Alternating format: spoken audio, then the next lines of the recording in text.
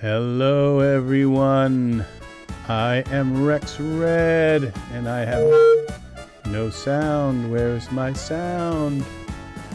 How are you all doing today? I am here going to teach a little bit about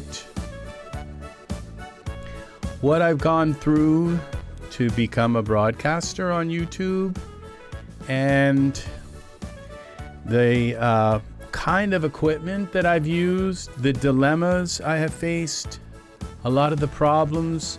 I had somebody ask me, mention that they were going to start a YouTube broadcasting page.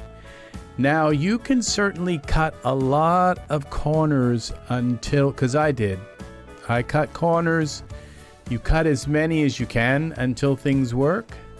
But the thing is that every corner that you cut is going to mean that you buy a piece of equipment that down the road you are going to have to kind of get rid of and sell. And so it's kind of wasted money. It is wasted money. And when you go to sell it, you're going to find that it's worth like only a small portion. Okay, I think I'm actually, am I live? I don't know if I'm actually live, so let's find out. Let's go over here, open this up and see, are we live? Okay, we don't want to close that. Here, pull this over here and go to here and see if we are actually live. Content, live.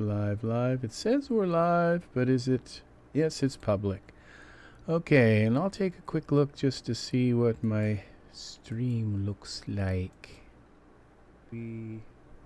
Okay, it's kind of washed out a little bit, but I usually look pale like a mushroom or something. I guess that's the way it's going to be. Apparently, okay. So, what does it take? I'm going to kind of talk a little bit before I actually start talking about what we're going to do. Now, there are logistics, okay?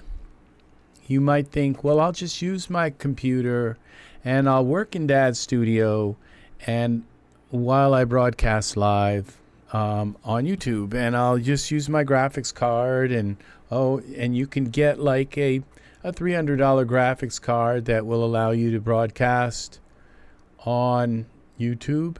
But it's not going to work with iRay, and there's all kinds of issues that you have. And so you say, well, then I'm going to get the most expensive graphics card that I can buy. And that is a 4090. Currently, it's a 4090 that NVIDIA makes. And you might figure in your head, well, that graphics card should alone, I should be able to broadcast with that with my computer. And I can work in Daz Studio while I broadcast.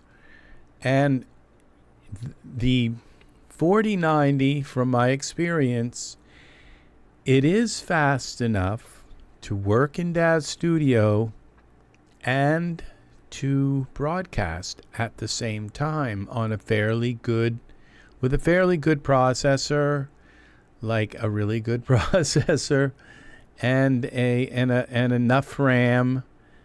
You can broadcast while you work in Daz Studio, but the problem that you run into is the process of broadcasting takes a chunk of your video RAM, and about maybe, if you're broadcasting in 4K like I am right now, it can take up to 20% of your video RAM. And that's a lot. That means that basically when you start making a scene and you start showing everybody what you're doing, you run out of space like quite fast. And so the only alternative to that is to have a streaming computer. But that streaming computer can cost a lot. Well, that means you have to have another graphics card, and that you have to have capture cards to capture into those your camera and capture your desktop, and it's got to go over and into your computer and capture, and then that computer handles the process of broadcasting to YouTube. And so that's kind of the thing, and which means that if you're careful and you kind of really, if you don't make these big scenes like with ultra scenery and, you know, five figures in your scene and houses and environments all mixed in with it, and gigantic 24K HDRIs, you can do stuff live with one computer with your camera plugged right into your, and you would need at least one capture card for your camera to plug into your, that's if you want to broadcast your face in your broadcast. And if you don't, well, you can save yourself a lot of money, because all you have to have is a microphone, and it doesn't even have to be that expensive of a microphone. A 14090 graphics card can really put you on the road as a broadcaster, but it's not going to, and it will handle your camera. If you have a camera that has an HDMI out that you can send into your computer. So but to do like the whole broadcasting kind of thing where you have, even this microphone is about a $200 microphone. And, to me, like $200 is a lot of money. But I've had this microphone for close to 5 or 6 years. And I have used it in like every one of my songs that I've used, that I've done on YouTube.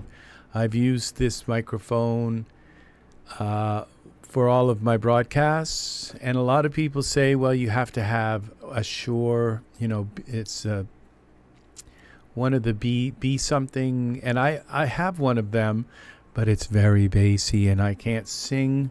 I want a microphone that's multi-purpose that I can just use for everything. So when I want to record a lyric, I can just sing into this microphone, and when I sing a song lyric into my song, because it has this large diaphragm within it, it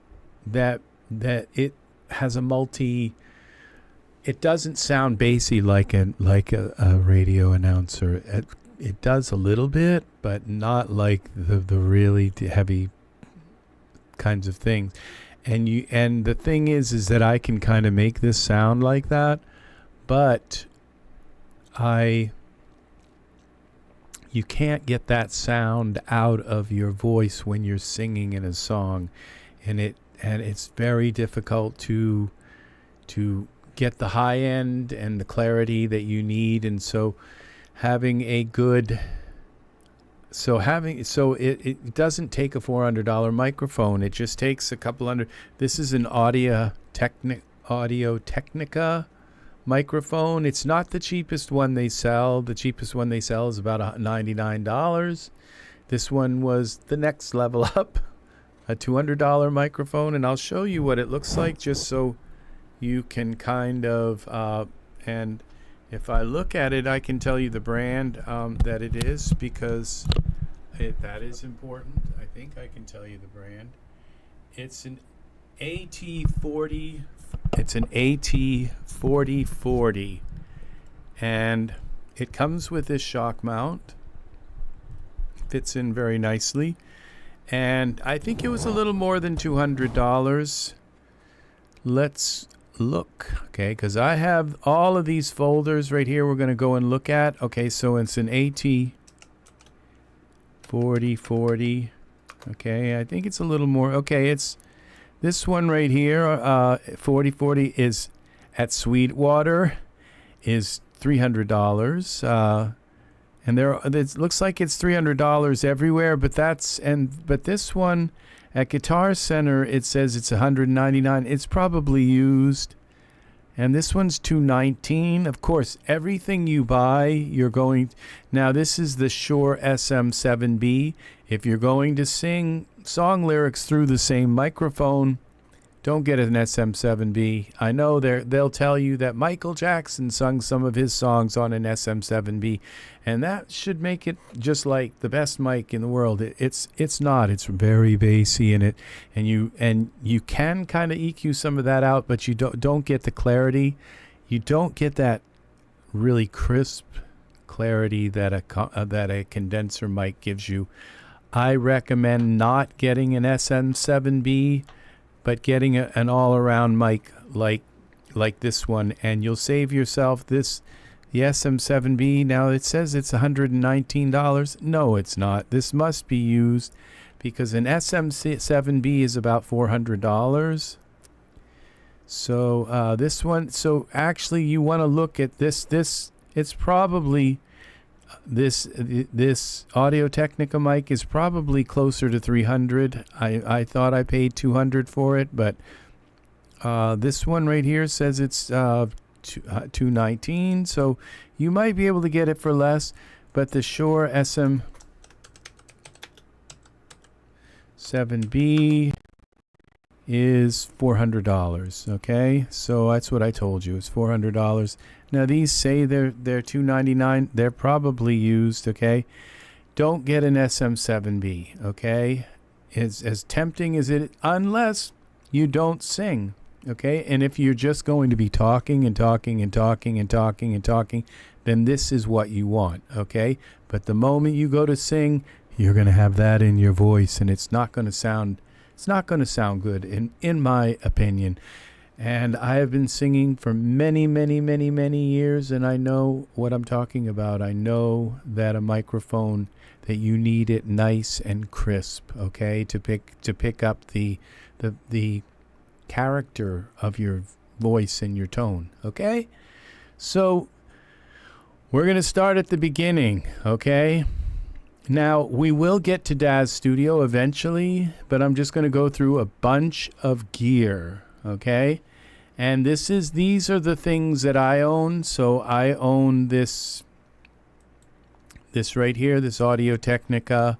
This one cost me about probably, I think I got it for about $260, $270. And the $100 mic that I had was probably just as good as that, the Audio-Technica mic. Serenity's Gate, isn't it you who said you wanted to broadcast and do some broadcasting? Well, I listened to the people in the chat, okay? I thought it was you who said you wanted to do some broadcasting.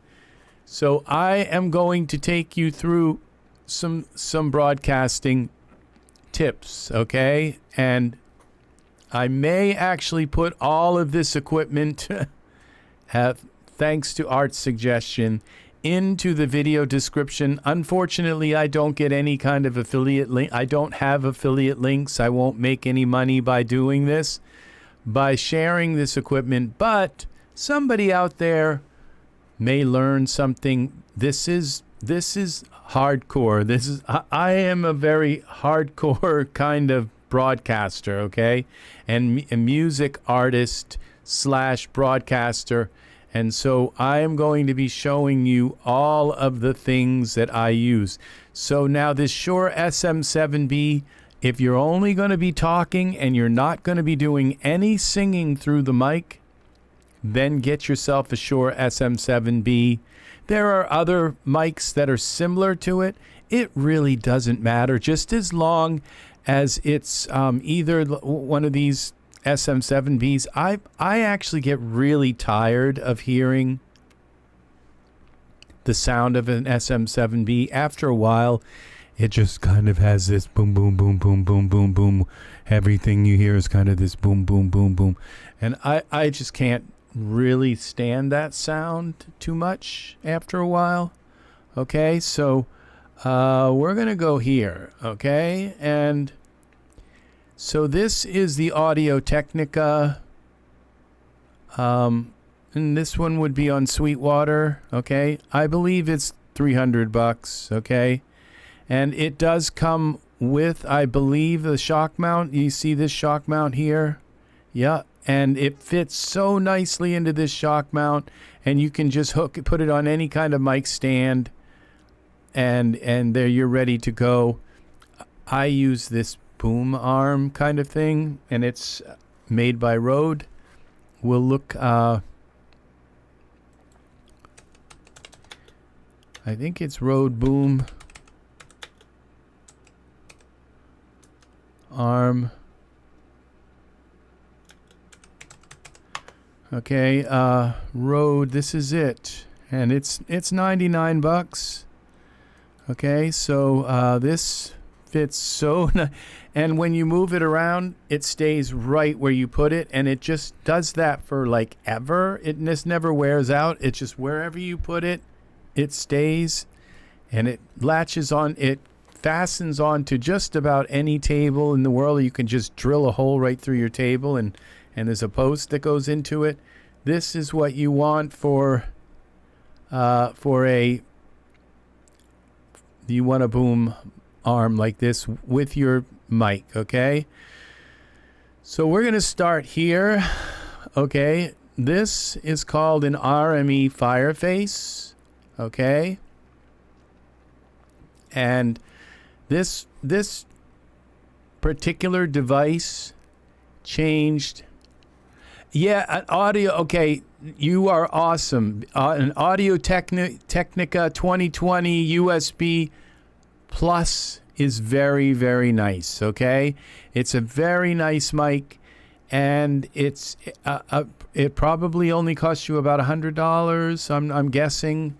That is a very, very good mic, and the USB and all. If you're just going to be broadcasting, now. I had a problem, okay, when I started working, okay, because I also have another channel where I show people how I make music, and think of the dilemma with that, okay, is that I'm using two computers, okay, and one computer is my broadcasting computer, and the other computer is my workstation computer, and then I start playing music, okay, and then I'm talking to the audience, and then I say to the audience, just a moment, I'm going to now sing and lay down a vocal track, and I need to use the same microphone that I am speaking to them through, and then being able to just switch that into my track and have it go into my track while at the same time it's broadcasting over the internet. Okay, and that requires an interface that will allow you multiple ins and outs. Okay, and a lot of times you'll see these interfaces, and they'll say, oh, there's 8 ins and 8 outs, but they're not. Okay, it's a lie. Okay, it's a complete lie, and don't fall for it. And they'll say it's only $300, and you got 8 ins and 8 outs, but it's not 8 ins. It's actually 2 outs and 8 ins and 8 outs. Okay, it's 2 out, and only 2 it only goes out of the box and into your computer in stereo, okay? And then if it's got 8 outs, you can route them out to send them across the hall to your neighbor or whatever. But the only outs to your computer are 2.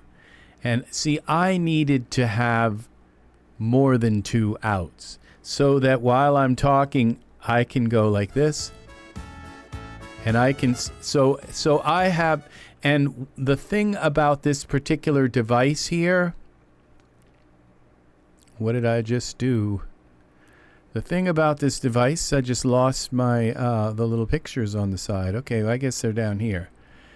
The thing about this particular device is that I can take, that these are actually 8 ins into my computer, and I can take and route them in whatever way I want. So if I want like this input to go, this is input 1 to go to output 8, I can just switch it inside to go to output 8, and it sends 8 outputs, in individual outputs, into my computer. I don't know of really anything that does this, okay? This changed my entire ability as a broadcaster, this device, okay? And they do have other devices. I would say that if you can find a device with 4 outs. Now, a lot of times they're going to say, oh, it's got 4 ins and 4 outs. But it's actually only 2 outs to your, almost all of them. Yes, you can send them out to something else, whatever, to I don't know, to your telephone, I don't know, but you can send, yes, they go out, but the USB that connects to your computer only has stereo. So you only really have 2 outs into your computer. So you have to have one of these, okay? And this one gives me 8. I usually only use like 4.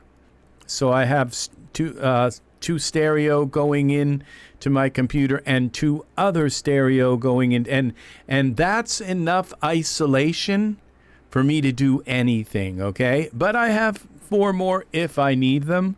Okay, if you can find a device that actually that's much cheaper, that actually just has 4 outs and 4 ins, and they're actually 4 outs that go through that USB cable in, and you're able to route them whatever way you want. So this device controls my it doesn't control my music creation.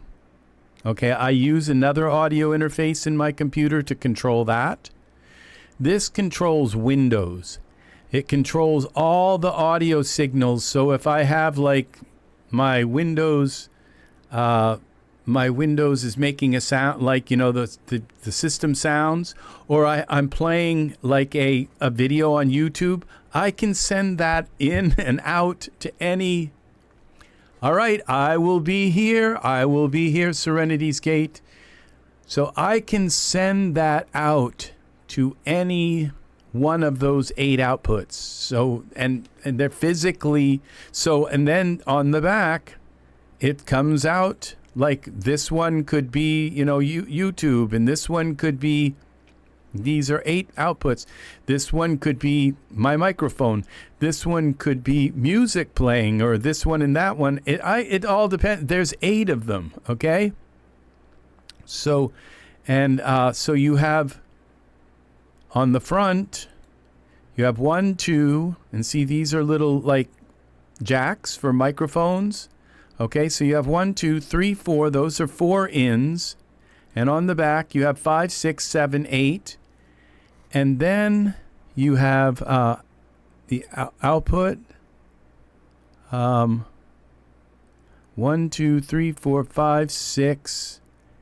And there are 2 more, I'm sure, here. I know they're 8 outs.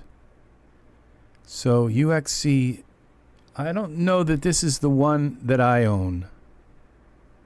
UXC2 40 channel. Okay, so yeah, but this certainly looks like it though.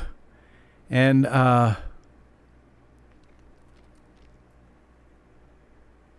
oh, the other 2 are on the front. They're this microphone jack. That's stereo jack. Those are outs. Okay, so that's 8. Okay, and it's expensive. Okay, so but this, you would think I would use this in my DAW to make music, and my DAW would control this, but I don't. I use this. Okay, and this right here is a Zoom, called a Zoom UAC 232. Okay, and this particular audio interface, it's, you know, it's about the price of like a Scarlett audio interface or any other interface. Like they're all around $200, and you get it. But this is the only audio interface for making music that I recommend buying. Period. Is this, and the reason why is because it's 32-bit, which means I never have to set my gain. I can just sing as loud, and if it distorts, it doesn't distort. Okay, because it's 32-bit, and so this device goes out. This is just used for my DAW, but like my microphone is plugged into this right now. Okay, and it comes out of this and then goes into the DAW that's running Windows, that's handling all of my Windows stuff, my whole computer, my workstation computer. Okay, so my microphone is always plugged into my DAW. Okay, always. And what's nice about this is, like I said, is it will not distort. Okay. So now the next thing, okay, we can get rid of this because we have this here. This is called the RODECaster, okay, and it comes out of this, all right, and so I usually have I have stereo coming out, and it would be the outputs. It's usually 3, 4, 5, and 6.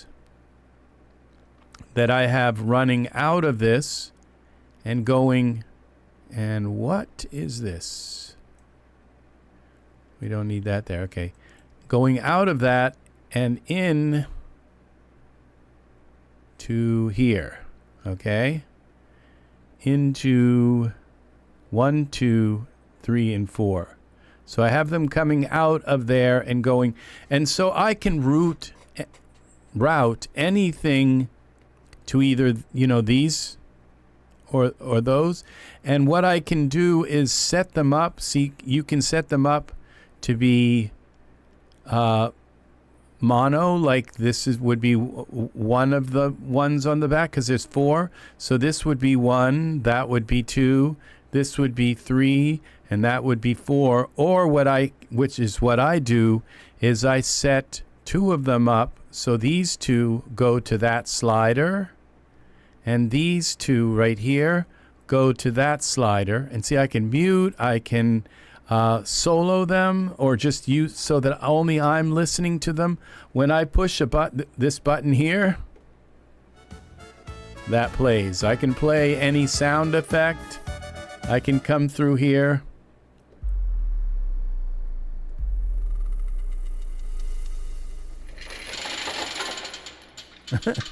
And that's when I say, Sigmund, what are you doing in the other room? What are you doing to Marlo?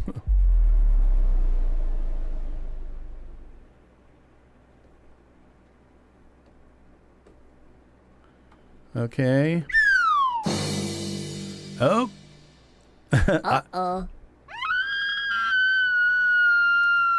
So these give me sound effects, you know, so I don't use them.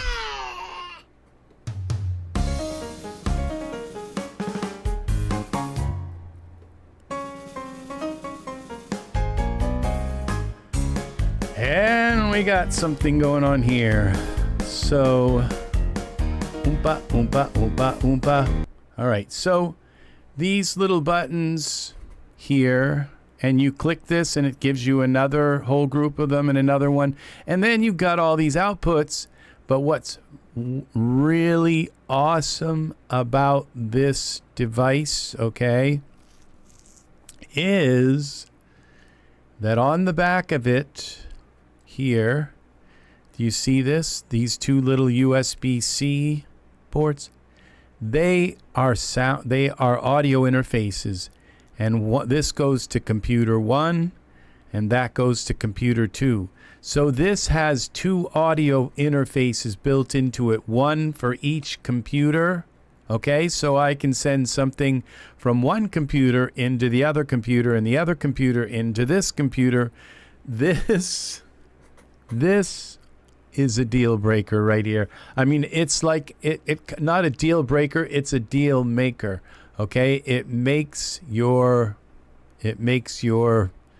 studio work. Okay, and you might think, okay, this is overkill. This is $1,699 plus tax, and then this right here is $200, and then this one right here is $600. On this one it says open box, so it's actually like $800. Okay, it's it's at least $700, if not almost $800. Okay, these are so necessary for what I do, and believe me, this takes you like a month to learn, to kind of set it up to work. Okay, it does so much, and like inside this is a touch screen here. Okay, and all of this is touch screen. These are, and it comes with software for your computer and all. It takes a month to learn it, and then you get it all set up and it all works, and you just don't have to then kind of do anything but just use the knobs and everything. And when something goes wrong, you realize that you forgot everything you knew about it, and you have no idea how to fix it, and you have to spend another month kind of figuring it out again. Okay, because you get it set up and you get it working, and it takes like a month to do that, and then you never have to really go into it, deep into it, and do stuff with it until something happens. Like suddenly you just don't have audio anymore and you don't know why. Yeah, and then then you're like a month trying to figure it out. And that goes also for this device here. This takes a month to learn, okay? Because that device comes with this. And this right here, these are how you route. Like this is my input with my mic coming out of this Zoom box here. It's coming out of the Zoom and coming into here. And I have it then routed down into here.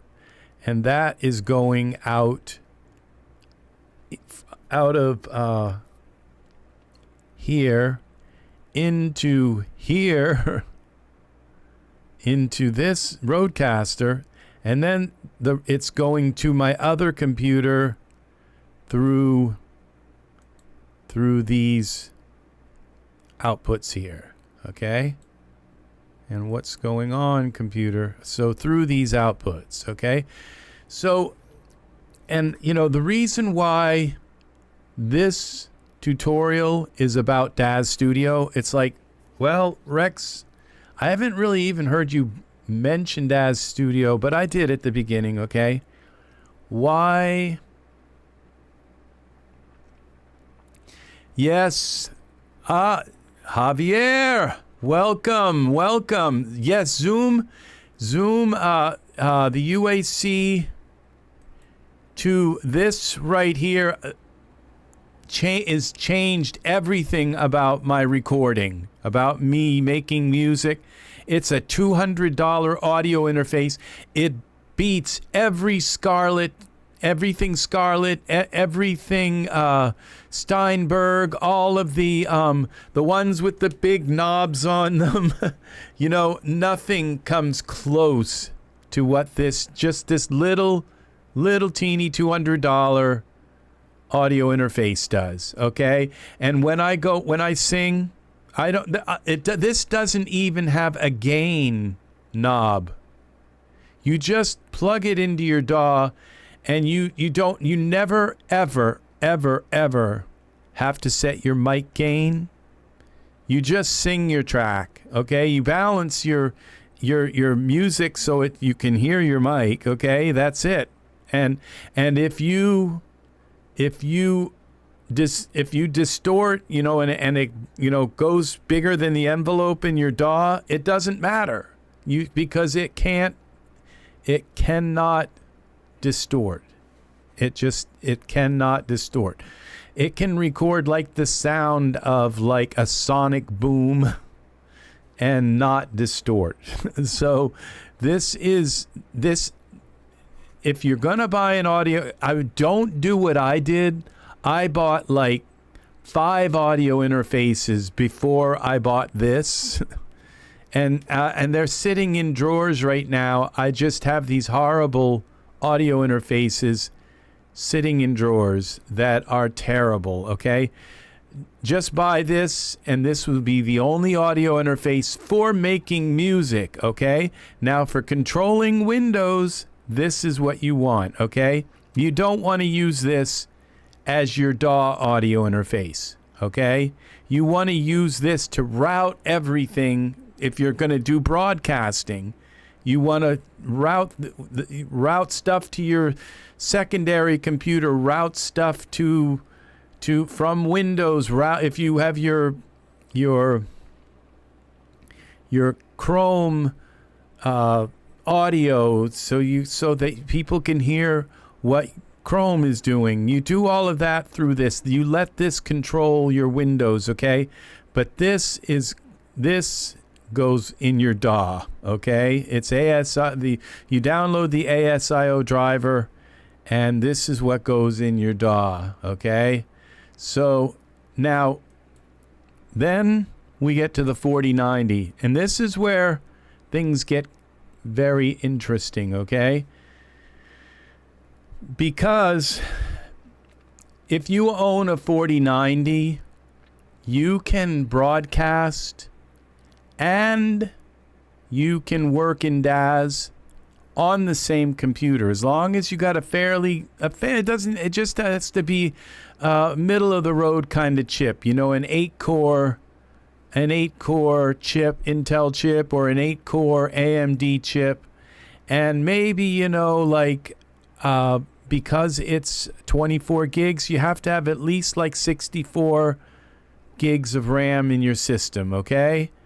And this right here will allow you to broadcast while you work in Daz Studio on the same computer. And it will not hiccup. It won't flinch while you're loading ultra scenery into your scene. This will still be broadcasting and just nothing, okay? If you're playing a game on your computer and you want to broadcast at the same time that you're playing a game, you can do this with a 4090. Except, okay, that the process of broadcasting,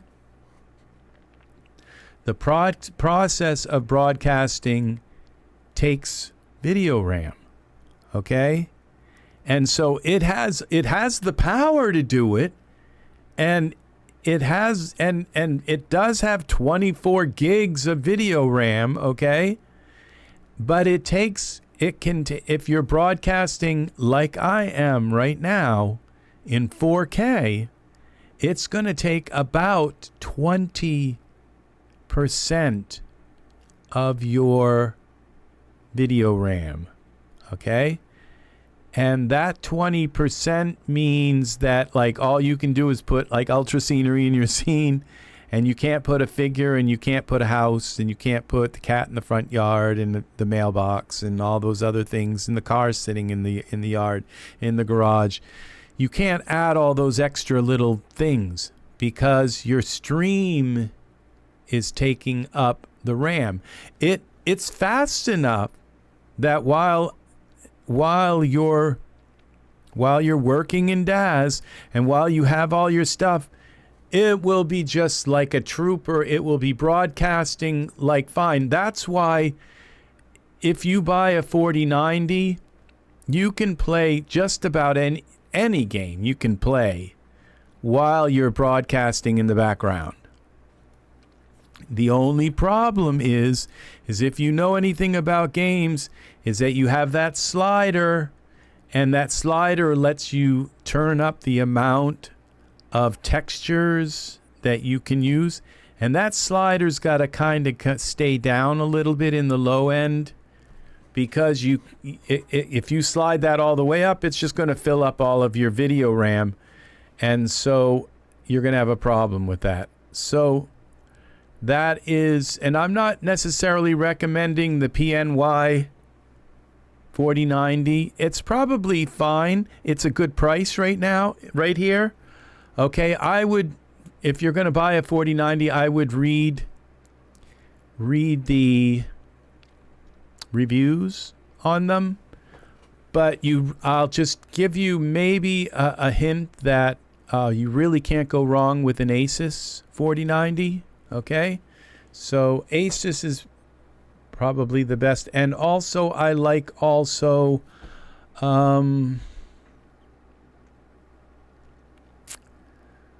what is it? EVGA. I think EVGA is another good one. So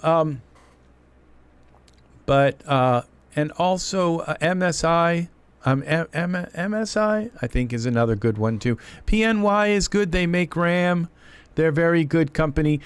I would say just about any of them are good, except if they're really cheap, like if they're $1,500, something's got to be wrong with it. Okay, they've got it on a massive sale because half of them are coming out with, and the fans are cracking, and to replace a fan in these, it's not an easy thing. Okay, so I wouldn't buy one for less than $1,000.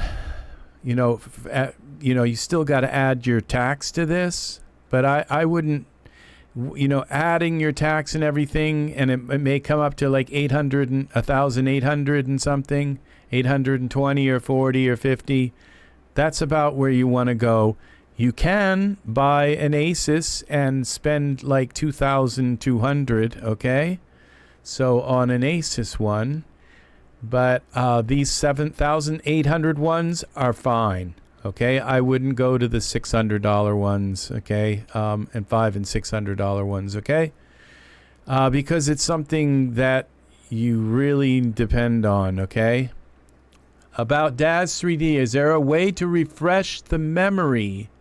Because when I add and delete things, I feel like the software is slower. Okay, the memory in your graphics card.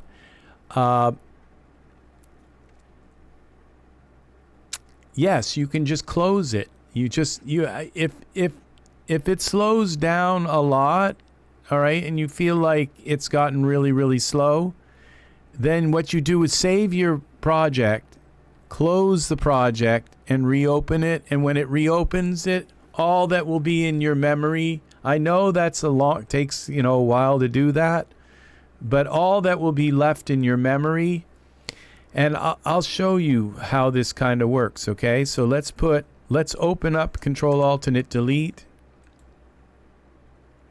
and let's go to our Performance tab, and we'll click on our GPU here. Okay, and I'm going to move that over here for now, but let's put a figure. Okay, now right now, if you look at my GPU, okay, I just opened this up, and it's saying that I'm using a bunch of RAM.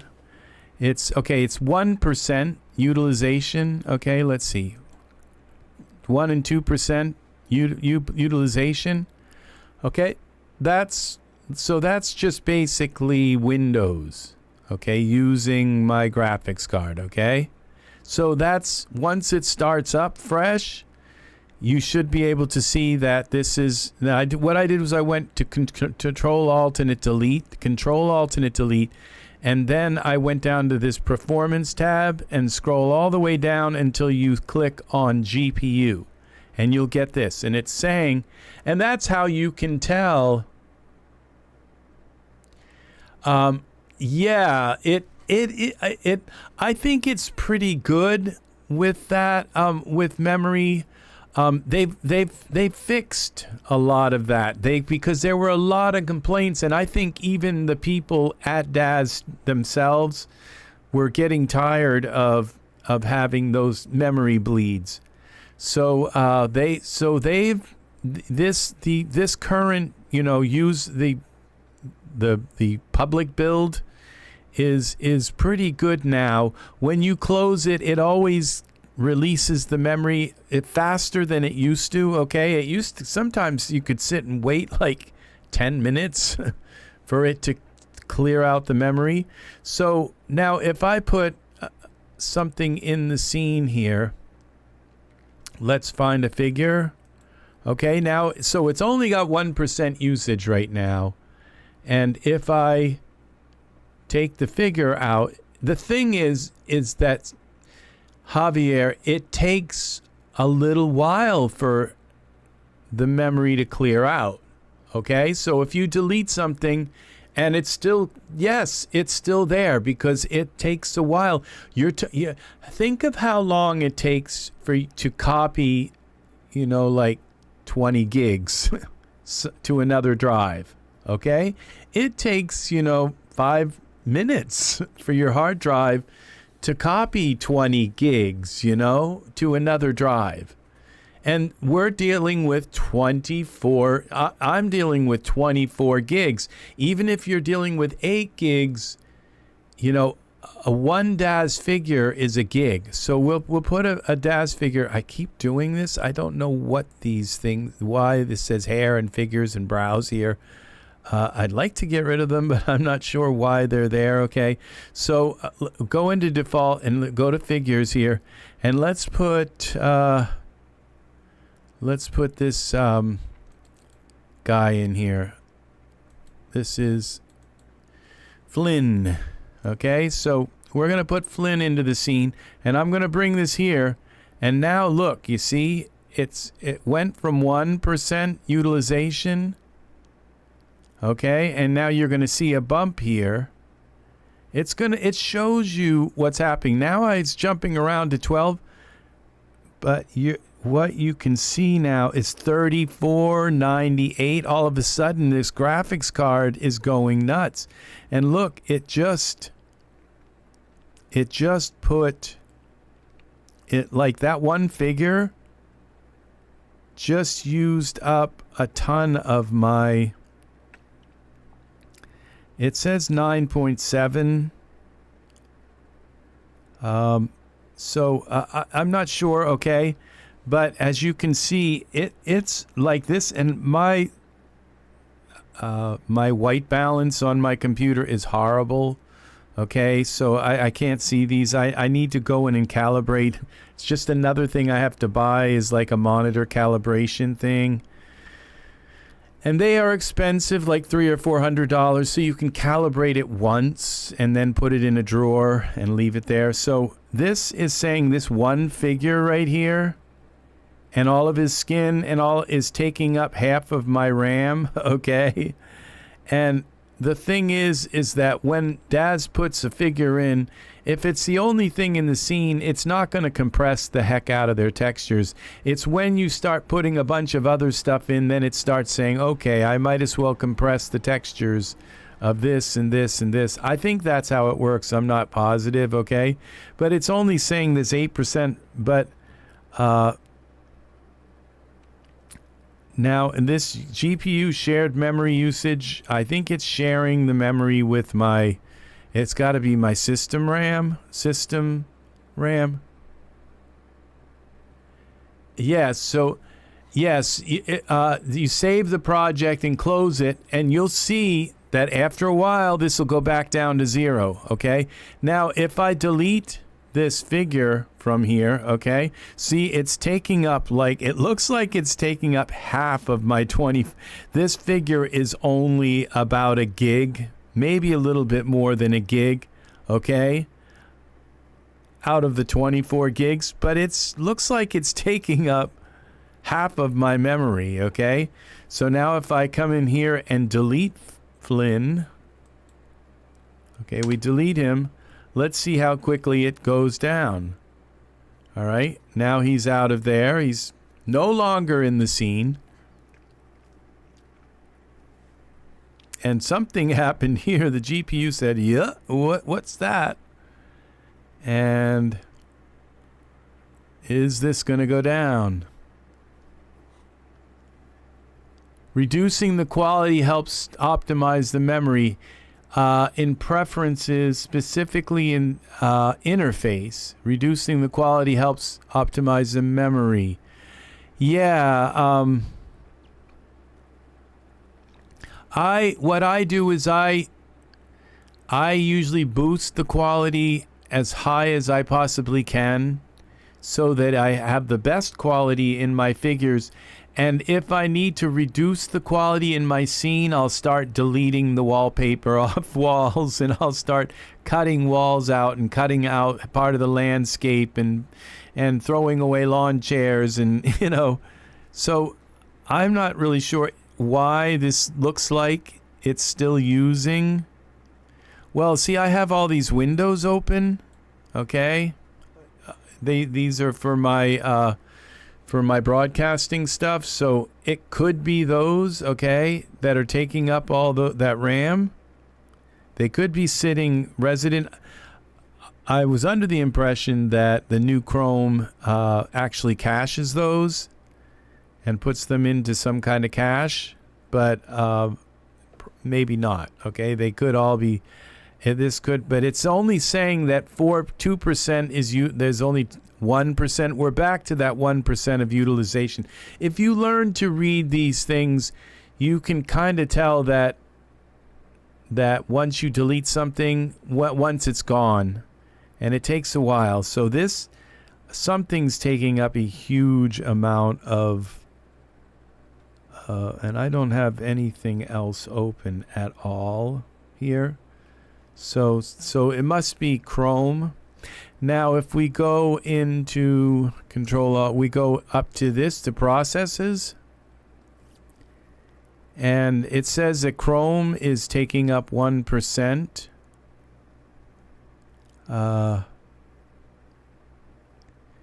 Is there anything else here taking up? There's nothing really here taking anything up. Game bar is suspended. Well, that's good. Movies and TV.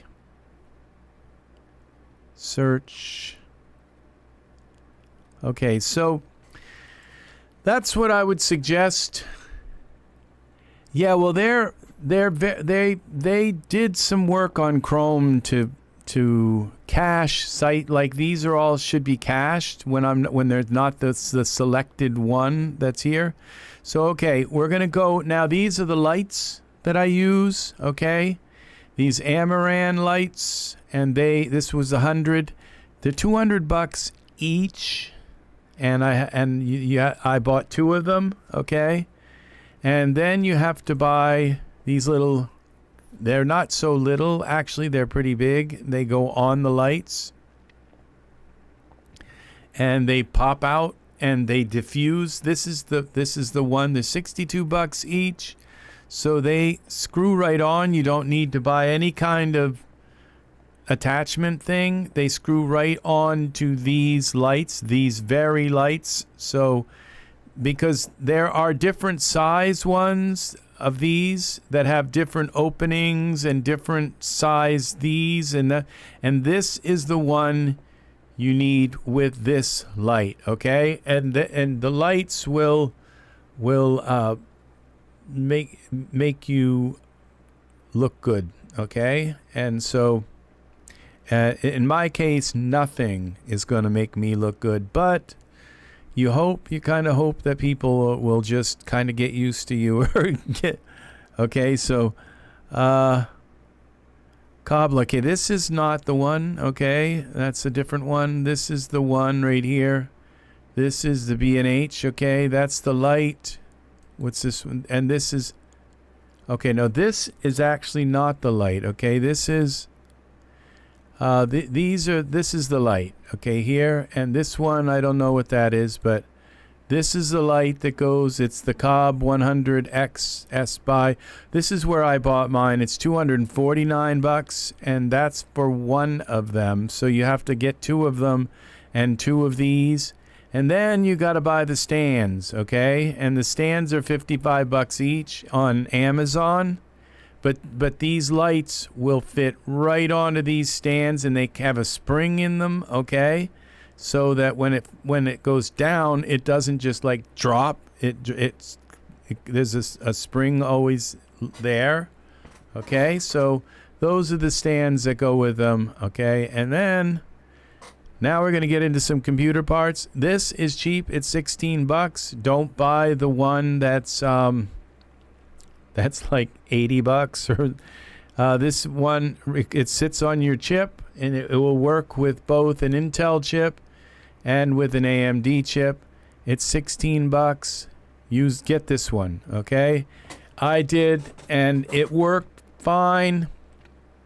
With some of the Intel motherboards, you have to buy a kit that because the motherboard doesn't even come with any kind of bracket to attach a cooling fan. It's not that the cooling fan doesn't come with stuff, and none of the cooling fans, I think maybe some of the other ones, the kit isn't that expensive. So but that's another thing, okay?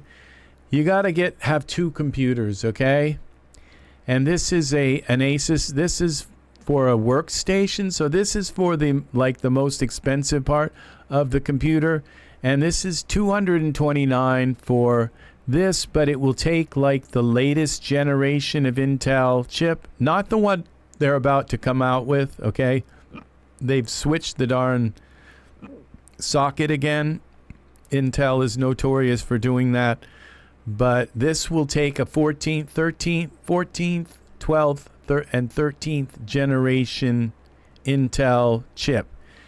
Now, for your main computer, I don't really think you have to have, well, you should have 8 cores. So I would go with the 13, at least the 13th gen, with 8 cores and like, what, 16 efficiency cores, and that is okay. And this is for an AMD computer, and so there's 2 computers here. You have to have some kind of, and this doesn't even show, they just not in stock right now. I purchased this in 2020, 4 years ago, and so this is PCI Express 4.0, and it will take just about any AMD, like the Ryzen 5, 6, 7, 8, 9 chips, okay, because it's got this AM4 socket. And so any of these motherboards here will work for a set for your streaming computer. We're going to talk about the streaming. So what I told you, Art, welcome. If you'll notice now, my stream tonight is clear, okay? Last night, my stream looked horrible, and remember, I had all of those issues with the internet. The reason why I did was because I had my bit rate too high, and I was just overloading the internet and causing all kinds of garbage to get caught up in there. It's like running and running with your shoelaces untied. So that's what happened. Now, Gen 2, I'm not sure what you mean, Javier, in relation to Gen 2. Last Chrome update, okay, Gen 2. Oh, yeah, like the, yes, this is 3rd gen, but the chipsets do change on these motherboards, and the AMD motherboards have gotten a little more expensive than they used to be, so they've just kind of jacked up in price. Yes, this is Gen 2. Oh, this is 3.2 Gen 2. Right. Okay, I know what you mean now. This is the USB 3. Generation 2, which is, oh, and we have 3rd gen also for the chip. Okay, and it's also PCI Express 4.0. Okay. Just to kind of take you into the whole idea of buying 2 computers, okay? Because like I said, you can broadcast on one computer. You can broadcast your audio, you can broadcast your desktop, and you can broadcast your a camera with one 4090, but that act of broadcasting is going to take up some of your video RAM.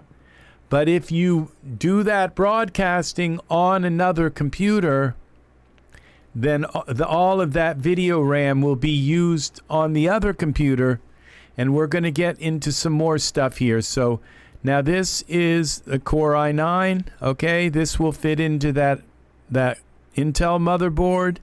And this is a Ryzen 7, okay? And this is $175 for 8 cores, okay? And it will fit right on that AMD motherboard. So you can get a Ryzen. This is for your streaming computer, okay? And this is for your workstation, okay? So, and this right here is for your streaming computer. And this is for your workstation, okay? So, and this is not a, and I bought this chip here, the i9 and this motherboard in a bundle, okay? And saved about $100, okay? Somewhere in there. They were both sold together. So buy your, and make sure that it's PCI Express 5.0, because you want to be able to have, if you're going to buy a new workstation computer, you want to make sure it has PCI Express 5.0, because one of these days you're going to want a 5090, okay, or a 6090. Now the 4090 is PCIe 4.0. The 5090 is going to be PCIe 5.0. And I would also, this one doesn't have the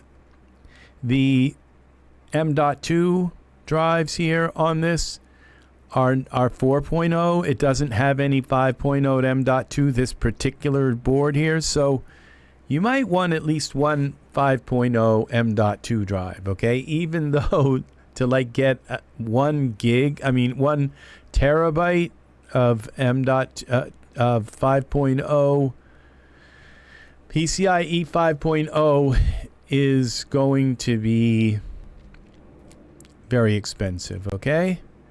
So that's this, okay? Now we go into our Stream Deck, okay, this here. Okay, and this is a Stream Deck. You want one of these. When I just reach over and I push a button, and I'm like this, hello. And then I push a button, another button, and I'm back here. This talks to OBS Studio, and you have your scenes, okay, so, or like this, hello, hello. Or I'm back here like this, and I can make up other scenes. Yeah, yes, M.2, The thing is even with Generation 2 M.2, it's not as bad as like a regular like spinning hard drive. Okay, so it's, you know, and you can get. I just bought a 20 gig hard drive, a 20 terabyte. Well, it's 24 terabyte hard drive for, I think it was like $280. It was refurbished, and it was like, okay, who would buy a refurbished hard drive? Well, I would, because I know that they're like at least $500 or $600 new. So I bought a refurbished, and it's wonderful. It's got 24 terabytes, but I wouldn't put my Daz stuff on that. So there again, you know, we're talking about storage now. So, okay. Now this right here is your Elgato 4KX capture card. Okay. And you're going to want to capture 2 video sources into your streaming computer. You're going to want to capture your desktop, and you're going to want to capture your camera. Okay? The camera. All right, so this is my camera, and this behind me is my computer, my workstation desktop. So if I go like this on my computer, there's Daz Studio. Okay, so this is the workstation. So anything that I'm doing on my computer basically is going out. And what I've done is I've taken and the outputs of my computer, one goes to out of my graphics card, one goes to my monitor, and the other goes out and into the capture card of my streaming computer. And then I go into the Windows settings, and I clone both, so that the output going to my streaming computer is a clone, and I'll show you what that looks like. Okay, we go here, right click here, display settings. Now this is a monitor that I have up above, okay, up above my camera, so it's up, so like ahead, up straight ahead like here. So if you can see that I'm pointing ahead, it's up, okay. And then I have another monitor right in front of me, like down, okay, down in front of me, okay, and that is this. And it's this monitor that's my main monitor. Okay, this one I have, so, and then I have a little monitor over here that's a touch screen, okay, that I can just do touch. But these two are extended, okay. Well, these are actually duplicates, okay. So the 4 is an output coming out of my 4090, and this 2 is an output coming out of my 4090. And Windows is duplicating the same thing on both of them. And number 4, which monitor am I on? You are on a third monitor, okay? Because this one right here is turned off. I mean, you're on this monitor, okay? The chat, okay? But this monitor is turned off right now. More monitors than a control tower. Well, sometimes I feel like I'm landing a few jets here. So my streaming computer and my streaming computers, this one right here is plugged to both computers, okay? This one is plugged to both computers, but in a different way, okay? This one has number 4 going out of my desktop. My desktop is my workstation, okay? So this is my workstation, and number 4 is going out and into the capture card. But I also have another one coming out of my graphics card going to this monitor, okay? That's up above. But also I have my other graphics card, my other workstation has a line coming out of that because I wouldn't be able to see what's going on that computer. And so what I do is I say echo HDMI 2. Okay. And now it just switched to this monitor. This now it's now I'm looking at this monitor hooked to my workstation, okay? And then I go echo HDMI 1. Okay. And Echo controls it. It's Alexa. It's Alexa, okay? And so now I'm looking at that this monitor is connected to my streaming computer. So it has 2 inputs. I can also use the remote control and just go into inputs and just switch it from HDMI 1 to HDMI 2. So there are 2 HDMIs coming into this, one from each computer. Okay? And this is only hooked to, this is the touch screen, this is hooked to my workstation, okay? So when I'm not streaming and using my second computer, then I can have this monitor, like when I'm just working on stuff alone and I'm not doing any streaming, I can have 3 monitors on my desktop. Because remember, this one is just is a duplicate going out to the streaming computer and being captured. So there are 2 capture devices. One of them, now I think I go into that here. Okay, one of them is an Elgato. Okay, I think that's here. Okay, yeah, so we don't need this. Okay, one of them is this Elgato X, okay? And if you look at this, here it's got an input and it's got a this is HDMI in, so this HDMI in would come from my workstation, from my graphics card, from the 4090 and into this, okay? And then this is just what's it called? A through. It's called a HDMI through. It just means that it runs through. It's not processed or anything. It just gives me the same thing that's coming in, so I could plug it into another monitor and see what's coming in, okay?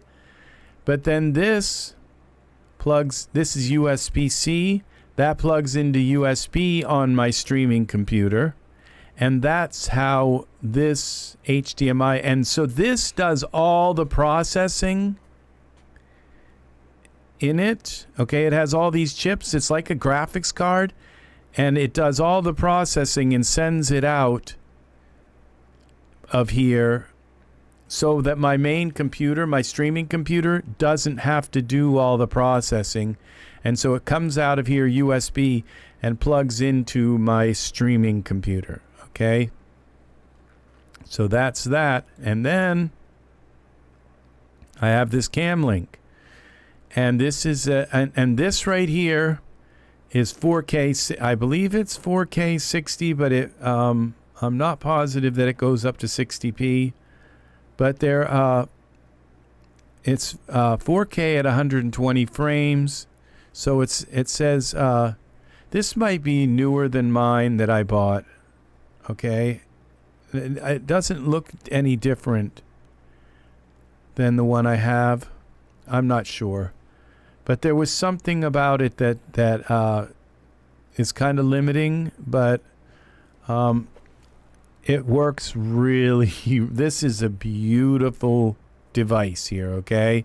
And then this Cam Link is an old device that I bought for about like 4 years ago. But this is 4K at 30 frames per second, and that is what. This one is running actually my desktop monitor, and this one, I don't know. It doesn't really matter which one because they're both 4K and I'm using them at 30 frames per second. So one of them is running my desktop, okay, and bringing that into my streaming computer. And the other one is comes in HDMI. Okay, except the cookies, I guess. It comes out of this. There's an HDMI port on the end here. And so that my camera, and I'll be showing, okay, here's the camera right here. Yeah, this thing cost an arm and a leg. This is the camera you see me on right now, okay? And this, just the camera alone, cost $2,498 before tax. And then the lens costs another $900. So it came to almost $4,000, okay? These two items together.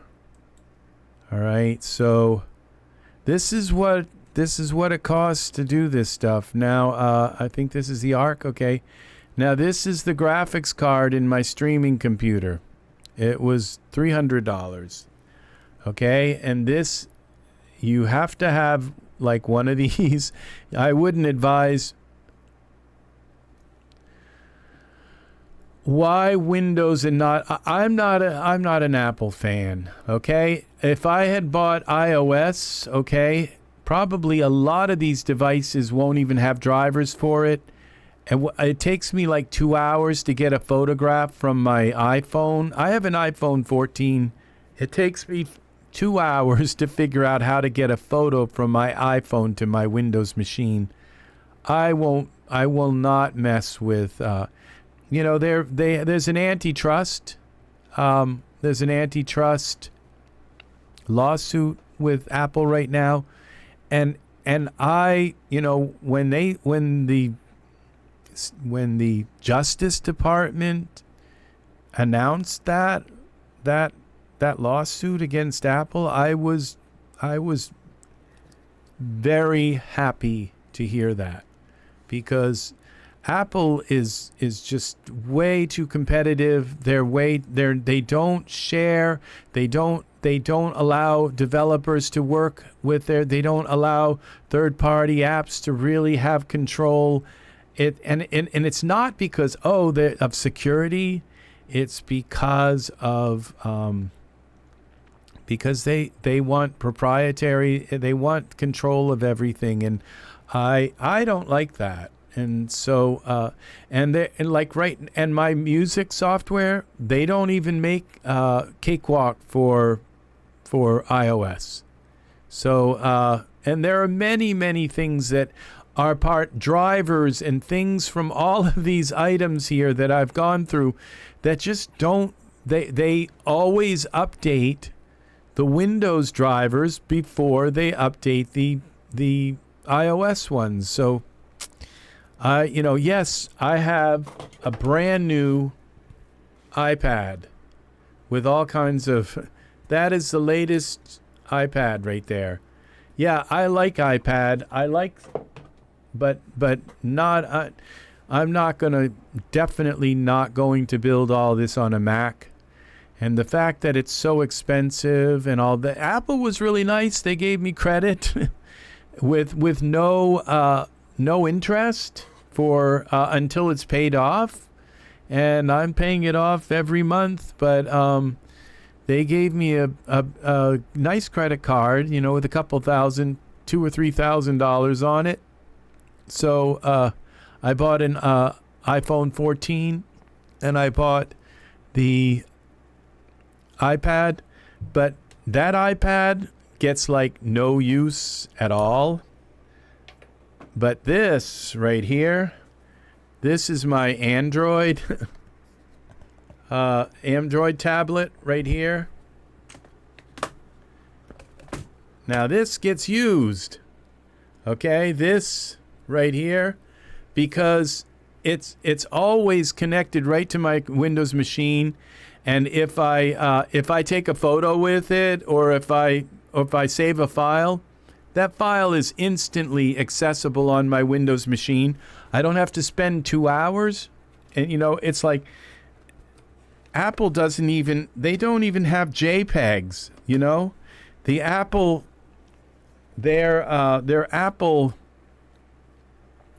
It's like an Apple format, and then you have to convert that Apple format to a JPEG to get it on Windows. Yeah, it's like they've thought of everything that they can possibly do to block your art from getting out to the world, and I don't want that at all. I don't want any of that.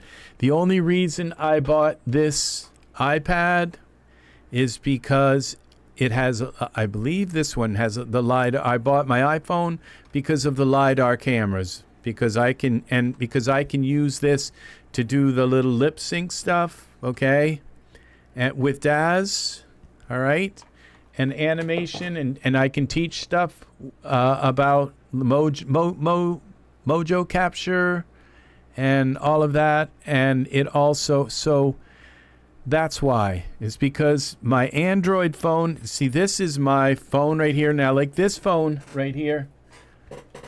My internet provider gave me a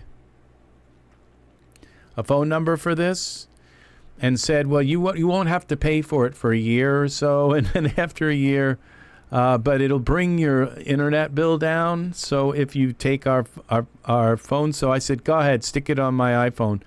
I don't carry this around.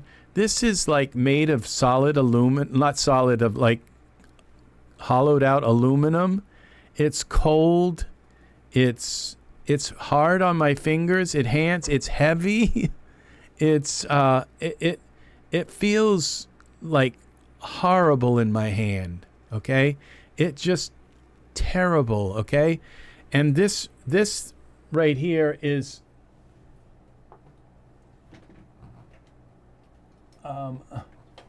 okay, if we can get the stand here, put that back on there. This right here is my, now I have an app on here where I can control my lights. See that? Yeah, the lights right, to my, in my studio, it controls these lights that I have in the back, which I haven't put, so I can just open another app and control them.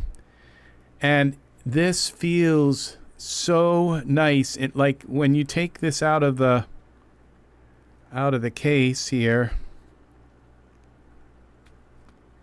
the way it's shaped in my hand and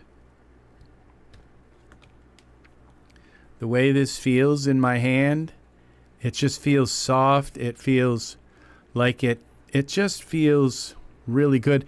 And the one I had, this is the Samsung S24, I think. This is the latest Samsung phone with 1 terabyte worth of data in it. But the one I had before this had 1 terabyte. And it was the S22, or I think this is the latest Samsung phone right here. The S22 had, that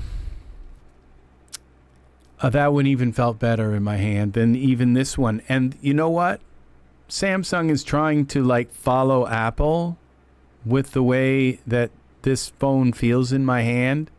And it's just horrible. Because they feel like that they have to follow Apple. And Apple's phone, I don't think I've ever felt a phone in my hand that feels so horrible as that phone.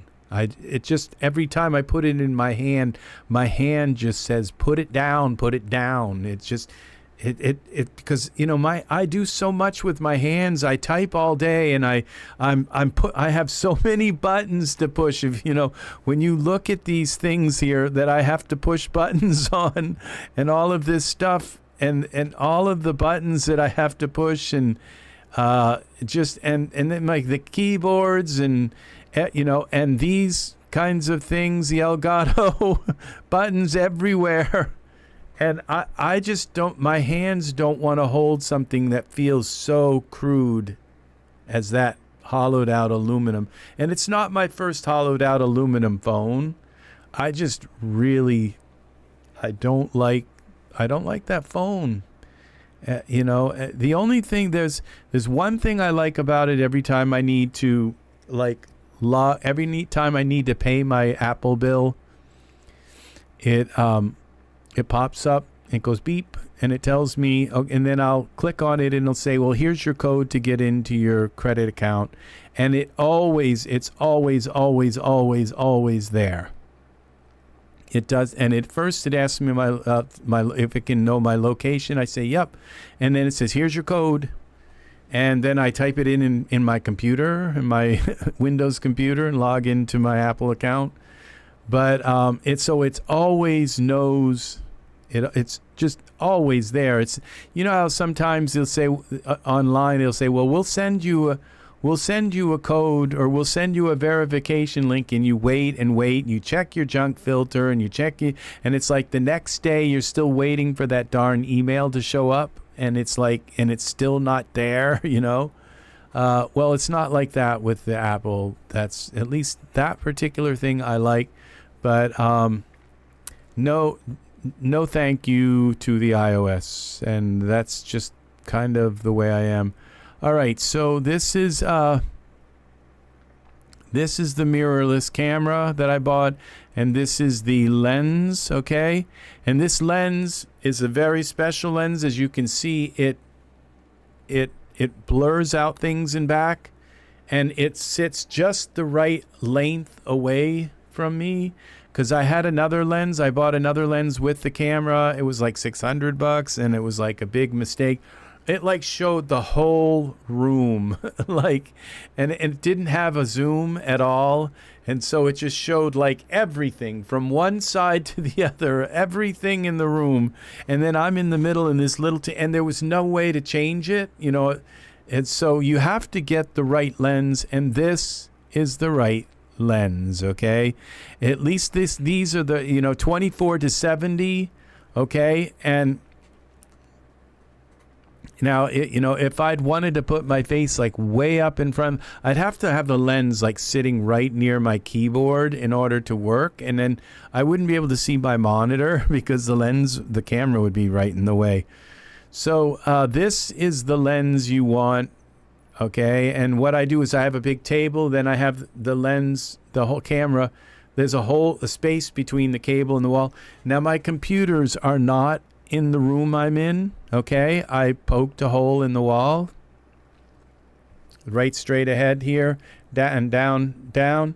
I just poked a hole right through the wall and right through the other side of the wall, and my computers are in my bedroom. So they're not in here. So when I close the door to this room, I actually have a fan on here because it's just a little bit warm here. But when I have a fan on, when I close the door to this room is completely silent. That you can't hear anything. And when I close the windows, you can't even hear cars going. I'm on the 3rd floor, but cars going by, I can just hear them like as loud as can be.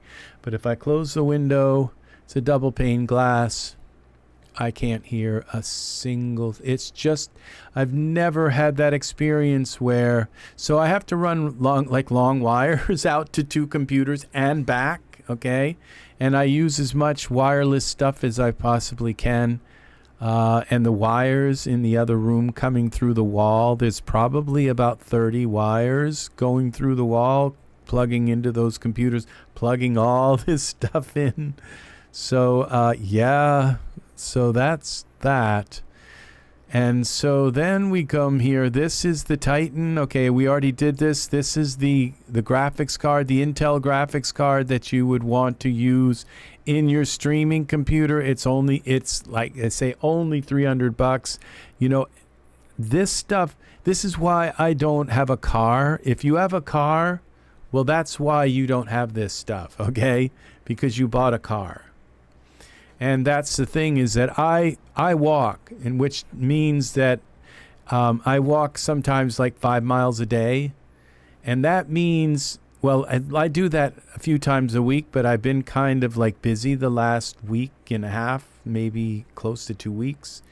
But I do it all summer. I've been walking like 5 miles, like 3 times a week, 4 times a week. And sometimes I'll walk 10 miles in a day. Because, you know, if I had a car, I would use it to go to the end of the street to the mailbox, you know, the end of the driveway to the mailbox and back, you know, kind of thing. Yeah, this is my mode of transportation. Art, that is so brilliant. This is how this is how I get around to the world. Okay, it is through these things, and my voice is my vehicle, you know, and of expression, and you know, and so that's an allegory that can be completely expanded out, okay? And YouTube is my destination, you know, it is. YouTube is, I tried to do stuff with Facebook, and, I would put out my songs, and Facebook would share my song that I would like work 2 weeks on. They would share it with like 20 people. And when I put my songs out on YouTube, at certain times, YouTube's shared my songs with 16,000 people in an hour. That's the difference between YouTube and Facebook. If you're on Facebook trying to get popular, the Facebook just knows one thing, and it's like money. Pay us and we'll share your stuff. And if not, like, and so I put out a love song, and they send my love songs to my sister, you know? And it's like, I love my sister, but you know, I'm gay. I'm sending these love songs out so that gay men can enjoy them and use them, you know, and romantic, you know, even heterosexual and bisexual, any kind of people, you know, it's romance stuff, but it's like, you know, just and it took me like 5 years of spinning my wheels. I have 5,000 people. Yeah, I tried it on Twitch, and I couldn't. I didn't. Twitch has been like very late to adopt and allow. Like, I'm streaming on YouTube in 4K, okay, and my channel's not even monetized yet, and YouTube is allowing me to stream on 4K, and I would go on Twitch. Yeah, well, my sister is very, very, very special to me, but it's just the idea that they should know that my that my love songs are not, you know, it's like, you know, going out and wanting to be, you know, to be a little naughty online, and they send it to your mother. You know what I'm saying? You know, it's like, okay, you know, and when on Facebook, I have 4,700 gay followers, and they send and my gay romance music, they send to my sister, you know. So it's, you know, 20 people, my closest friends that, you know, think of me almost like a brother instead of like, you know, it's just like, so it just, and I have 5,000 5,700 subscribers, followers on Facebook. 5,700 followers on Facebook.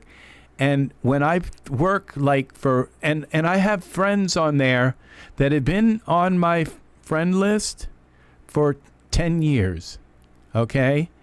And they don't even know I'm a music artist, okay? They don't even know I make music. It's like, and so one day they'll like pop up in my chat and say, hi, how have you been?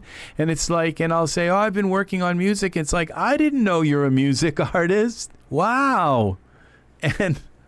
And those are people that I've known for like 15 years, all the way back. I have like almost 20,000 followers on tag.com. So yeah, that it's just, I gave up on Facebook. And so, yes, I go in there, my family, and the thing is all my friends are, a lot of my friends are on Facebook wondering why they can't, get ahead on Facebook. And it's like, it's like, it's against our policy. And it's like, maybe somebody should limit how many friends that, Mark Zuckerberg should have on Facebook. He should only be allowed to have 20 friends, like what he does. When he puts out a message, it should only be allowed to go out to 20 people, like everybody else. So that's the kind of I don't get that kind of thing on YouTube. Okay, and it. Part of it has to do with that I started putting my music to gay romance stuff. And it's like, okay, I'm not going to make a gay romance video and have you send it to my sister. Okay, so I'm done, Facebook. I'm done. Okay, not when I have 5,700 gay followers and you send my gay romance video that I made to my sister, gay, romance to my sister. So I'm not going to, I'm just, and YouTube doesn't do that. YouTube sends it out to my gay subscribers. Okay. They, it's just like, get a clue. And so that's what I did. I got a clue. I said, I am going nowhere on Facebook. So I go in and, maybe once every week or 2 weeks and see what my family's posted, and that's it. It's like buying a Maserati and going in to honk the horn every once in a while. Okay. Because, and that's, I have 5,700 gay subscribers, and they don't share it with them. So they don't share my stuff, my songs. I work for hours, a week, sometimes 2 weeks on a song, and I put it out, and they share it with 20 people, and people that I went to school with, and people, it's just like that. It's just like, what's up with this? This is ridiculous. So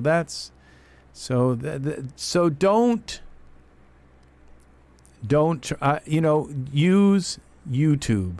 Okay, if you're don't use Twitch. And the problem with Twitch was that I went on Twitch, and it's like I had to be part of their like special caste system, their special people, in order to broadcast in HD.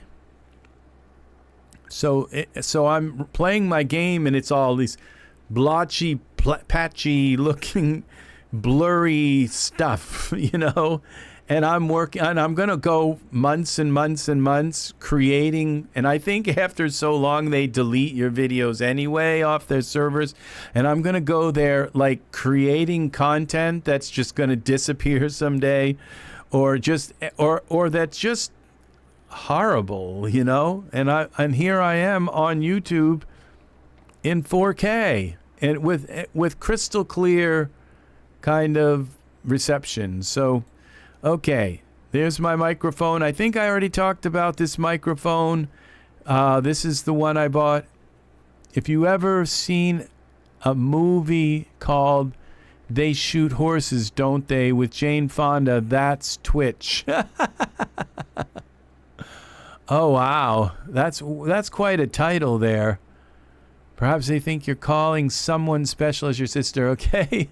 My sister is very special, but you know, not the kind of person that, you know, she might say, "Oh, that's very nice," you know, or whatever, but it's like, you know, love songs to your mother, you know? It's like romantic love songs, you know? It's like it's just, you know, it's different. It's a different vibe, you know? And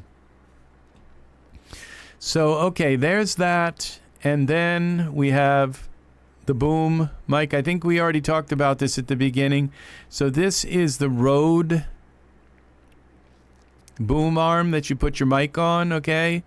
And then, and this is the same thing at Guitar Center. So $99. Wasn't, and this mic, you place it wherever you place it, it stays. It just, wherever you move this mic and place it, it stays. You got to see that movie. It's about people during the Depression trying to win a minuscule prize. People die in a dance marathon. Oh, I think I remember something. That didn't have Jimmy Stewart in it. No, not that one. Where the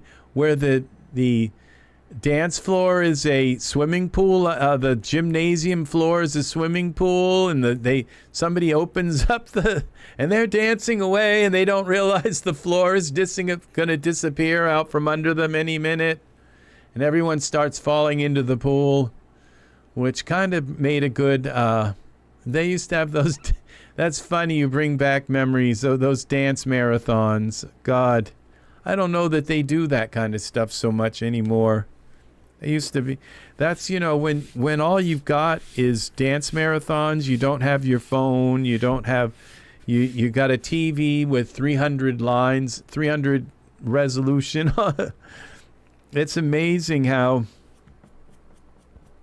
little 300 lines of resolution really is these days.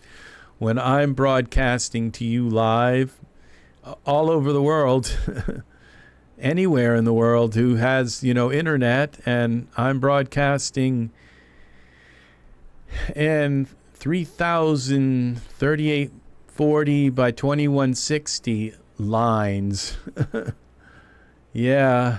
So, all right. So these, I'm going to do an art thing, and I'm going to try and keep these lines. I'm going to post all of these links that I have here. Try and put them into the video description, okay? So I don't get any kind of commission from this, so you don't have to worry about if you click on it and buy it, the price won't get jacked up on you before you get there.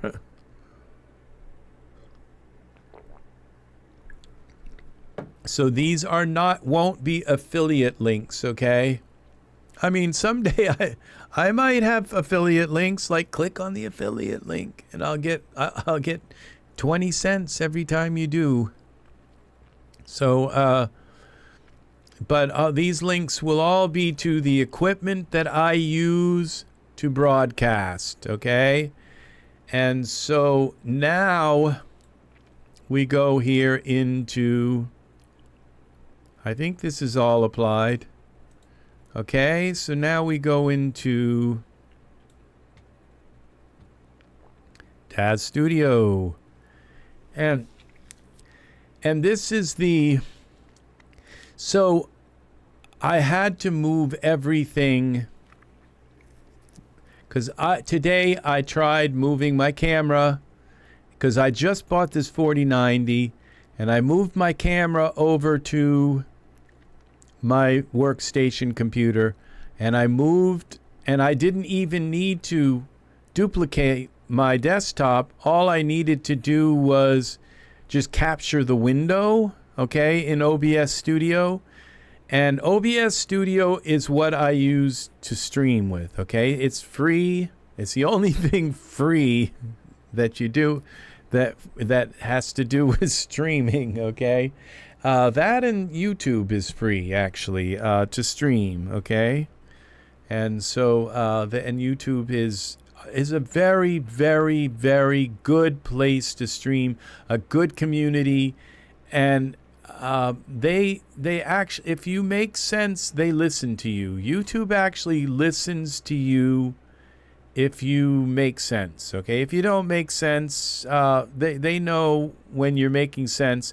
When you come up with an idea that is important, they will listen. They will hear you. They not just listen, but they will hear. They will hear you, and they will change. They will change policy for the whole world because you came up with an idea. And I have changed policy twice for the whole world on YouTube. I've done 2 things to change like worldwide policy on YouTube. And I'm not going to talk about them because they're kind of,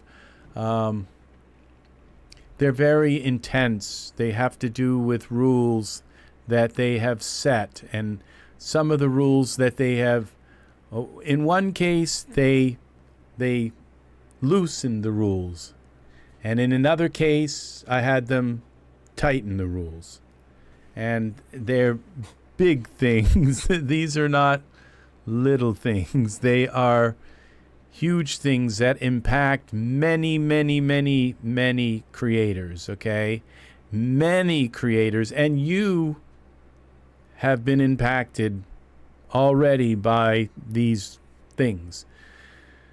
So, and that's what's nice, is that they listen. YouTube does listen when you make sense. And sometimes all you have to do is go into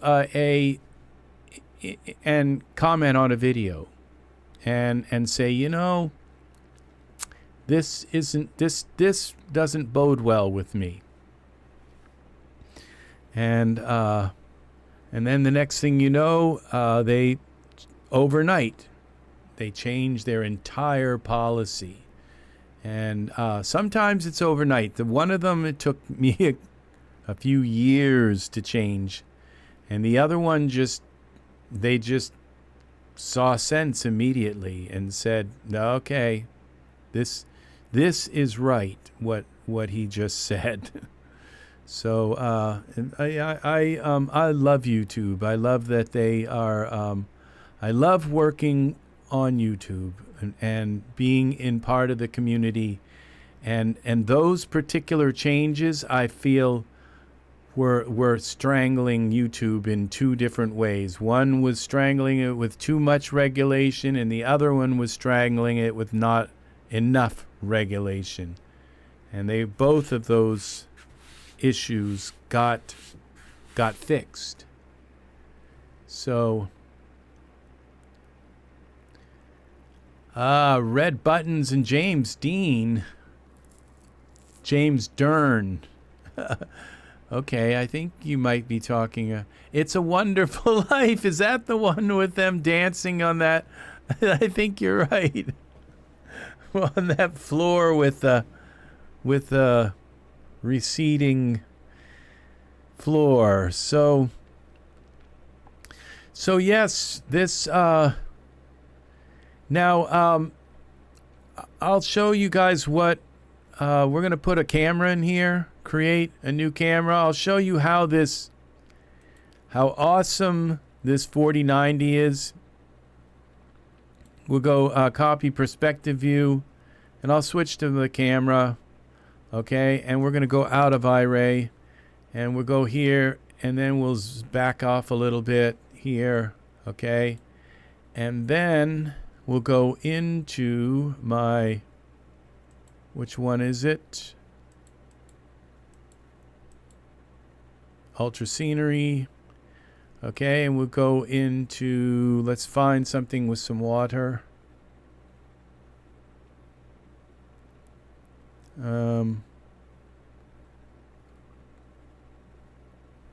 We'll do this one. And ecology.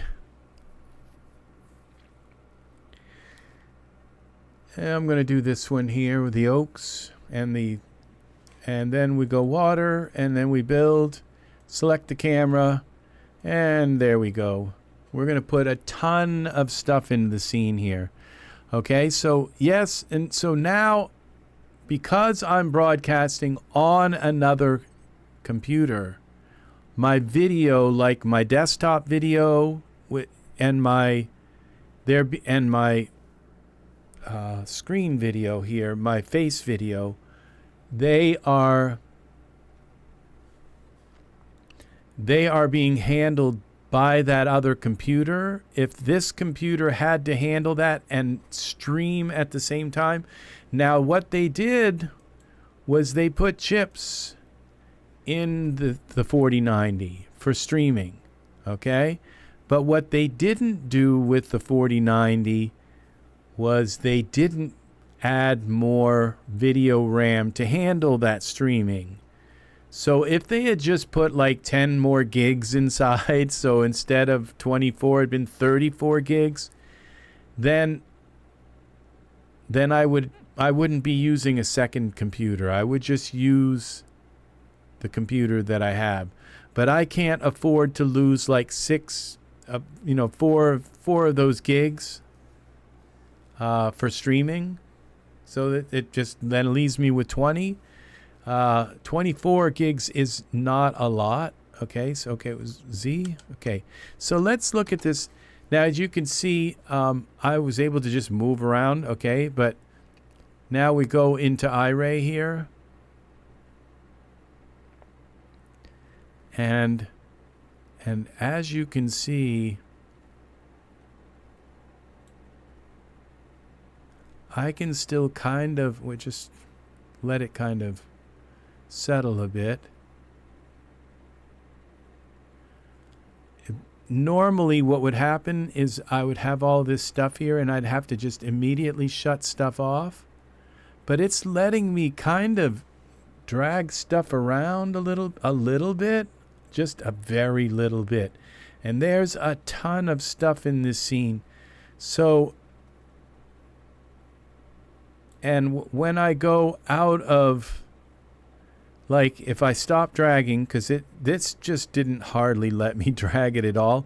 But before, with my 3090s, it would just kind of stop, and I would have to wait and wait and wait and wait and wait and wait, like wait a minute, and finally, but I can just switch, kind of click here,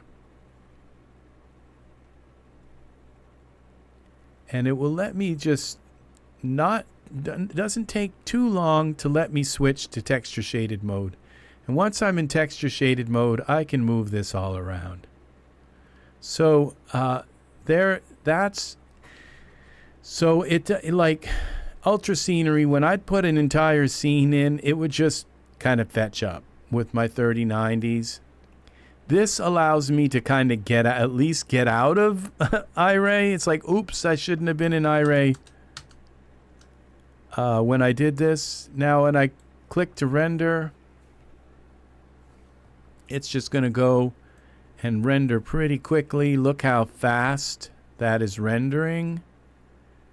It is just amazing. And I would say, you know, another probably 200 iterations and this could theoretically be just done.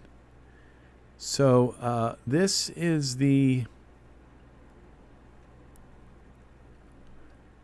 how nice. So the thing is that instead of buying all of this stuff, okay, all of this stuff, how can you do a shortcut? How can you get to your audience and get online with your Daz, work on some scenes, and not have to spend $20,000, okay? That's what this represents, at least, I'm saying. And then that's not even counting the other, like, $20,000 I've spent in the Daz store, okay? So that's $40,000, okay? And I'm still paying that off on my credit cards every month. And a couple of those credit cards have like 32% interest every month. So they take like almost half of what I pay them. So in interest. So what can you buy that you can, you have to have a good computer, okay? You have to have at least one good computer, okay? And I would recommend, okay, this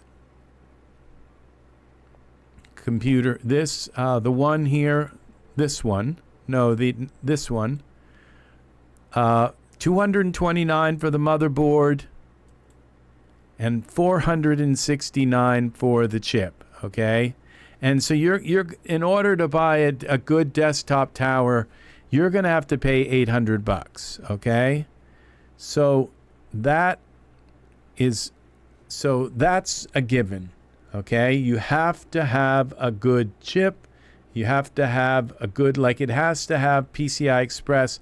Probably, I would say if you're going to buy a new computer, it would be foolish not to buy one with PCIe 5.0 because the new card's coming out, okay?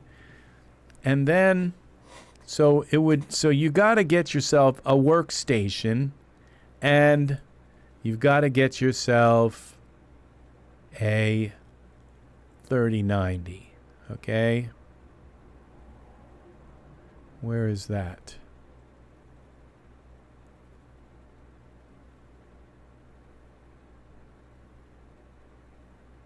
That's one of these. Stream Deck. I think it's this one here. There it is. You've got to get yourself a 4090, okay? And the 4090, it will use up, to stream, it will use some of your video RAM. Okay, but you can still fit a scene you just have to delete all of the extra chairs and all the extra stuff out of your scene, and you can't be using 24K HDRIs. You have to use like 4K or 8K HDRIs, at the most. You have to just learn how to be economical with your scene, but it will broadcast you in 4K if you want, live with just a computer and a graphics card and a good internet connection. So that what complicated things for me was I wanted to broadcast while I was recording songs, okay? And so the same microphone that I used to talk to you all on, I wanted to use that microphone. And how can I have that microphone hooked to my streaming computer while it's hooked into my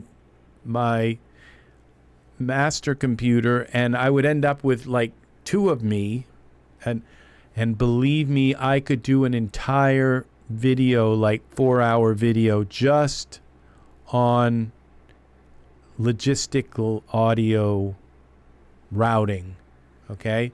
But if you're not going to make songs and make music in front of people and be punching tracks in and with the same mic that you're using to talk to everybody with, so your mic has to be in two places at once, and that is a very complex. It took me months and months of thinking. I'm talking months and months of trying to figure it out, how to do it.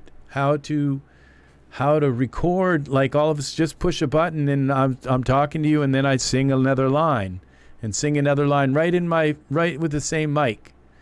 And how do you do that when you've got two computers and it's all got to route through the computers? And so I figured it out, but it cost me thousands of dollars to do it, okay? So, and this is it. It's the RME there's nothing like this. It's $1,600. Okay. It's $1,800 to buy. And I bought this when it had only been released. It was like, it wasn't even a month. It hadn't even been on the market for a month. And it was back ordered. And then Sweetwater called me up and said, hey, we got a few.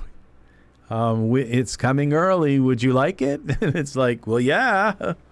So this is it.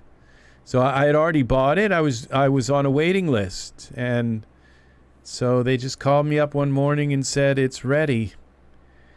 And I said, send it along.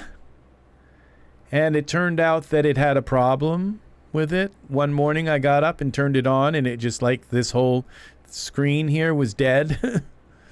And they said, oh, don't worry, it's like it's $1,600.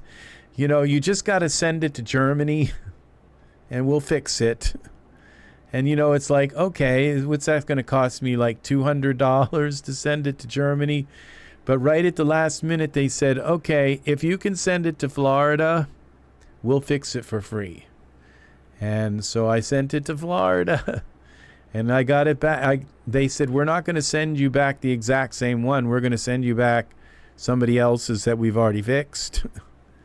And so, because apparently it was a problem happening with not all of them, but a good number of them. And ever since they fixed it, and this unit gets hot. It gets really, really, really hot. So that's one thing I don't like about I don't like it when my electronics get hot, because I feel like they're wearing out. It's wearing them out. But it's kept going for a couple of almost close to 3 years now. And what I have been able to accomplish with this, with 8 ins and 8 outs, and I can route any in to any out, and that's 8 inputs into my computer, 8 of them, 8 separate, that I can just send wherever in the world. And separate this, that, everything going into different places. And then there's all the internals. So that means, like, my Chrome, I can route to any input or any output, or anything that's, if I'm playing a game and I want my vocal separate, my mic separate from my game, because you don't want, that's the thing, is I want to be able to hear what you're hearing. Okay? I don't want to be able to hear, like, and that's why when I turn on music, okay? See, I know how loud that is. And see, now it's like getting louder, but I know that I can still kind of talk over that, and where to turn the mic, where to turn the volume, so I'm not annoying, so that I'm just perfectly over top of that. You see, that is, it's a must. You have, because you can't just kind of hope it's not too loud. You have to be able to set it just right so it's in the background, and so that you can kind of hear it, but your mic is just so that it's perfect. And that's this, and this allow me to do that. These are the, this is open box. It's 14% off, so that means it's almost $800. Okay, this is $1,600. This is $1,700 plus tax. Okay, and this is $200. And this right here is a 32-bit. And you get these 3, but you don't have to have this. Not if you do it all from one computer. The problem I was having is I was doing it through 2 computers, so that I could keep my editing, so I could keep my Daz, so it wasn't using up my RAM when I was broadcasting, so I could use all of those 24 gigs just for Daz. And that is why This is why this tutorial is named Broadcasting, Secrets for Daz Studio, okay? Because if you're gaming, it doesn't matter if you use a little bit of your game, if you have a 4090, it doesn't matter if you use a little bit of the RAM for that. And your mic is going to just kind of blend in with the game. It's just, you've got two audio sources, your game, your mic, and you're not playing music on the side, okay? You're not, while it's the game, it's just, it all can be done with one computer now. Now, before there was before the 4090, you had to have two computers to do that, all right? But now if you buy a 4090 and you have a good workstation, you can get started in broadcasting. And so, and you don't have to have all of this expensive stuff, except when it comes to Daz Studio. Because Daz Studio uses the same memory that your broadcasting uses. Okay, Art. Well, I hope to hear back from you soon. It's early. I've been talking for a while. So be careful out there, and hope to hear from you again soon when you get back in. And all right, so Daz Studio is an anomaly, just like my music software had a monkey wrench, okay? It was like, well, I've got all of these tracks, music tracks. I've got violins and drums and bass guitars and 5 harmony tracks and dub tracks and vocal tracks and oohs and ahs and all these other tracks and strings and just any instrument under the sun all piled into this song, okay? And I want to be able to work on it live. And that is where that came with a whole set of logistical problems, okay?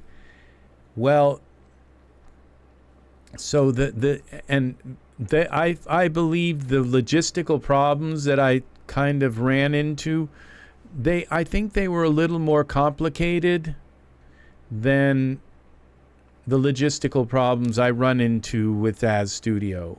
Because the logistical problem with Daz Studio is just one very obvious and blaring thing. It's like the minute you hit the render button, it wants to take over everything in your computer and bring anything else you're doing to a halt. Okay? And so if you're broadcasting while you hit that render button before the 4090, if you hit that render button while you were broadcasting, you're just all of a sudden YouTube would say, we're not getting enough data. What's happened? We're not getting enough data for this to work. And that's what would happen. But the 4090 has chips on it that are dedicated to processing that that stream, the processing it, and so that really even your CPU doesn't have to do it. Okay, so because your CPU is saying, oh my gosh, he just hit render, and we've got to help the graphics card now. Okay, and so the CPU gets completely almost completely bogged down. You have just enough space left on the CPU so that you can maybe open Chrome and check out a few websites while it's rendering. That's about it. And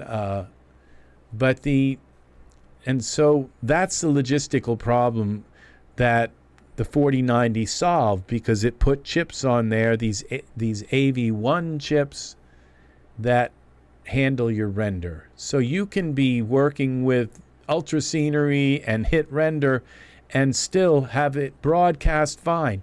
But all along, it's going to be taking a tiny little bit of your RAM up.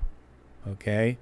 So it put processing chips on there, like these CUDA cores dedicated to streaming, but it uses a tiny bit of your RAM, which means you have less, and you know already how often you run out of RAM. So even with a 24 gig card, all it takes is ultra scenery, a couple of figures, and a barn, and a cow, and maybe a big HDRI, and you've used up all 24 gigs.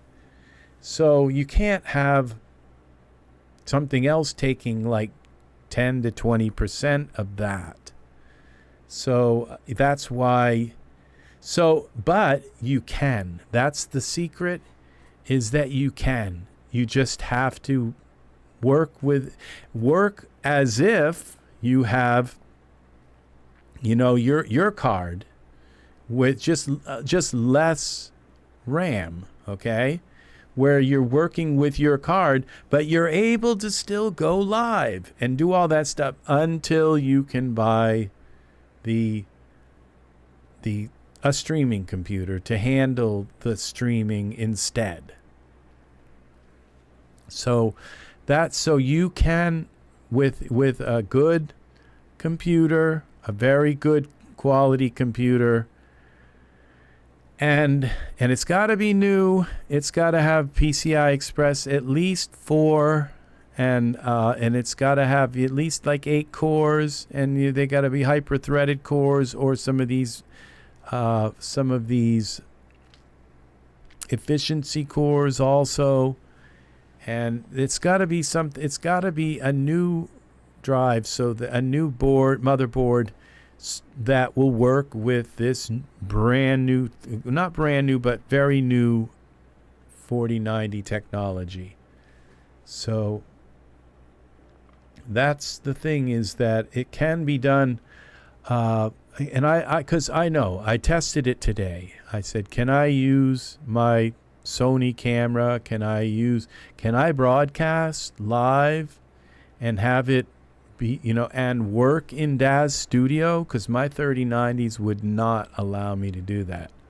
But the 4090 allows me to render and put, until I fill up the RAM. And even if the RAM is full of all the way full, the video RAM is all the way full, yeah, it'll just give me a black screen, but I'm still broadcasting. So then I go back to my scene and I cut this out and that out and this out and that out, and throw away the chairs that are in the back of the room and stuff, and suddenly it fits.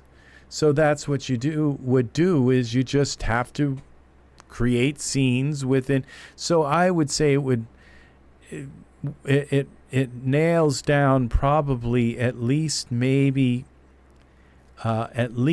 depending on if you broadcast in HD or in 4K, and most people are going to say I'll broadcast in HD, and then it might only take maybe 8 of your gigs, maybe even less, maybe 6 of your gigs of 24 gigs, okay? But those are like gone, because streaming is steady. It just takes 6 gigs in there and you can't use them. And so that's the thing, is that, but it still leaves you with 19 to have some fun with your subscribers and with people. So, and because I have a streaming computer, that just gives me 6 more gigs to work with. So that's the thing, is that, but I have to have, those 6 gigs are it means that I can take this and also put, and I'm seeing something that I don't like here, as I see some screen tearing. See, notice this, it might be something I have to set in my it's this tearing as I scroll up and down. It's like a little line, a distortion. And I probably would have to go into my... Okay, do I have Photoshop open? No, okay. I would have to go into NVIDIA, control panel, and make sure that manage 3D settings, it's here. Global, there's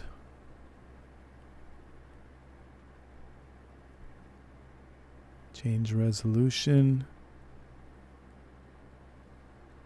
Okay, this is at 60 hertz. This should be at 30 hertz. Apply. And I'm not sure what I just did.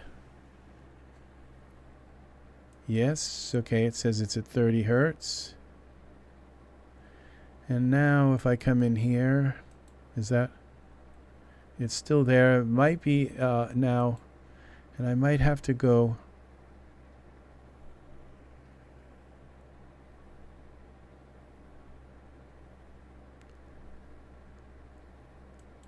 Desktop color settings, I would go into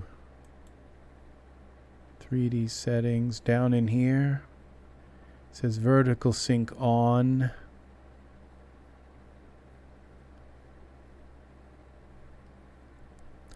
That's global settings. And you can come in here and you can add Daz Studio. I have to make sure it's the right one though, but so I could browse, because this could be the beta one. Yeah, program files, Daz Studio 4, this is it. Open. Okay, now it's here.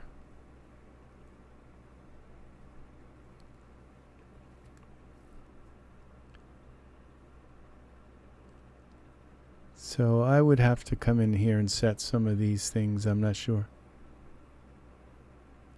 And set some of the low latency mode, maximum frame rate. All of these have to be set. So I've just put this 4090 into my computer about 3 days ago. So threaded optimization is auto, so it's probably on. Filtering quality would be performance, high performance. Let's try that. Apply.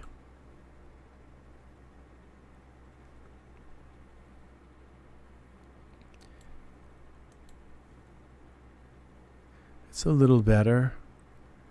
So yeah, see, I can't have that kind of... Now, see, it looks a little better in this, but it's still tearing a little bit. And you know, how's it going to handle games and all of this stuff? But at least at this point right now, I am not streaming on this machine. I have my other computer is streaming all of this stuff to the internet. It's handling that, which takes a lot off of this, so that the only thing I'm really using this for here is for gamma correction, application controlled, background application, maximum frame, CUDA GPU all, fallback, driver default, low latency mode. Okay, so this vertical sync is on. Use 3D application settings. We could apply that, see if that works.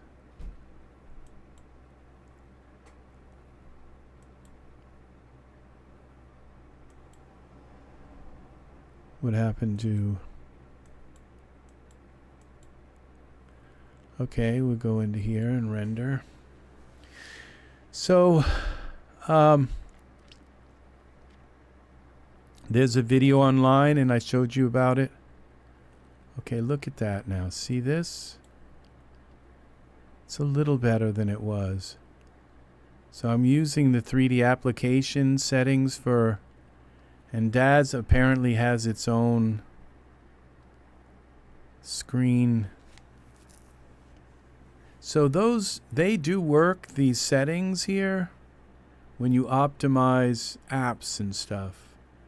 And now there's also settings in Daz that, let's see, edit, preferences, interface, that would be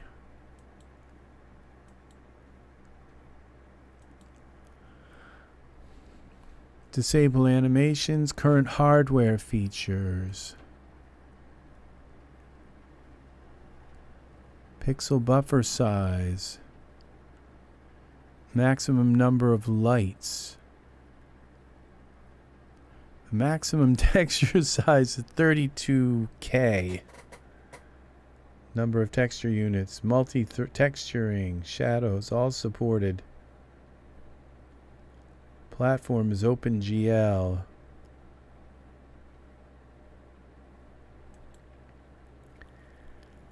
Display optimization is best.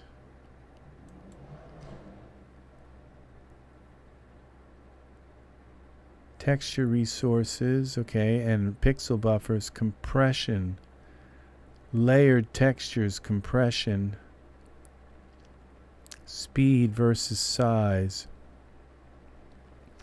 So I'm not sure what to do here, so that's the alternate splash image.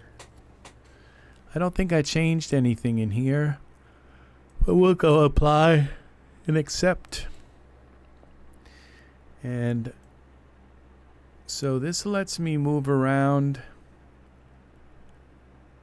in here when I'm not in iRay, and it does. Now I can come into the scene here, scripts, ultra,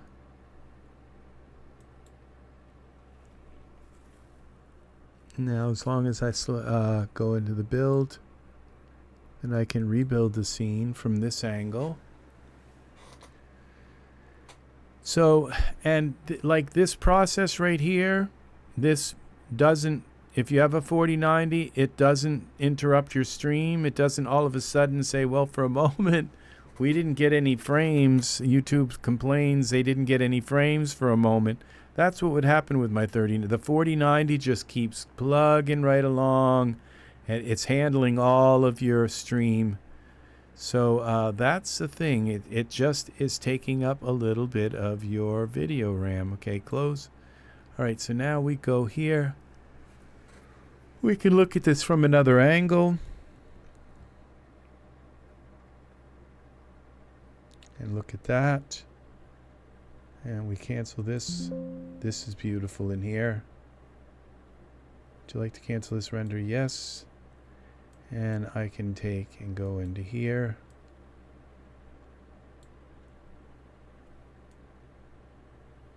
Like this. Bring this up a little bit. Like this.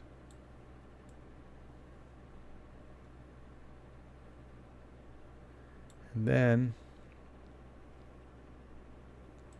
go here. And we grab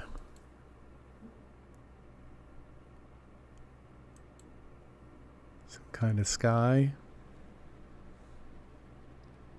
Let's see what this does. So this, the 4090 is really something else.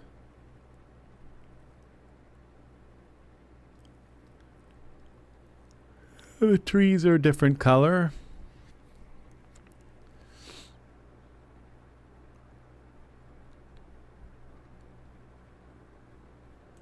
So we'll go in here. So much quicker. We go back and find some of these. Oh. Sunflower field. See what that is.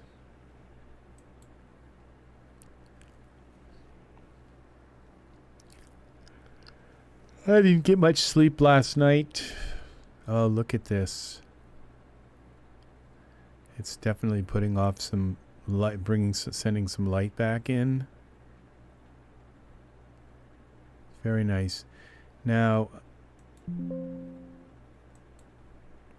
okay, I moved this. See, now I moved this out of the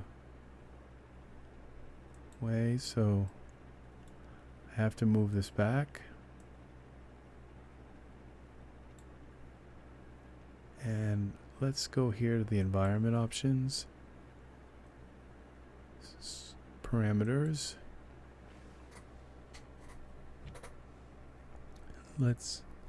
Now we can watch this. We can watch our sun move around in the scene if I go into filament. And I'm going to add create filament draw mode node. We go here and bring the ISO down a little bit. Okay. It's a little too much.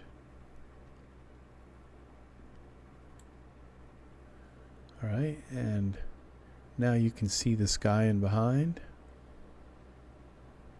because we're in filament mode. So now I can just move this and you can watch the light move around your scene. There's our sun.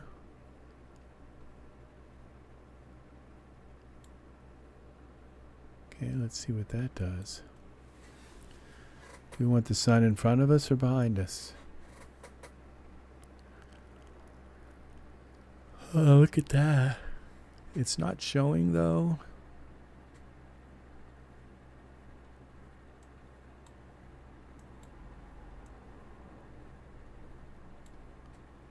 Well, the sun is right there.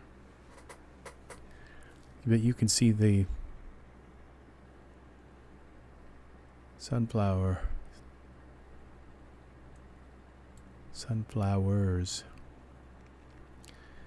So I have a bunch of new. I'm mostly back. I think I left a few moments ago. I just started getting a sleepy spell, and now I am just yawning here. Now I could get a second wind, but now the last tutorial was a big one. Now these new, some of the new. Okay, I'm gonna kind of tie this up, okay? So I think we're kind of done here, and there is a product, and we're gonna explore this product. It's kind of expensive, but I got the tutorial today. The tutorial's like $150 or something, and I got the tutorial today for $27, which is a lot. Okay, that's not where I wanted to go. Here, YouTube. Okay, so this is called line art, and it's got your name in it, art. Okay, see these? Okay, the comic book. I don't own those. Okay, these would be another thing. Comic book creation. Like, anytime you see these, like, tutorials, get them. All right, but unfortunately, I don't see that these comic book tutorials, okay, when I open one, usually it tells you if it's in a bundle. Okay, here it is. All right, this product is in a bundle. This is the bundle for it. Now, when you add it to cart, there's still the 60% off. Okay, that's with 60% off. So this comic book creation bundle, yes, art. So this, okay, let's go back here so you don't have to look at my face. this comic book creation bundle, okay, it's 60% off now, right now. So it is 46 bucks. And I have I have 3, so I could get another 18% off. That's not enough. I can't pay more than like 20 bucks for this because I'm poor. I'm trying to pay off everything that I have on my credit cards. So yes, they saw me coming. The bank saw me coming, and it's like, let's give him some credit cards. And they did. So, all right, now that's one. Now this line art, but you'll see this line art, there's 4 tutorials. I don't know, it's like 10 hours worth of tutorials.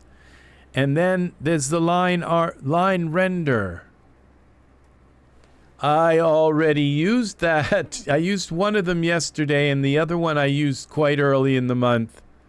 So yes, but thanks for the suggestion, Art. Yes. I don't know that those are Daz. Yeah, see, they're not Daz stuff, so the coupon won't work with them. So, but these, yeah, I just can't. 70% off is good, but I have to have at least 80, like 83, 86% off to buy something like that. So, unless I don't want to eat this month, which might not be a bad idea, considering all the weight I've gained. So, I own this whole set, okay? So, I own line render. Yes, so I did. Yeah, so actually it was late on the second one. I just used it just yesterday. Now, this right here is line render. This is the program that does it. Now, does it really do a good job or not? I don't know. This looks kind of cool. How much work did they have to do in Photoshop to make this work, I don't know, but we've got AI and all. This looks pretty cool here. And then we have this. This looks pretty cool as well. How much did they have to work? It even drew the shadow, which is very cool. And the fire. Look what it did with the fire. And the bricks and all this is very, very nice. And her hair. So, because that's what I think about this is like, oh yeah, it drew everything but their hair, because it's like Omni hair or something. I don't know. We're going to find out. Then it turned it into like, you could make your own coloring book, sell it. Okay. The Princess in the Dungeon coloring book. Let's see now. And then this is the comic and stuff. And this is another form of coloration. I have like filters in Photoshop you'd think that could do this. But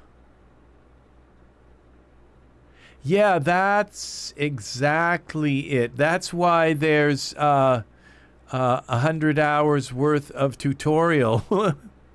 Okay, if it was just as easy as, presto and you're all done. But now, so we have this too. So this is something at some point I'm going to learn how to use it, and we're going to play with it, and we're going to have a really fun tutorial learning how to do line art. Obviously, there's some kind of script that comes with it. Okay, and then we have the camera magic. Isn't that what it was called? You guys saw that today, right? Well, I already owned camera magic, and now it came with this other stuff. It comes with the pose add-on and the magic shape add-on. So one camera, she's going to have this shape, and another camera, you look at her, and she's been eating for 30 days, you know, straight. So that kind of thing where, and this one, they're just in different poses and the shape add-on. So you can pretty much do anything to your figure and then render it from a different perspective. And how many cameras is just a matter of how much, you know, how taxing is this on your scene. This is going to be another thing. I own all 3 of these now, and so we're going to be doing stuff with Camera Magic. Would I use them to make stories? And you know what? The Daz Gallery, you know, I don't know how many images you can load in one, like, releasing, because I've seen at least 3 or 4 or sometimes 5 images there. But if you could upload 20, you could tell a whole little story there. That would be kind of interesting to tell a story in the Daz Gallery, and each image is another viewpoint with the figure changed, or she went upstairs and got changed. And okay, so what I see is Camera Magic has to do with the scene. I think clothing, scene stuff. Okay, let's find Camera Magic. This, you can like have one environment and then you look through the camera and there's another environment. How does it do that? What is hidden in the scene? Scriptures, cameras with Camera Magic are remembered when the scene is saved and reopened unless disabled. You know, this sounds too good to be true. Introducing Camera Magic. Now you have the ability to have your scene cameras remember what is visible or hidden. Okay, so you could hide an entire environment. And so one camera, she's outside, and the other camera, she's back inside. And it's like, well, why not just make a whole different scene with that? Why complicate it all? And just render each scene. So, I don't know. It's maybe easier because you have the figure in the same place, and all you have to do is kind of then move them and then put in another camera.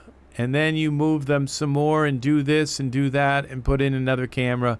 I don't know. I don't know. This is going to be something. It looks, I get excited about camera stuff. And, you know, this isn't the only camera app that I have.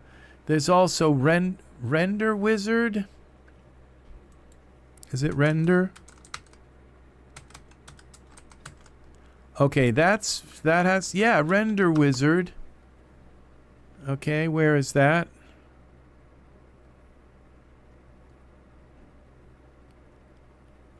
That was like Sickly, Riversoft. It's Render Doctor, I think. I think there's a Render Wizard too. Oh, I wanted to buy this Elder Scroll. I bought the church. There's like an old, it's not like a beautiful Gothic church. It's just like an old kind of hometown church kind of thing. That was in the Dark Corridor. Why? Okay, I already own that. Somewhere in here is this Render Wizard. I thought there was a Render Wizard, but I think it's Render Doctor.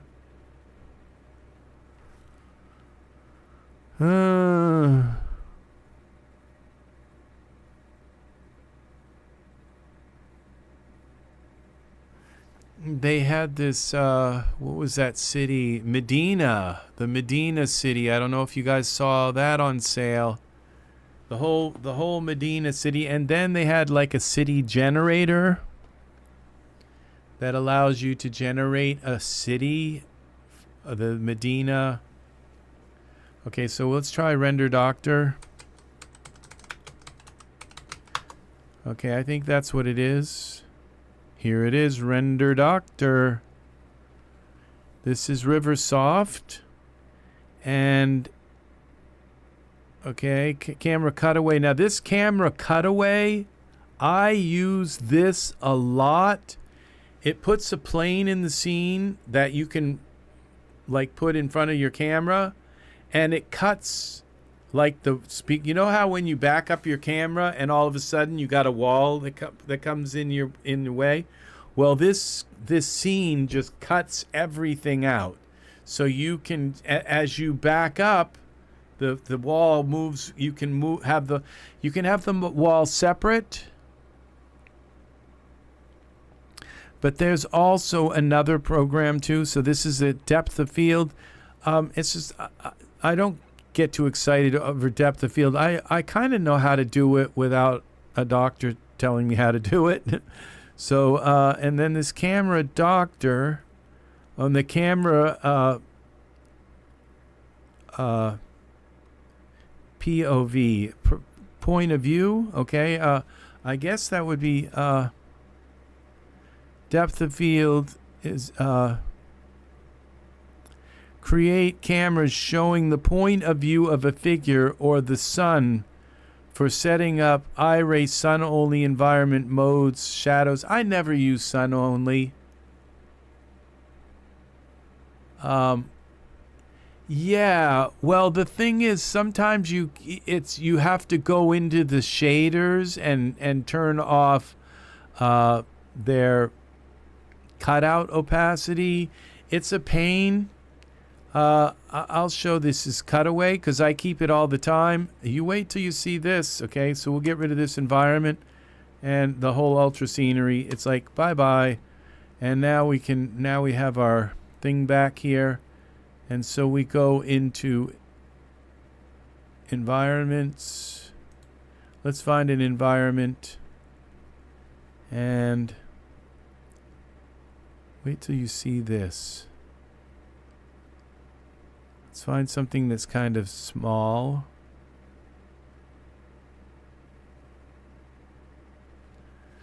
Yeah, this particular thing is magic. Okay, this is like magic. I love. It's gotten me out of many a jam. And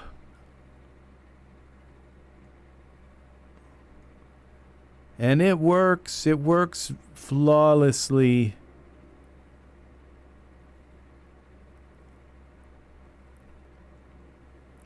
How about this? What's this? We'll just go inside one of these. That's the iRay one. Okay, so we're inside. Well, not quite yet.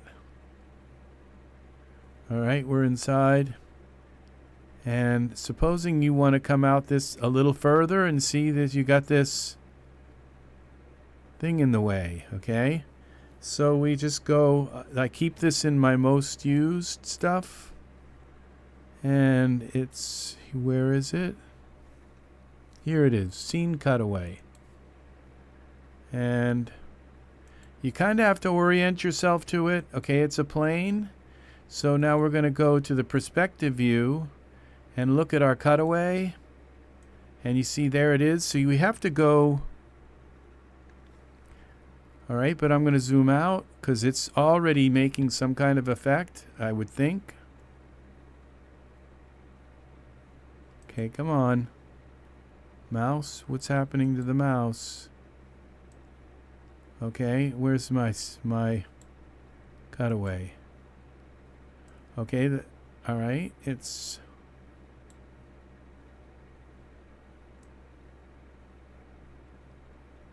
Okay, we can scale this now. What you do is you scale it. Scale it. Okay, I think it only cuts it away in iRay. So we go to iRay. And look at that.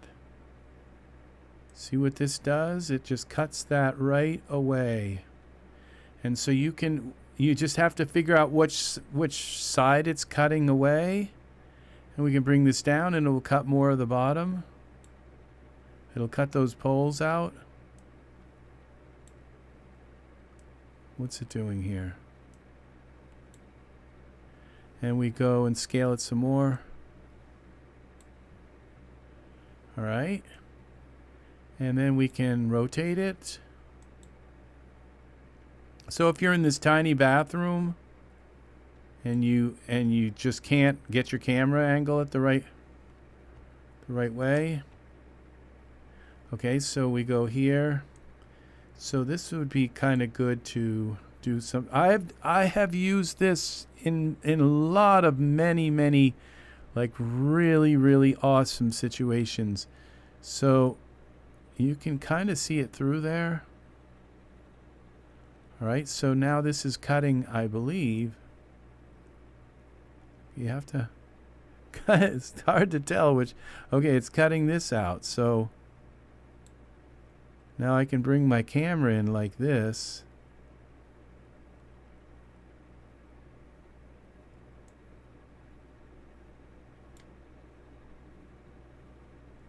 All right. And I can have my camera actually. All right, now what I can do is pull Z. Okay, or X. X.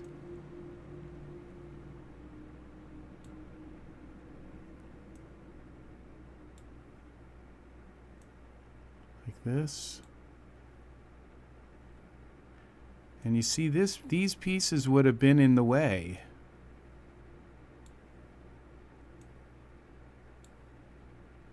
But now they're not. See? See, you can see that with that. Now if I took the cutaway away, I'd have a wall there. But now I can pull this back and like kind of capture more of the scene. Come down a little bit here. And go like that.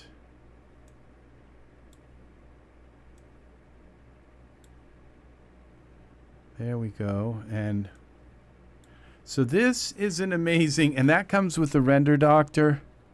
And I absolutely love this product here. So now I can move this scene cutaway. If I want to pull it back, Z would be a little bit this way. Yeah, until it's where you kind of want it to. Now you also have one that, okay, which I don't have in my thing, and I'm going to go find it now. So let's get rid of that. Now you see, I would have a wall in the way if I hadn't used that. But if I delete my camera, I think there's one where it's connected right to the camera. So anywhere you move the camera, it moves. See that one is the separate one where you just have a plane, and on the other side of the plane, anything in your scene gets cut out. And you might be able to like say, accept this or accept that, accept the trees or that kind of thing. I don't know. But then there's also, when we go into smart content, we'll go into render. Render Doctor. Where's the Render Doctor? I render bidoo. Okay, here we go. Render Doctor. And that's a different one. Okay, we go in. Okay. This is a whole other thing. Okay, it's what was that called? It was render cutaway. It's camera cutaway. So what you do look for the camera cutaway. It's a whole thing of camera stuff, okay? C-U-T-A-W-A-Y, cutaway. Here it is, camera cutaway. And you go to the utilities, and one of them, now see, these ones are hard to tell which ones are which.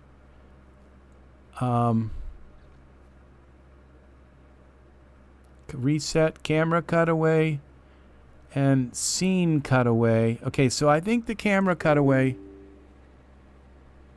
select the view to general to a general perspective camera. So what we'll do, House Bamboo House 1 can remove a set of on invisible some walls. Okay. The translator, Javier, was not nice to you on that one. But let's see if we can understand it by rearranging the words. House Bamboo House 1 can remove a set on invisible some walls. Yes, but not at the right at the angle that you might want them to be, okay? That's the thing, is it cuts it at, you know, at not at a perfect, because, you know, it's gonna, I believe, I don't know how it works, how it cuts geometry like almost in precision. So what we're gonna do is create a camera, all right, and a new camera, and we're gonna use our perspective view. Okay, now when I select this camera and then put this camera cutaway, now it tells you which way you want it to cut. So do I want it to cut cutaway plane left, right, bottom? Quickly and easily optimize your array rendering time with camera cutaway. Camera cutaway uses array. So if you have a bunch of stuff behind your camera, like the whole scene, you can cut that away, and uses node selections, node planes to easily clip away objects outside the view of the camera, reducing render time. Even better, cutaway planes move with the camera and will work with animations. Okay, so this is the cutaway. Okay, we'll cancel this. What's this one? Scene cutaway. Peer deeper inside your scene with scene cutaway. Scene cutaway sets up an array section plane that can be oriented to the scene, selected objects, or camera. Scene, selected object. Scene cutaways are awesome when you want to render inside a room but cannot easily orient the camera because of space. No worry about it. About if an object has a wall that can be hidden. About no more worrying about if an object has a wall that can be hidden. Now, I think that should be where the word can't, okay? No more worrying about hiding objects will change the scene lighting either. Just, okay, because the wall is actually still there. It's just not there for the camera. See, so there's some weird stuff going on. You have this choice of things, okay? So it's not like all of a sudden you cut that away and the light pours into your scene. There's stuff like that going on with this. This is a very, I'm telling you this, if you can learn to use this product, it's gonna help you in many situations where all of a sudden Google Translate. That's okay, Javier. That's how I would translate Spanish, and I absolutely love Spanish. I just don't know a lot of it, and so I would rely like close to like 98% on Google Translate. And so, but please participate. It doesn't matter how bad your Google Translates are. We love you participating in the chat. So, all right. So, I think I want to try this one. I think this attaches a camera. Okay. So clip lights from the left, okay? So, and lights. So we have two things here. Now, top cutaway plane. We're just going to put this in and accept and see what happens, okay? Now what we'll do is we'll go to our perspective view and we'll select our camera, and let's take a look at our camera and see what's going on with our camera. Okay, now we got to go out of iRay. And this is put something here, okay? There are two little planes here, okay?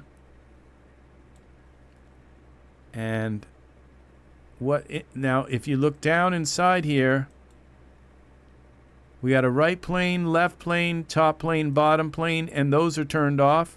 But the right plane and the left plane, so what we can do is, okay, come back, is you can scale these planes now. Let's scale them very large, okay, that one, and scale this one, okay. Now let's go and look at our camera view. Now you figure, okay, it's not working. We're not in iRay.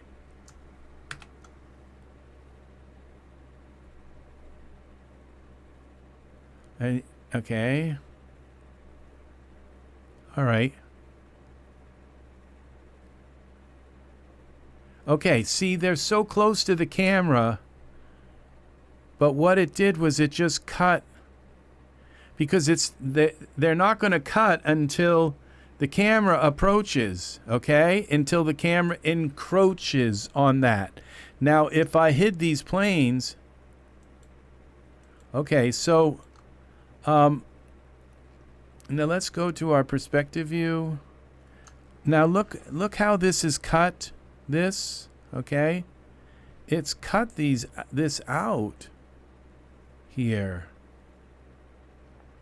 So it's cut everything out of the scene except what's in your periphery. And so think about how quickly this will render now if I go to the camera view, because all of those, everything, like think about ultra scenery. If we use this with ultra scenery, all the ground will be gone. Everything will be gone behind that scene, okay? And this is a way to make ultra scenery just completely fly. And speaking of this, okay, this is pretty cool here. And you can't see that it's been cut out. Okay, it seems as though that's a little closer than the view that I thought we had there. No, okay. And see, when I come out, it's still probably cutting stuff out, but you just can't see because it needs to go in far enough. And what you can do is you can take these planes like this and look at our camera. Now the cutaway planes, top and left, are they still parented? Okay. I think they are. Let's see if I close it up. Yeah, okay. Now I can take and go to my perspective view and look at the cutaway planes like this. And I can say, maybe I want these cutaway planes. We'll select the right plane, and I can come here, and I can just angle this a little bit. See that? Or I can angle it like how I want it. And the left plane, angle that a little bit this way.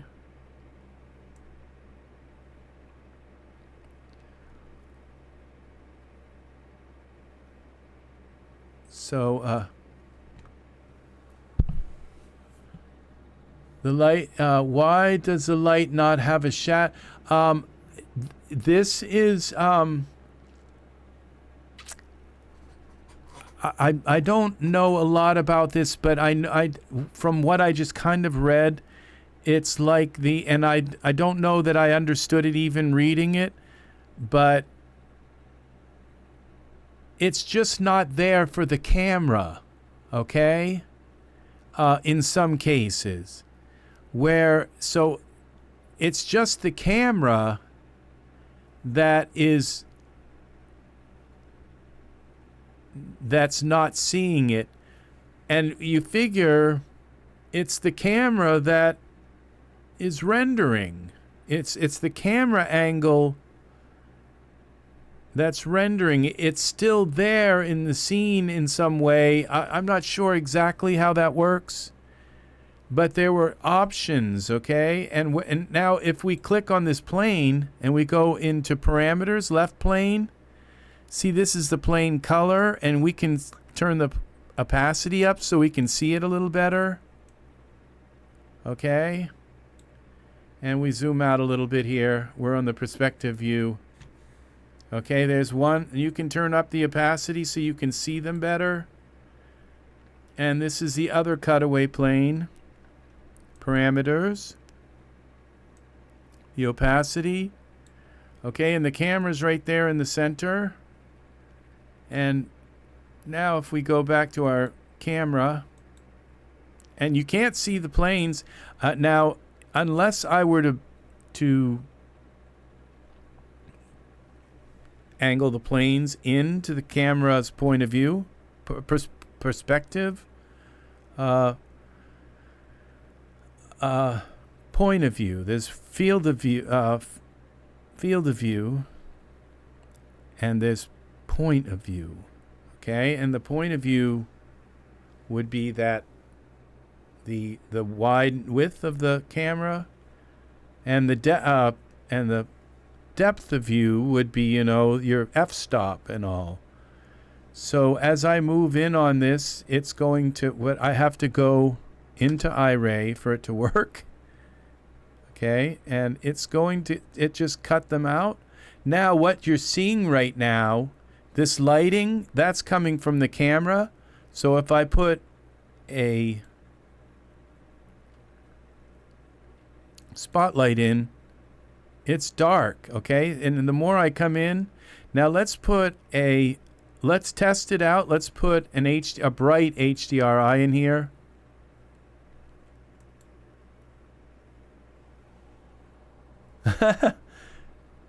No notice this time, checking in just the same. I have been here 3 hours. 3 hours. No notice. Oh, no notice. Oh, no. Oh, but Angus, I broadcasted today about 20 times privately, okay? And I'm going to explain how this works with notifications. If I go online and something goes wrong with my stream, like I log in and I say, oh, God, I forgot to turn on, you know, to go public. And so my stream goes private. And if I stop that stream and then I go back in and start it again, YouTube, it's part of their policy. It's not just me. They just, they won't send out another notification, okay? Because I guess they just don't want, you know, a friend of mine, I kept like logging in and logging out and logging in, and they were trying to sleep, and every 2 seconds their phone was going bloop, like bloop, bloop, and so they finally, like, you know, messaged me, say, dude, would you stop that? I'm trying to sleep, and you know, and finally they like unfriended me. So YouTube doesn't want me to lose a bunch of subscribers because I like today I logged in, but they were private, so I could look and see the quality of my stream and see if, because my last video was horrible and nobody told me, but it was like all like blurry. If there's ever any problem, if my audio isn't loud enough, or if it's distorting, or if, you know, like if you go back and look at my last stream, it was terrible, okay? And I want to give, you know, and in fact, like the last few streams that I've done where I'm sitting there and I'm showing you the hands of the figures. And speaking of hands, if I put a figure in here and show you, put a figure in the scene, and let's put Nathan. Let's put Nathan in the scene. And this, I have the Braille's edition, so it always looks fine to me. Well, that, I'm trained. My eyes are trained, just like my ears are trained to hear like noise in my microphone and little crackles and things like that. My ears are trained because you can't have like this little like a hum while you're recording your song in the background, get recorded into your song. Like something going, it's like, okay, the refrigerator just turned on. I'm trained to hear that stuff, okay? Okay, now I just put a figure in the scene. Now, if I turn this, it's going to keep cutting out the scene, okay? Now, there's my figure right there. If I keep turning this and zooming in, it's cutting out the building, okay? It's not cutting it out here because I'm too far away. But if I move in, and I could move those angle those things in, but once I get close enough, it's going to cut the whole thing out. That's what's nice, and so you have either one. So now we bring Nathan up into the scene here. Y translate. And now you can see what his hands actually look like here. What these hands look like. Okay, because now this is what, you see, this is what I'm talking about here.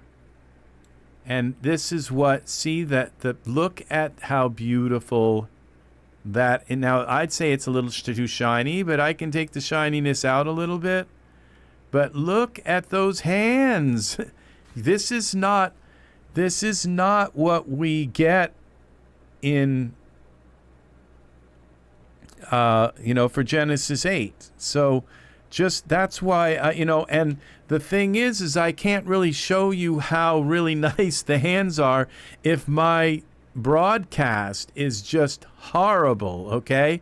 And that's the thing, is like, if you go back and watch yesterday's broadcast on my channel, you're going to see it's like all, it's I don't know why nobody didn't say anything. You're all either very nice about it, but nobody said anything about the broadcast being like all blurry. So, but that's not your responsibility. It's mine. It's mine to take all this equipment here and learn how to use it right and bring you the best kind of broadcast that I can possibly bring you. So we have 8 people here now. That's why yesterday there was only like 2 or 3. YouTube is not going to send out a big notice for everybody to come to my stream when my stream is blurry, like horribly blurry. And so at this point, I haven't had one notification tonight. It's been excellent all night. So I had my bit rate up too high yesterday, and it was just clogging up the stream because I only have my internet connection will only do so many bits. It will only allow me to do, and if I go over that, then it's like stumbling over your shoelaces, okay? That's what my stream was doing last night. And so yeah, Angus, you see better than you admit. So, yeah, but Angus, Yeah, so it was, yesterday was the Braille edition of RexRed's Ez3DTv. You can feel the 3D little pieces of Braille on the tips of your fingers. So that was what 3D was yesterday. So at this point, look at these hands. You are not... Okay, let's put a Genesis 8 figure in. And now you can really see this, okay? And that's what bothers me, is that I was, you know, saying, look at these hands. And it was like, you can't, because it's blurry. And it was horrible yesterday. Just take a look at my video. And so if I can have a consistent stream like that's sharp and clear, YouTube will start sending these out. Sending notifications out, but they're not going to send them out when my stream, when I can't get my stream right here, when I just can't get it to look right. And I don't blame them. They have the finest servers in the world. And okay, so we go back here. This is Nathan. We go back here to figures.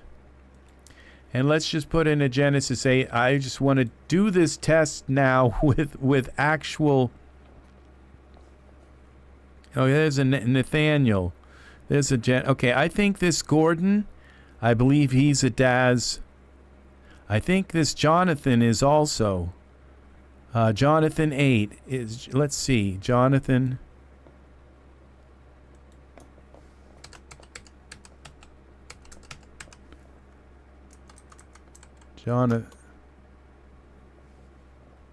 Yeah, I think, yeah, see, he's a Daz original. Okay, so this is Daz's best work with okay, and we'll put in the Jonathan HD one, okay? Just so we're being fair about it, all right? And let's see, this is Daz's best kind of work. And Jonathan was kind of like a late Genesis 8 character. He wasn't, you know, he wasn't an early one. So not that early. So what's Jonathan's hand look like up against this hand, okay? Now that you can really see what's going on. Okay, so we're going to go Y translate. Oh, that's Y rotate. We want Y translate. Come on, Jonathan. Okay, let's bring him up some more here. Y translate. L. Okay, I see a head down there. All right, there's the hand. Now, you can just already tell. And this is now, you know, you are going to know why, okay, why I don't use Genesis 9 figures anymore, okay? Genesis 8 figures. This, now you're going to learn, okay? Why, okay? And all I got to do is turn on iRay and look at this. Okay? Look at the difference. Look at the knuckles, okay? Just look how much nicer that hand is. Okay? And it's just because there's more detail in this. Look at when we zoom in, look at that. It's blurry. Look at this. It's all okay. And the thing is that I can take this Nathan and say, okay, it's a little too shiny. So I can just open up this awesome program, this PBR skin one thing here. Where is it? I'll learn where my stuff is here. PBR Skin Manager. Come in here. Let's pull this over here. And gloss. And just bring this down a little bit like that. And look, now it's not so shiny looking. I can bring it down just a wee bit more. And look at that. See? Now it kind of looks like skin. Just up a little bit. It's got to be a little bit shiny. Okay. Now you see what we got. See the detail here? There's just no comparison, okay? And that's the thing is, what if you're going to have a figure and they're hugging somebody and their hands are behind their back and you want their hands are right in front of the camera. What hand do you want in front of the camera? Okay? And once you've put that Genesis 8 figure and you've put their beards on and you've put their hair on and their clothes on and their tattoos and their pose and all that stuff, and then you go to render your picture and there are those hands, then you have to say, okay, I'm going to switch them with the Genesis 9 figure. You have to take off their clothes, take off their pose, resize their body so that they fit. If they're hugging, you have to just do a ton of work to switch that figure out. Why even start with a Genesis 8 figure? You just start with your Genesis 9 figure. Now this is looking a little bit too like it needs some shine. I'm not really good at the shine here, because this shine here, where is it?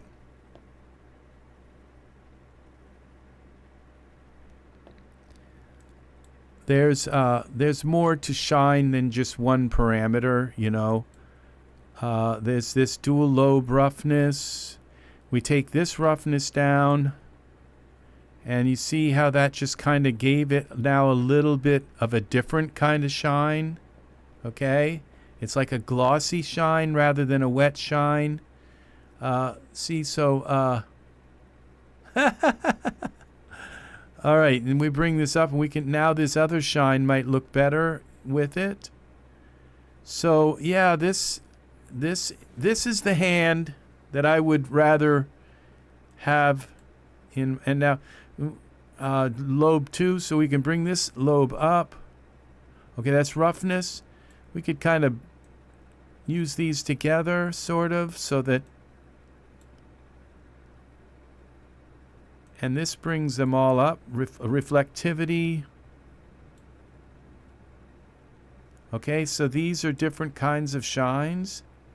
Like one is moisture and one is like reflective shines, and yeah, and that's roughness. And you can get this to look so. And now what if we take and look at the face? Okay, so we come up to the face. Now that you can really see what, you know, it's like I thought I was broadcasting, because I'm looking at this on a monitor that is just like showing me it, and I thought that what you were seeing was what I was seeing, and it's like, and then I realized, you know, they couldn't have been able to tell how good these were, because my channel looked so terrible. So now we go X. And we bring this guy up here, and Z. All right, and now what have we got here? So we zoom in on this skin, okay? Now his skin isn't that bad right here. Okay, but we're gonna get pretty darn close here. So okay, that is one skin here. That's Nathan. That's Jonathan, and that's not too bad. Okay, but that is the height of our Genesis 8 figure, and that they look like they were really working to put his skin together here. But now I've messed with Nathan's skin. And when we zoom into that level, look at this. You see, it's just so much better. See, so that's that now you know, okay? Now I feel comfortable that I won't have to do this every time, just to remind everybody, because, you know, there's a video out there that really now shows it, okay? That when you get it, zoom in on this, it just doesn't have the detail, Okay, that's the detail here. And it looks like they worked real. And this is HD. This is Jonathan HD. Okay, but we come over here. We zoom in on this and look at the skin here. And this is where you get this close to the skin, and that's when you can really come in here and kind of set this shininess. You can set it so it doesn't look like plastic, but it looks like perspiration. And see, that's what these settings are for, is to so that you can, so that it's going to look. And how you set that, I have no, I'm not that good at this. But maybe if I bring this down a little bit, one of them is going to have to do with give you perspiration. So we bring this roughness up. This is one type of roughness. One lobe. I'm not sure the weight. You see, and we got a ratio and roughness multiplier. And within this, you can, and so if I bring this one up and this one down,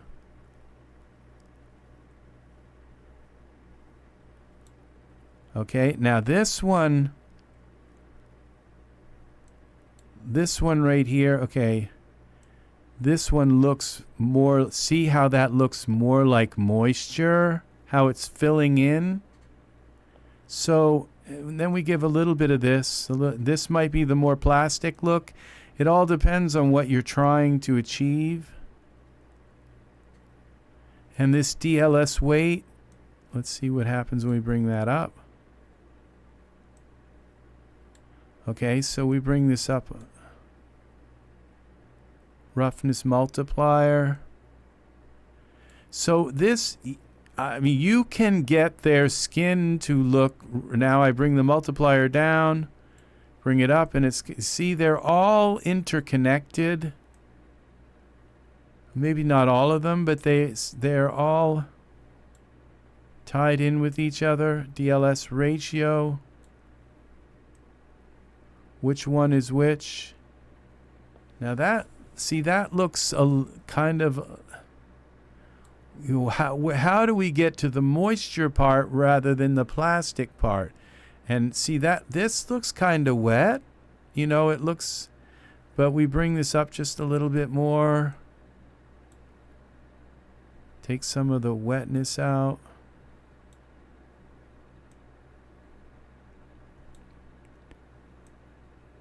Okay, this one, when this is down, this looks more wet. Okay, and this is a reflectivity. This is a whole different other kind of thing.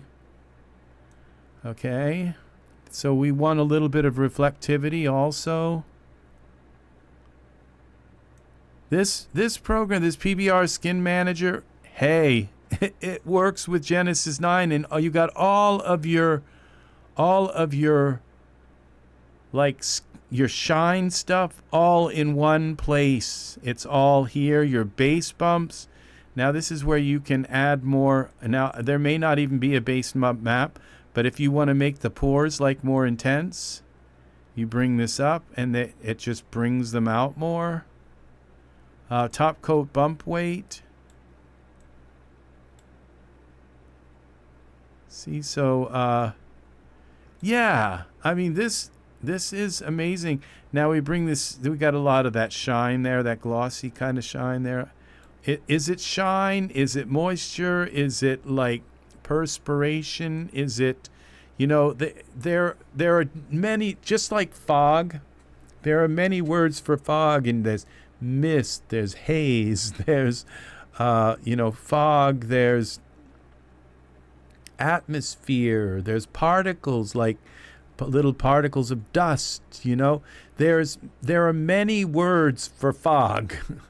And that's the same thing with shine and perspiration and all of these things. There are many words for them, and you learn them. And okay, this ratio, I don't know if it's like the ratio between lobe 1 and lobe 2. And so if you have it this way, then lobe 1 is going to be used a lot more. And then you have this multiplier, and does that like multiply them both? There's a whole lot. But if you learn this, you can get your skin to look so real. Everything from this bump, and some of them actually have bass bumps. And the normal maps, there's a big difference between the bass bump and the normal map, okay? Even though both of them create like these bumps on the skin, but one of them just creates like an illusion of bumps, and that's the normal map, okay? They're not actually bumps. It just makes it look like bumps because it gives it like little shadowy spots and everything, but they're not actually 3D bumps. But bumps, these bass bumps themselves, they actually put like craters in the skin, okay? And so, and it doesn't look like there's a bump map included with this guy. So we zoom out a little bit, and he looks like he's got, I just totally messed it up, but he looks kind of wet. So you just then go back into here and you just lower it down, but it looks kind of like perspiration. So it looks a little bit less like plastic. It looks like too much like perspiration now. So we can go back into the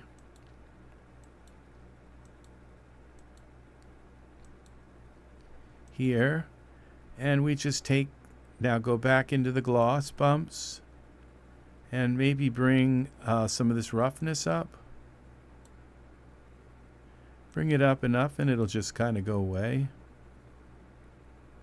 And we bring the DLS ratio down. Okay, this roughness multiplier. Now it's worse. Okay, it might be this DLS weight. Okay, it's not going away. Roughness. Okay, so maybe like this DLS ratio, one of them goes one way. Now I can't really get rid of it. I know if I turn like this down more, it'll just kind of usually goes right away. But no, you see now there's no shine there, but there's this perspiration. See these little flakes of stuff. And so this is, you know, if you can learn these things, you'll learn how to get the skin just right. And now if you can see, he's only got like one kind of thing. It's like kind of the shine. He doesn't have the dual lobe, I don't think, skin kind of thing. So it's just shiny, kind of like what this does, the reflectivity. Okay. He's got like that. And now he has iRay skin and he has PBR skin. Okay, that's the difference. Now your Genesis 8 skin, 8.1, also has PBR skin. So you say, well, then I'll just use 8.1 figures because their skin is as nice as 9. No, it's not, because it doesn't have that depth of like the really deep character in the texture of the face and the hands and all. So and I could just bring in a Genesis 9 figure, hold their hands up together, okay, and you'll see that it's just, if you want your figures to look really nice, you got to have the Genesis. Okay, roughness okay, this is a multiplier. Okay, so this is lobe multiplier, and this is a DLS multiplier. Okay, see, so these multipliers are very important, how that works. And then the DLS ratio, it's going to obviously use one or the other. Okay, the DLS weight, maybe this has got to go way down. Okay, so if you turn the reflectivity and the weight down, it goes completely away. All right, so one of them is the weight and the other is reflectivity. Now this one seems to be the little perspiration one. Okay, see those little teeny bits of perspiration? Okay, and this one is the shine one. And it looks like now that has no effect, because maybe this has got to be a little bit up to in order for that to work, maybe. Yeah, see this, it's like they work together because of this ratio, maybe. We set the ratio in the middle, 50. Oh, that just put it at 100. So there's only 1 and 0. So we go 0.5. All right. And when we bring this down and bring this one all the way up, okay, that just barely has any effect, really. Okay.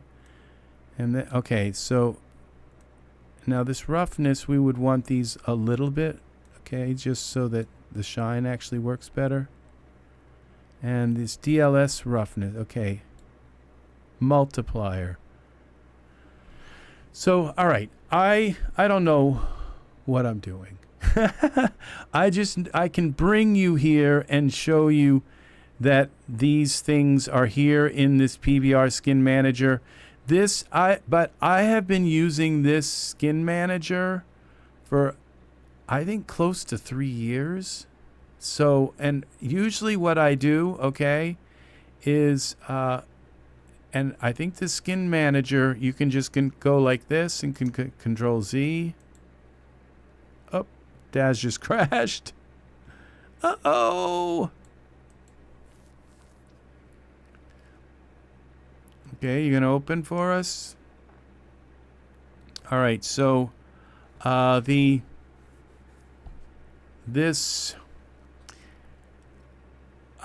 yeah, I've been using this skin manager for 3 years, and usually I have one thing. It's like if their skin is too shiny, I just move one button, one thing. It's like, and it's always something I can come in and just do, and it works, okay?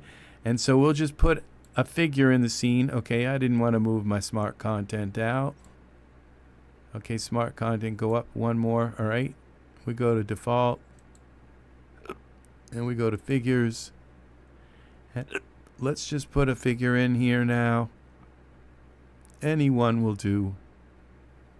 Let's put this Kevin guy in. He looks shiny, like he's too shiny. There are two of them. There's Ultimate PBR Skin Manager and Ultimate iRay Skin Manager. And because I only work with Genesis 9 figures, you know, I'm here with the PBR one, okay? And so let's check out his skin. Let's get a little closer. He's a Genesis 9 figure, all right? And it looks like, you know, it looks like his skin's a little too shiny, okay? So it looks wet, okay? So we open the PBR Skin Manager. And see, this is the Ultimate iRay Skin Manager and Ultimate PBR Skin. So this PBR one will only work with Genesis 8.1 and Genesis 9 figures. And this Ultimate iRay Skin Manager will only work alternate skin manager.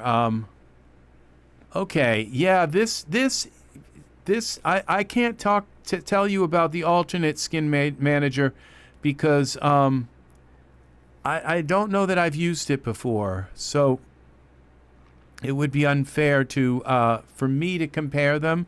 But that's what this is. Isha, I believe.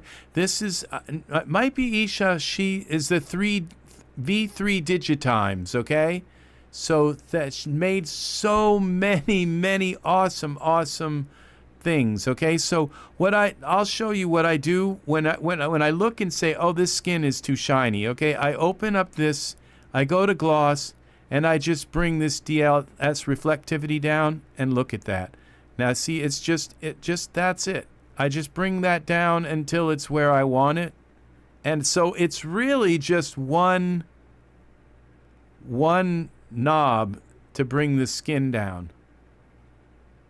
The one-click PBR works, yes, Javier.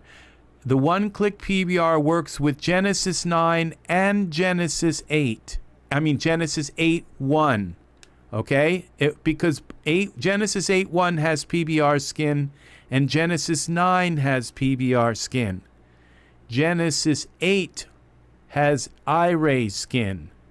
And so if you want to use, if your skin, and the same thing, and I'll show you another thing that this does. Like, what if I say that his skin is too light? Well, I can just pull this up. All right, and that's how quickly I can make his skin darker. Okay? And that's at 100%. But then I can come into this translucency color and just bring it down a little bit like that. Okay? And his skin still looks too wet. So I come into this DLS weight and bring that down a little bit more. Okay? All right? And so this is kind of another like one-click kind of thing. And you just bring this down a little bit like that maybe. And there, you got it. You can darken his skin very quickly in this also. I mean, all of these things, I believe, you can do right in the parameters. Okay, so we got DLS weight, DLS reflectivity. They're just kind of all over the place, though. Let's see, surfaces. Genesis 9.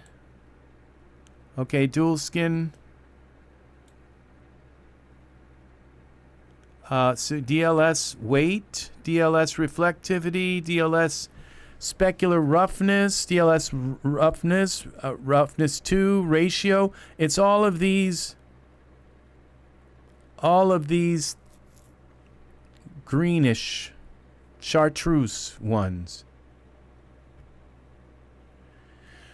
PBR and Uber Uber has more parameter. It has, like, I believe, I'm not absolutely certain about this, but I believe what it is that you can get this kind of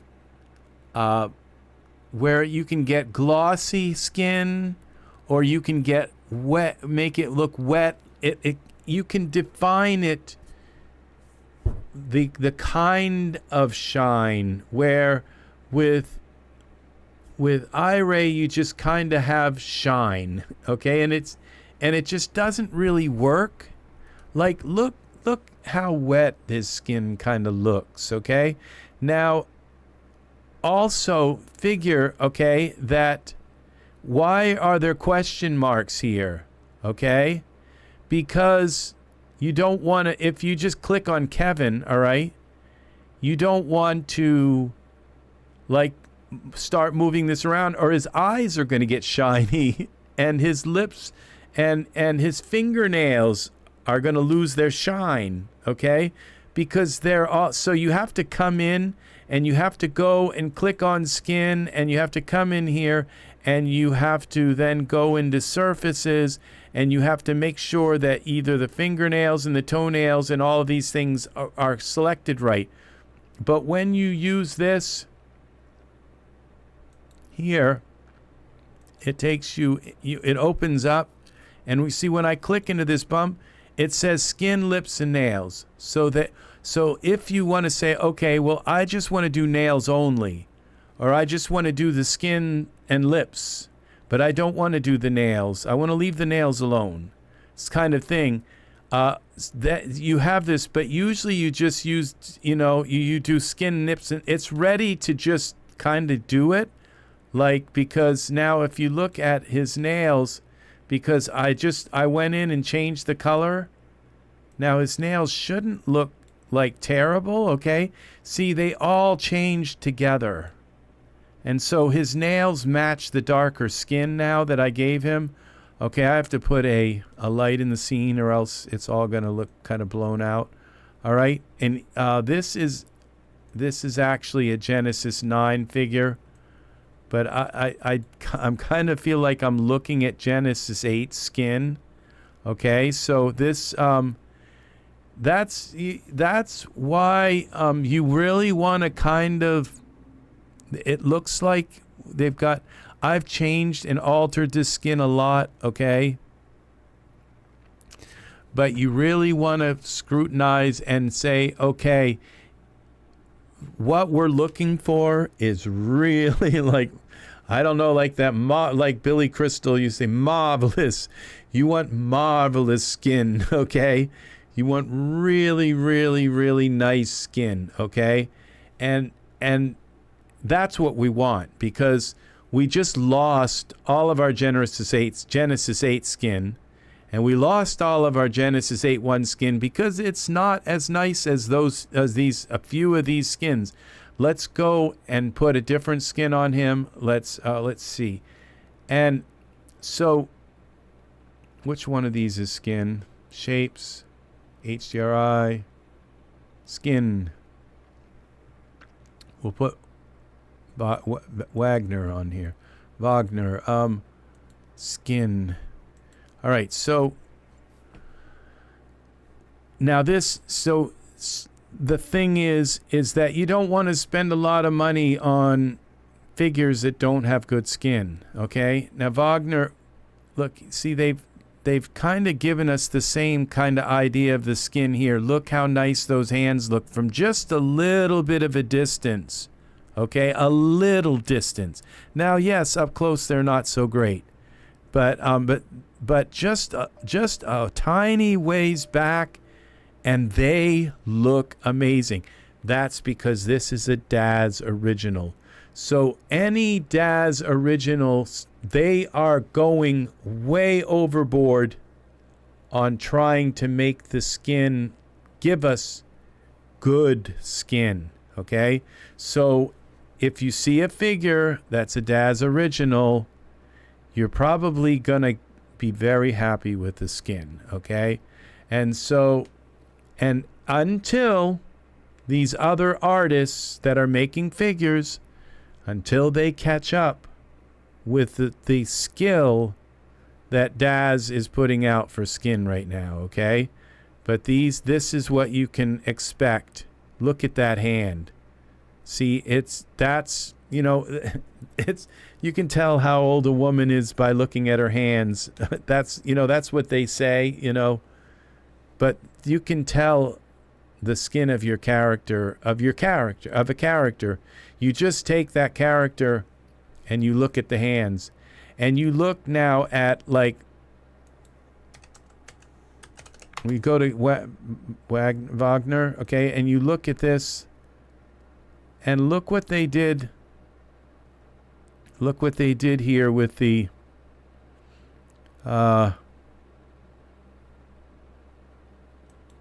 see this? They're showing you they're showing you these. There's not a single Genesis 8 figure that has a foot like that, okay? Not a single Genesis 8 or 8.1 figure with a foot like that. This is what Daz is doing. They're giving us these awesome. Now, who was the other one? The last guy that they just did, Thomas. All right, look at Thomas, another Daz. Look what they did. They just showed us his hands. It said, "See, that's all we got to do is show you these hands." And look what you've got. All right, so this look at that. See, this is, you know, it's not perfect, but it's, the thing is this hand, because they've given you the tools and they've given you the ability to change it. They look a little bit kind of plastic. So that means you got to get in there and you got to play with those things until you get this to look right, okay? But they've given you the tools, okay, to do it. And so that is, look at this. See? This is amazing. Those nails, just, they look so real. The knuckles, okay, are just amazing. And so that, and this is a Daz original. So I'm not paid by Daz, okay, for anything, okay? They do, they do just like they do with you. They give me deals, you know, they give, when I go into the store and they, you know, and I feel indebted to them because I've gotten a lot of really nice stuff really, really, really cheap, okay? $1, you know, some things, you know, were like 50 cents and they give me free, you know, Martin Frost plants. And I'm the person who really appreciates stuff that, you know, when a company gives me free stuff and that I really, really like, you know, I love Martin Frost plants and flowers and stuff. So I just really love that stuff. And you look also at the face here, okay? And so this one you can't zoom in on, I don't think. But look at this, see? And there again, it's up to you to take this and make it look right. But they're showing us that, you know, their work like naked. And that's the thing, is that and so be careful. Don't buy. And the same thing goes for hair. You know, if you look at the hair and the hair looks terrible in the promo image, I mean, like terrible, it's probably going to look terrible on your character. And so just it's the same thing with skin. You know, you can kind of look at it, and if they don't show it to you like this, and look at the eyes, look at just how, and this eye looks like it needed to be pulled over a little bit, but just look at the eyes, look at what they've done here, and scrutinize, because, you know, because you've got all the shapes in the world now. I've kind of shown you all how that you can just take all your Genesis 8 shapes. We take this Kevin out, all right, and this is how I start. Again, I go, just bring my Genesis 9 figure in, okay, and so I don't need any more Genesis 9 shapes, okay, because I can use all my Genesis 8 shapes. And, you know, I know Daz would just really not like me saying that, but I have all of the shapes that I can shape his face, in their face and body, into whatever I want. So I come into here and I take my figure and go into parameters and go to my figure, and I have all of my Genesis 8. So I'd say, okay, I love Alex Capital's nose, so we'll give him a little bit of his nose there. And we'll give him, let's see, some of a little bit of Bruce's head. A little bit of Bruce's head. You got to bring it up to 100%. A little bit of Buster's head. These are my all-time favorite figures, okay? So a little bit of Buster's head, okay? Let's turn it so we can see what I'm doing here. And we'll bring it in a little closer. And so we get it. We're going to turn this gender neutral figure into a man here. Okay, so, and we'll go into texture shaded mode, Control L, and that was Control 9 to bring that out, to bring us to texture shaded mode. Okay, Control 0 is iRay. Okay, so we got some Buster. We'll go down through here. We're going to go with a little bit of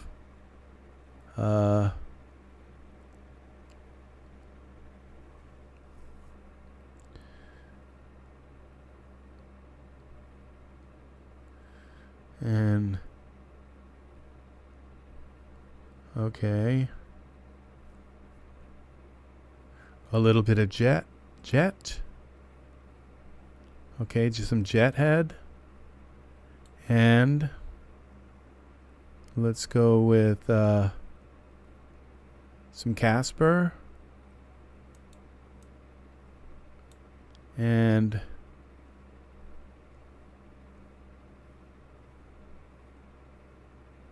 we now have, I now have Michael 8. We'll give him a little cleft in his chin. You know, that's what Michael 8 has, this little dimple in his chin. See how I just got a little bit of that dimple? And then we'll go with some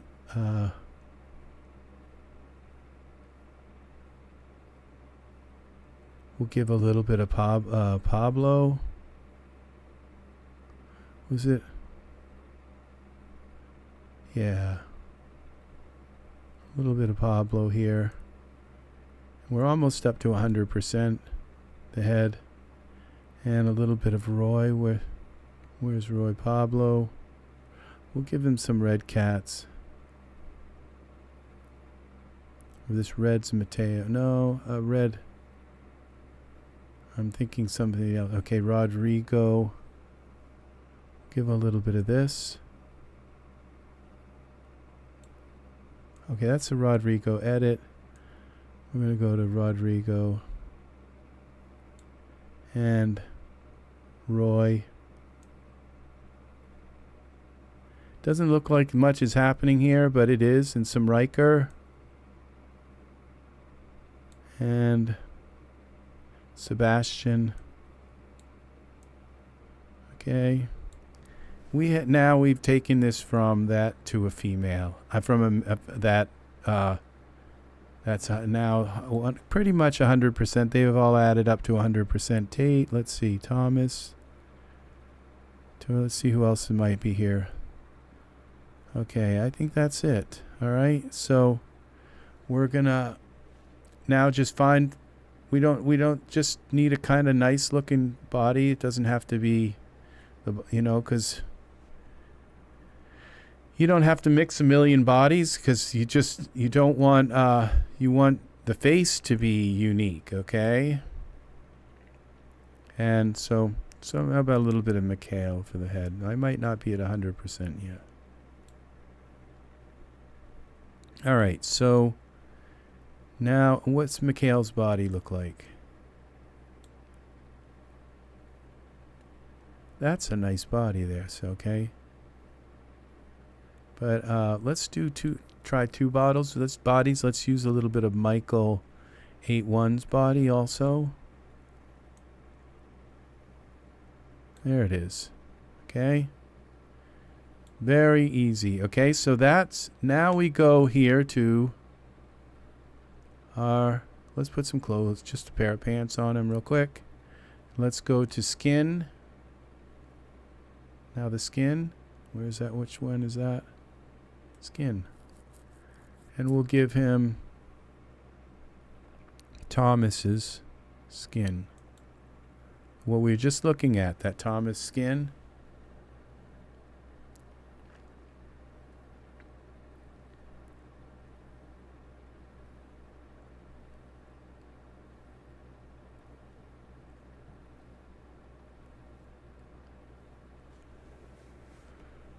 All right.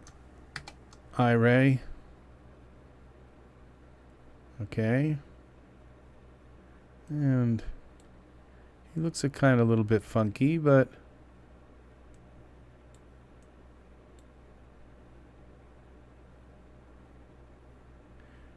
so and now his eyes need to be fixed. So we go to here, this, and we do work with the eyes again. Which parameter? Left eye, scale 120, right eye, scale 120. Okay, and then sometimes they kind of work by just scaling them. But all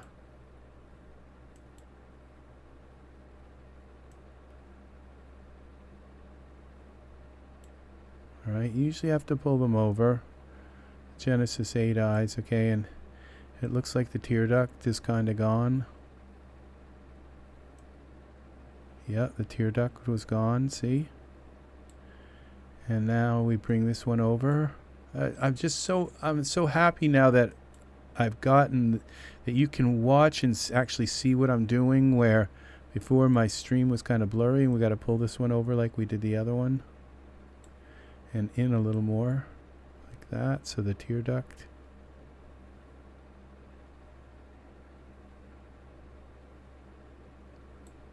Okay, let's try again.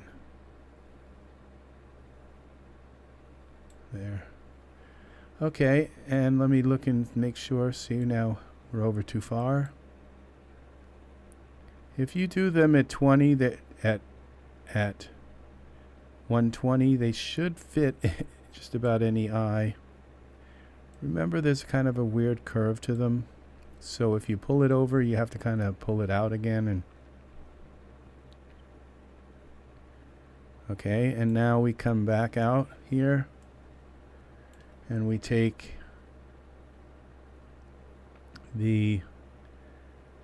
select the eyes, Genesis 9 eyes, we go here, iris. This is the language of your Genesis 9 figure. Okay, now I just made them small again. Okay. And now see now that his eyes aren't like deep in the sockets. Okay, and his eyebrows actually kind of fit his face right now. So hair, where's our hair? I see I moved these all around, so I haven't kind of got them. There's my hair. Haven't got them really learned yet. Let's just try something. Okay, we have to select him again. Kind of forgotten what my colors were and all. Let's try this slicked hair.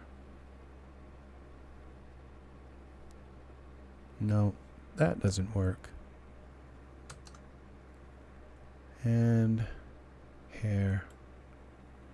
Let's try the ash hair. A lot, there's so many ways to edit this hair and kind of make it work, but usually I can kind of tell like right off the bat if it's going to work. All right, I think this could work, but it's the wrong color. So ash.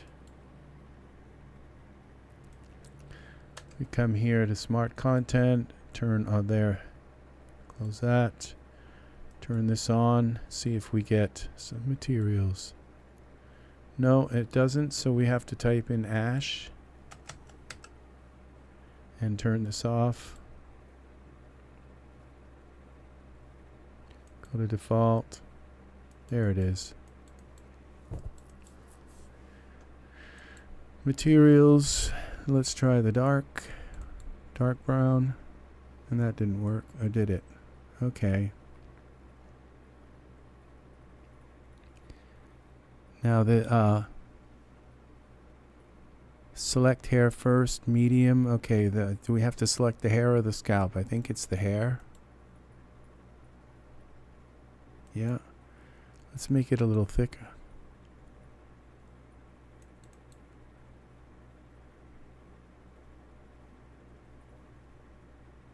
Now these are things that can be adjusted anyway, like in your parameters and surfaces.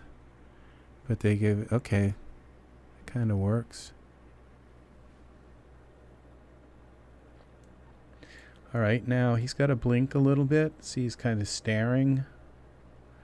Doesn't look quite right, so we go here to parameters, blink. It's not too bad, but it's bad enough where I kind of notice it. He's like staring out like kind of blankly. Just kind of close him a little bit.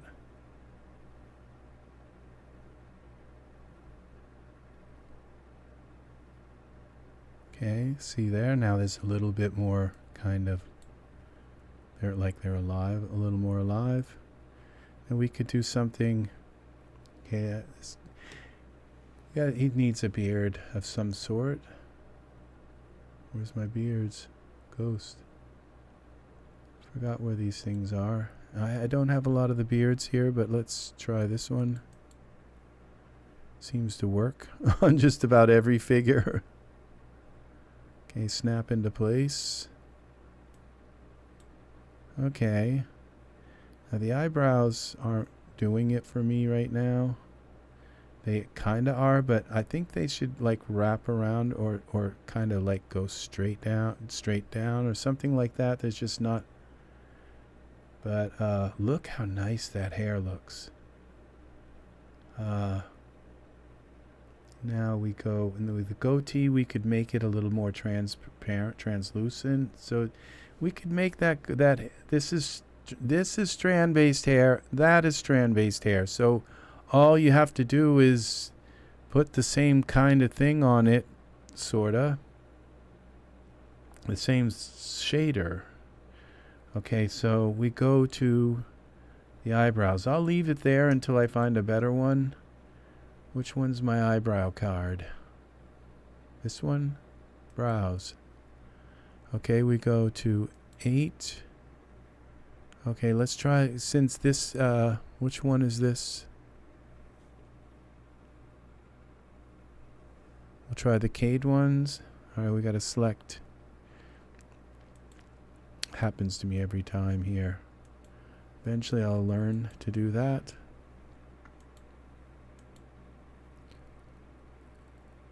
Cade. Okay, they're a little too thin. Okay. Let's try these. They're probably worse.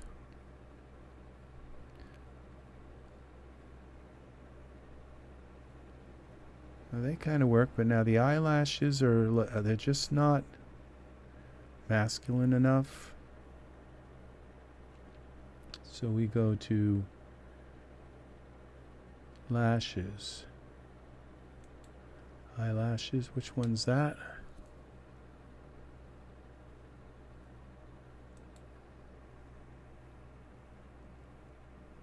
Okay, let's try the straight.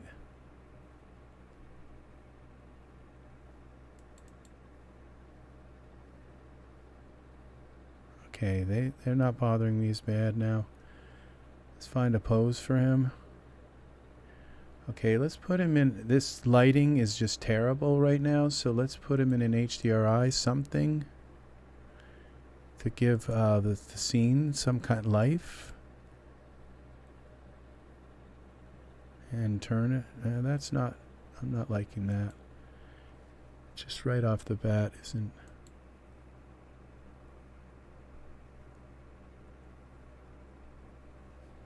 Okay, this is kind of nice, but he doesn't have any light on it. What if we turn this?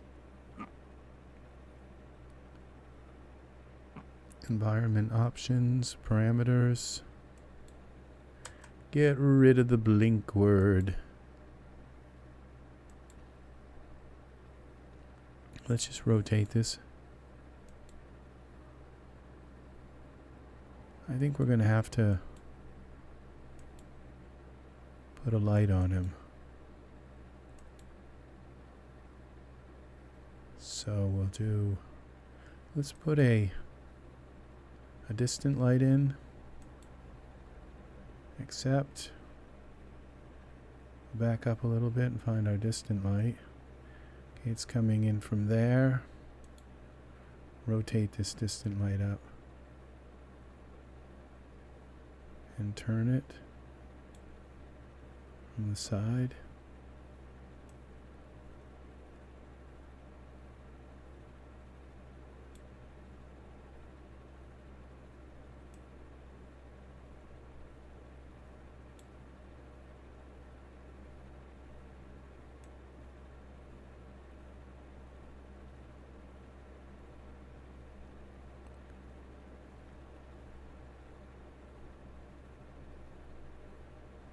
Okay.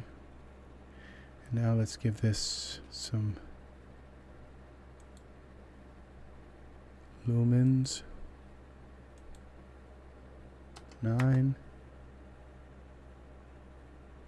Okay, let's pull it ahead a little bit.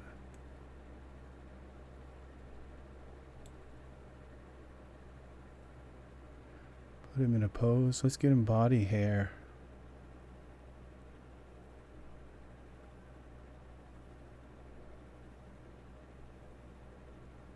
There it is. I've done it again. Select him.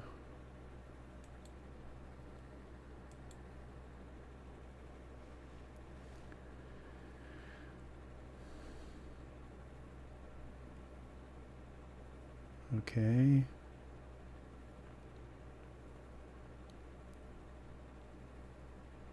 Let's save this.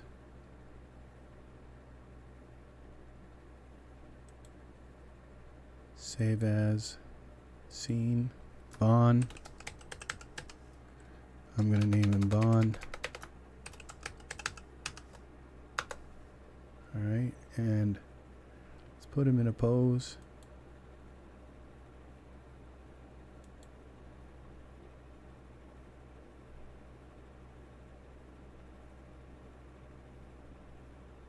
Which one's my poses? There we go. I'll learn these things eventually.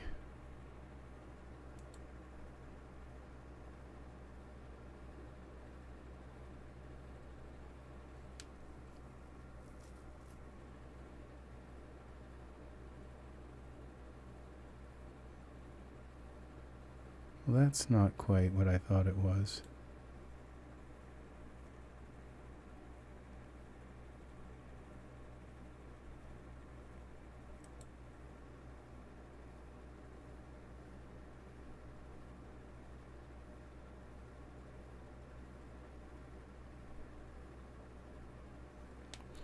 Neither is that.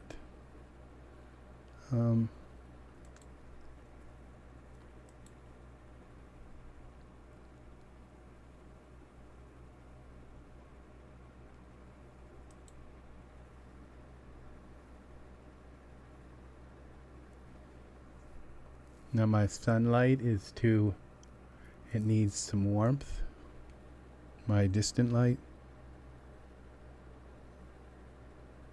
Okay, that's nice. And we go here. And that's the same pose I used yesterday. I need to put like a lot more poses in here. So let's see how many things of poses I have.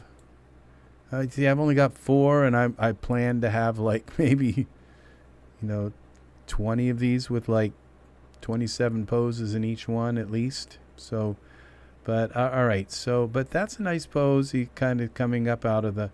So let's take our distant light and just warm it up a little bit. Maybe even brighten it. So we go here to our temperature. Warm it up a little bit. And let's brighten it up a little bit.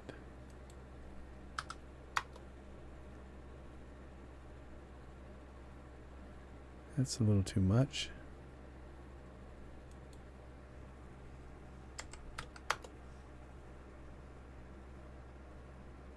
Okay. Looks like his hair, like it's not fitting his scalp, something. All right, if I got to, am I looking through a camera? No. So we got to create a camera. New camera. From the perspective. And then let's zoom in. Now that we have this selected. Now that we have a camera here. What's wrong with his hair? It looks like it's not, like his scalp is like it's coming through maybe. Or the sun is just coming at the right angle where it's just hitting him right from the top. But what we can do is possibly try to lift that up, the scalp, and see if it maybe it's down too low. If not, then we got to move the sun down so it's not pointing. Tools, rotate, mesh grabber.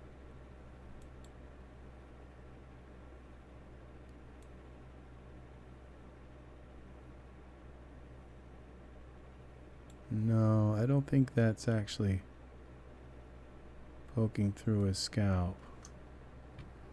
Let's go back to iRay. I probably have to undo that, but we'll see. Oh, now I'm wondering. Oh, we have to go out of mesh grabber.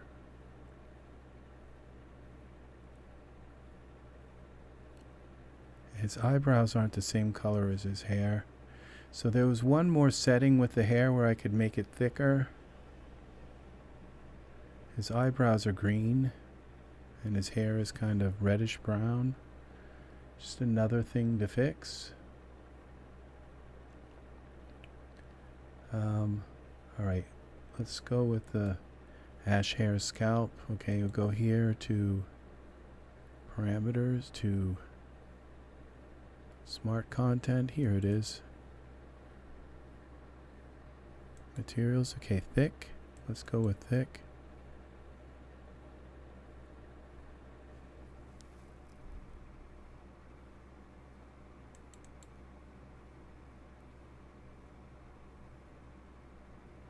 Oh, select hair.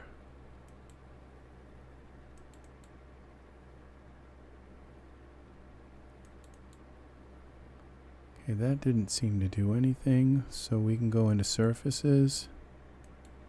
Hair, there might be like a way to add. Okay, more. This is like really nice hair. Points per hair. Hairs per guide. See? This is how we make it thicker. Oh, that's like a lot. Okay, let's just go like 3. And this one here. 3.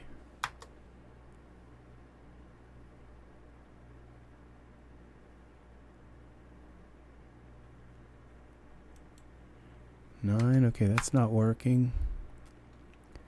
Again, these are just things that I don't really know how to use yet. But it gives you so much ability. Now see what that just did? This does work. Okay, so we just go 10 maybe.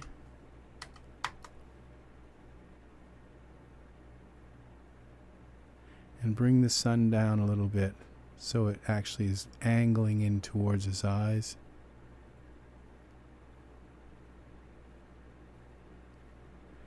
Instead of coming right down.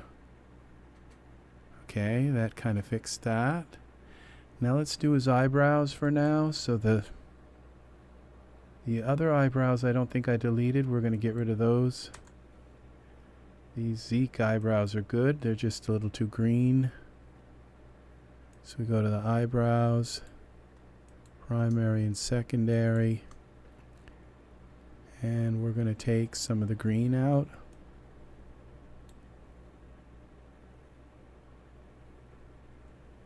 We'll start down here with the top coat.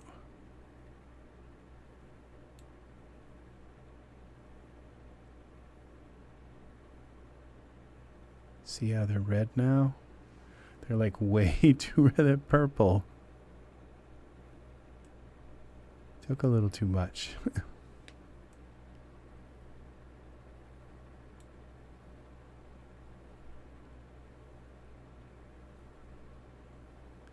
think this one is too. Okay, now they're going to be really green again. Okay, is that? We're going to darken them a little more.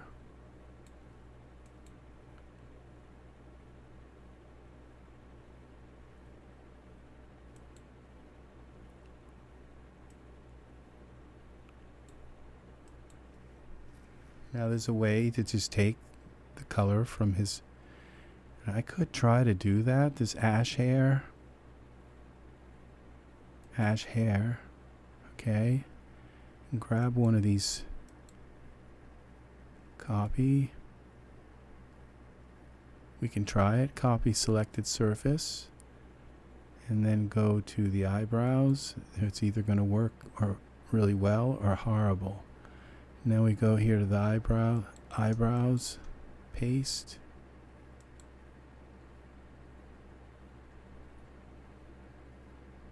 I don't know that that worked. I don't think it did. Okay, they're still too red. And oh, now they're too red.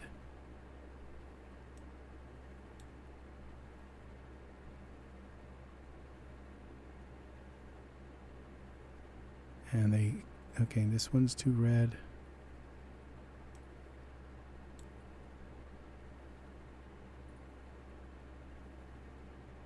And they could go a little darker.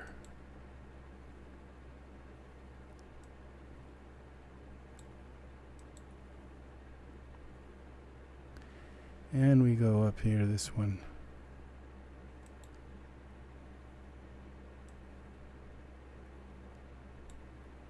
Okay.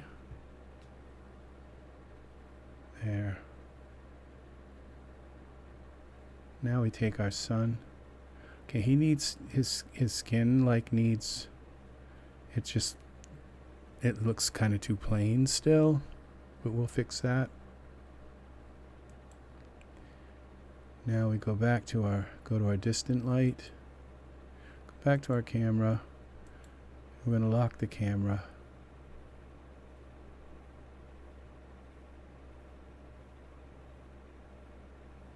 All right, here. Where's my camera? There. Lock camera. Okay, I don't want to move it. And then we got this distant light. Parameters. Okay, parameters. Now I'm going to make the camera light a tiny bit yellow. See how yellow this scene is? Gotta make him fit in, and it's maybe a little too strong. And we're going to lower the camera a bit. Here.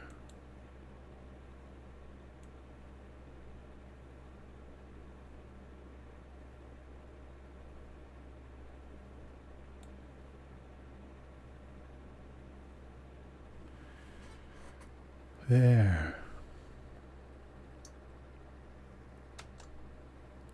Took a big chance at the high school dance.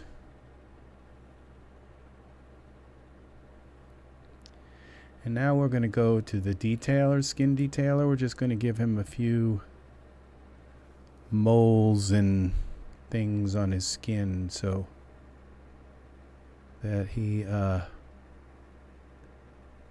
where is it? There it is. We got to select him again.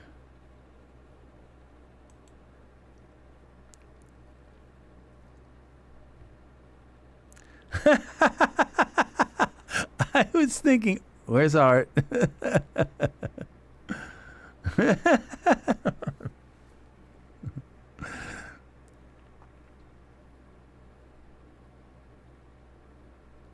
Yep.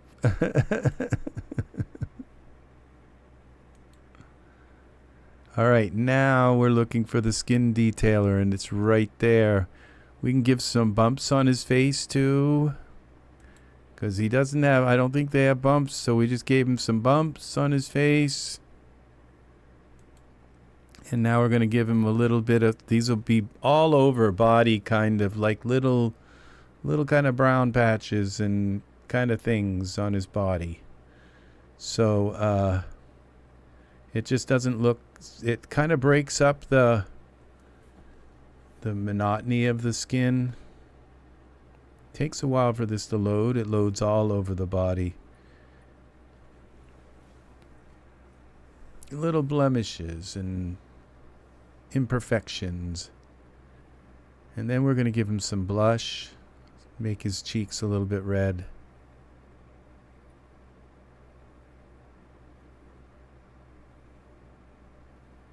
See how this looks when we add the detailer on. Yeah, see, it just doesn't quite look as... His skin has now something a little bit.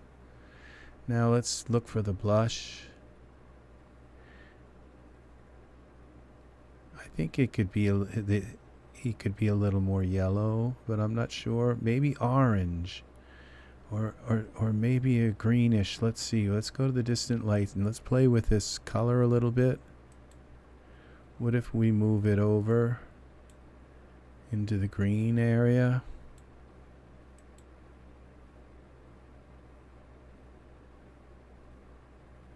And I don't know, let's try all the way to the red area.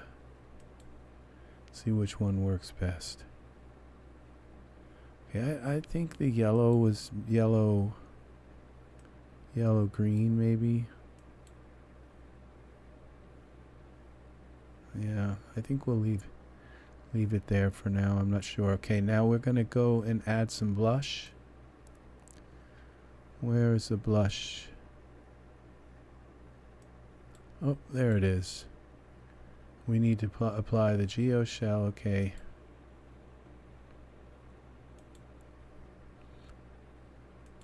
These things like took me like forever to find, just remember that it was blush, you know, and then look for the blush. Okay, the geo shell is right here.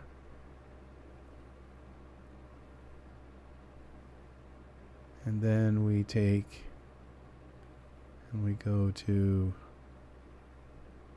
find the geo shell. We add a bashful blush. Now he's got a little bit of redness, but it's like really strong. Okay, so we go into surfaces. It looks like he's got like a light on his face, like, because it's an emission. So we can take down the luminance a little bit. Well, not into the negative. Let's just undo that. Now he's got black. See? Okay, we're going to just take this down to 480. Just a tiny bit of the luminance. And then we'll take this and make it a little bit orange. And then we take the cutout opacity.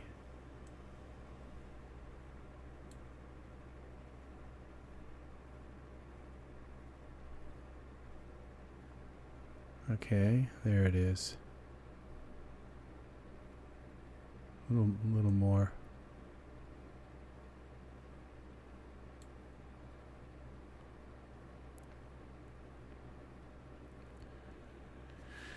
Yeah. Let's do a render.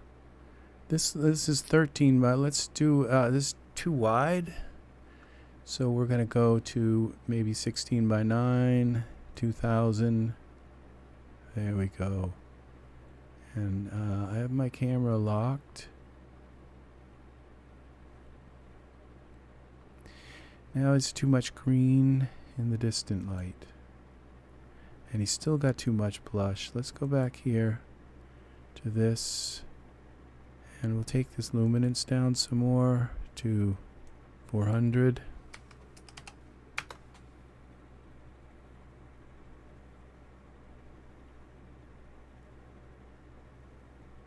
Okay, I think that's nice.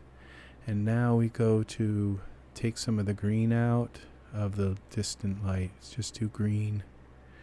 And parameters. If they look yellow, it's too much green. It's kind of like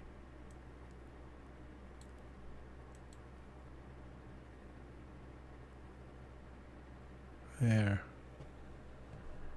And still too much blush. Okay, we go to surfaces. We're going to take this take the saturation down a little bit.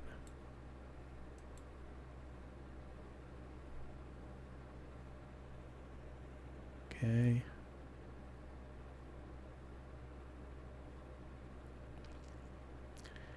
And save this. I think we take our camera here, go to here and unlock our camera. We want more of him.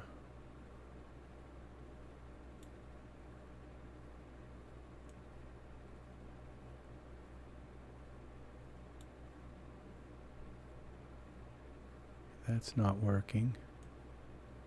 I think what I've got to do is turn this a little more.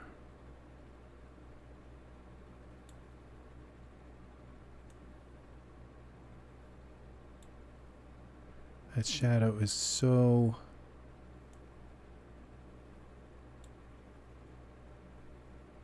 Okay, what do we do? Okay, the grass, okay. Alright, something's up with the ground. Alright, so we have to mess with the ground.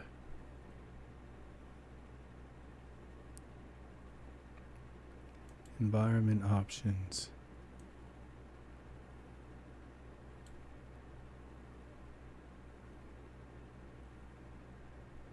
So we go to parameters.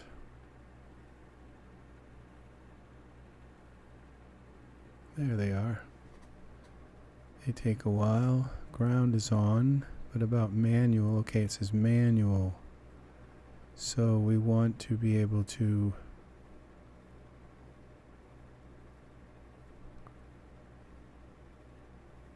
Y origin.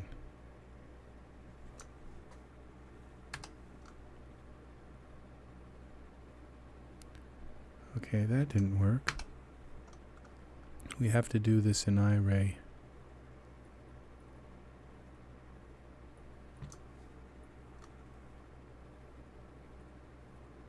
Move this up.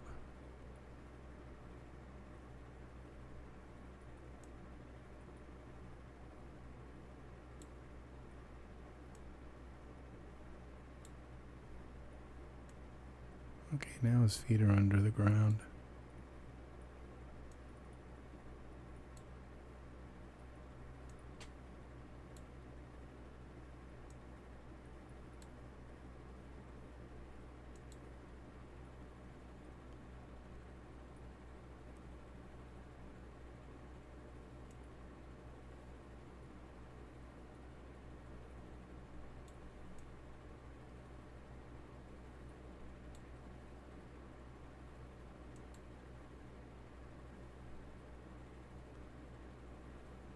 Let's try a different pose, maybe. I think that's where he's actually in the grass. Maybe if we just rotate him.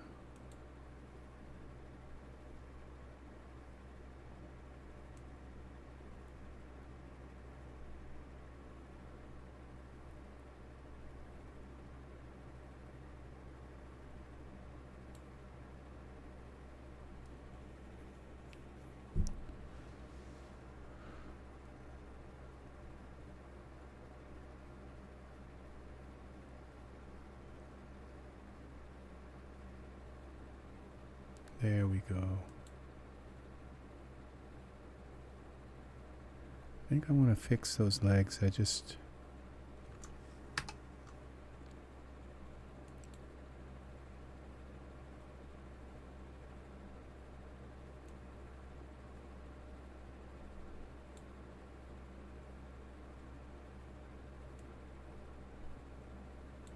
What in the heck? Okay. Let's do it this way, side to side. And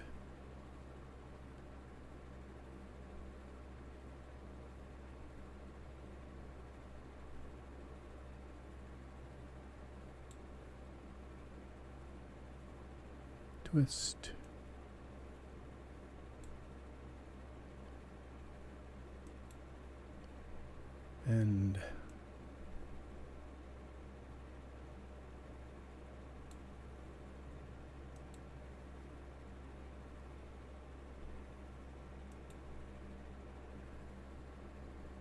Look at us.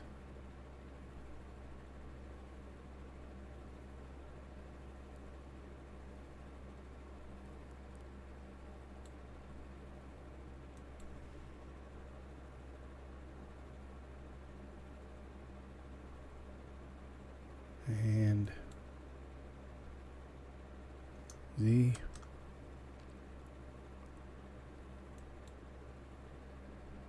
Power pose. This is the left hand.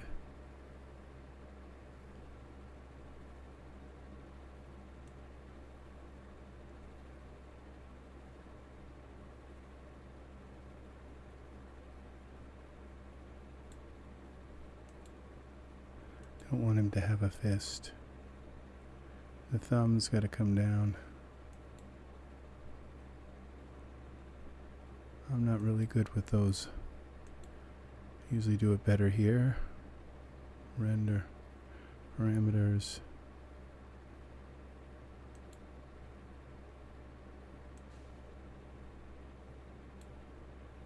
Let's take a look at this.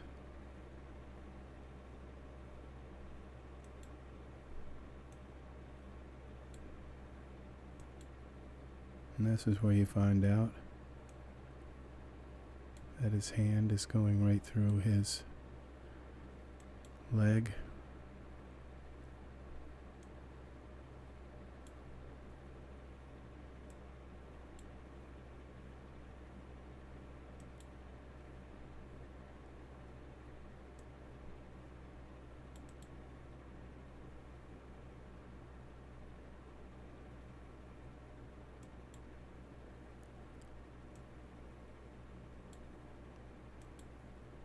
And this one,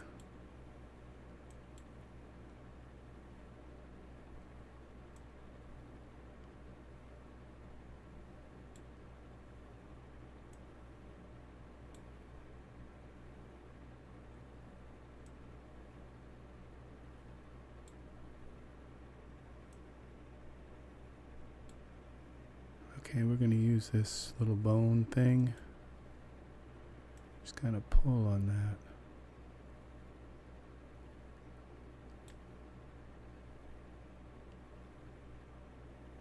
That was kind of lucky.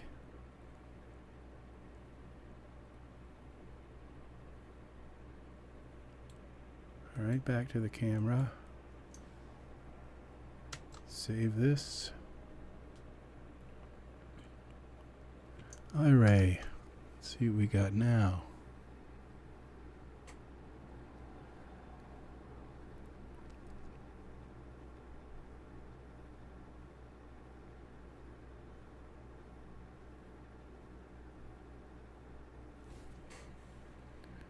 All right, let's do a render.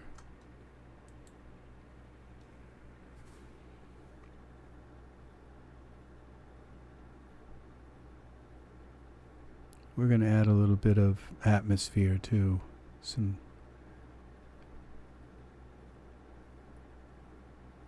if we can put a little bit of haze on the water.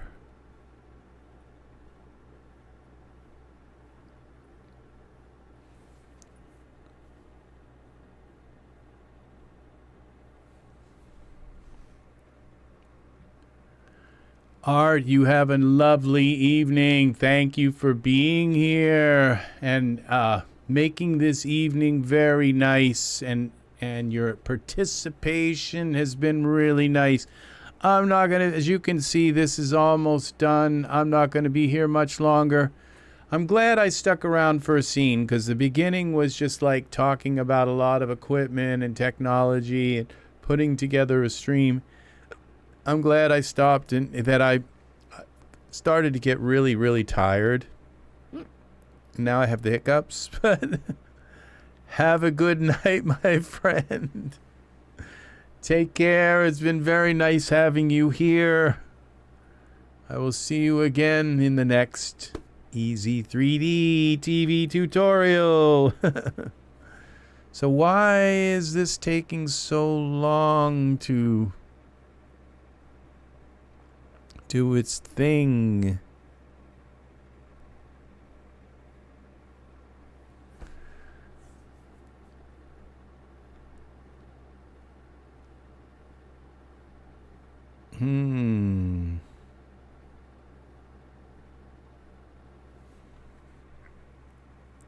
I saved it right before I did this, just in case it decides. Let's go to performance and see what's going on here.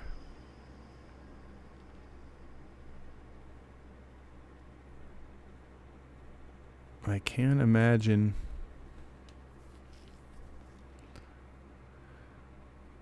No more of your dog. All these seem to fade to black and white.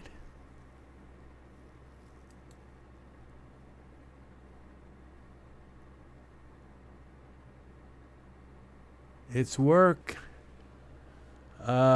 It's work, the graphics card. Well, yeah, it seems as though it's not working. Something is kind of messed up with this render. It won't render. It happens. Okay, it's retrieving geometry. So something about the geometry is... Every once in a while, geometry can become exponential. Okay, now it's going to do it. Okay, we got a black screen, I think.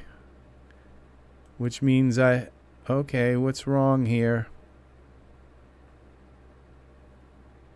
Okay, we've got maybe something stuck in it probably just needs a restart, but I've added a bunch of little things. You know, it's kind of weird. All there is really is an HDRI and this in a figure with a bunch of layers on them. Hair and... Not sure that this qualifies as the kind of scene that would... Yes, thank you, Art, very much. Good night, friend. You have a good night. Very good night. So, yeah, see, this means that I've over-exceeded my graphics. GPU, I don't think I have at all. So it doesn't look like it even went up to 24. So this has been saved. So we're going to close this scene and reopen it. There's your close the scene and reopen it and let the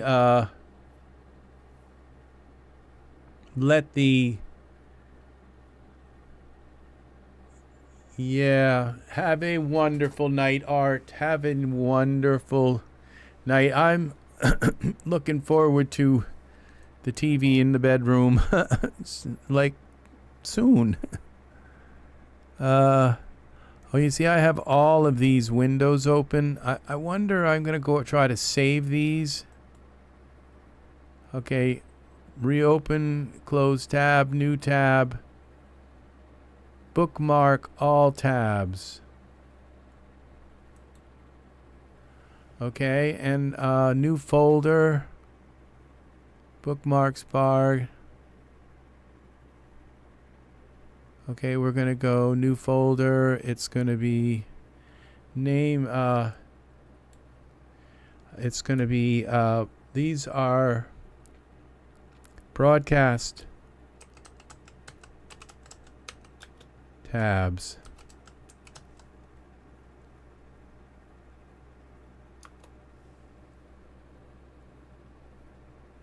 Where did it put them?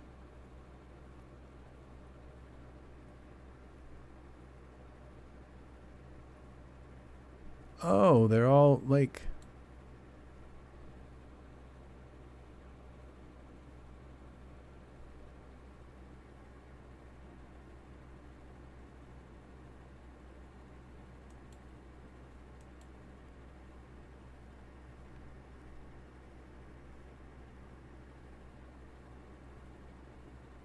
Well, okay.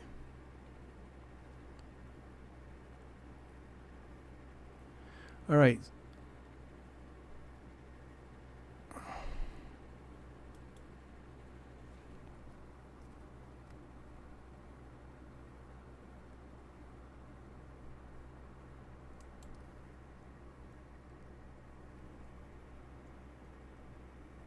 Okay, what's in here?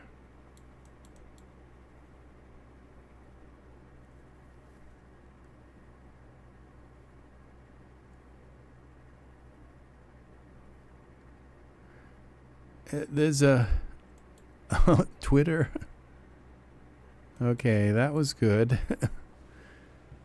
Not even sure what the heck I've got in these tabs, but there's nothing in that. How good did that work out? Bookmark tabs, and it's just like, okay, I got them bookmarked, but they're not. They're probably still in my Twitter. Okay, cancel. That was weird.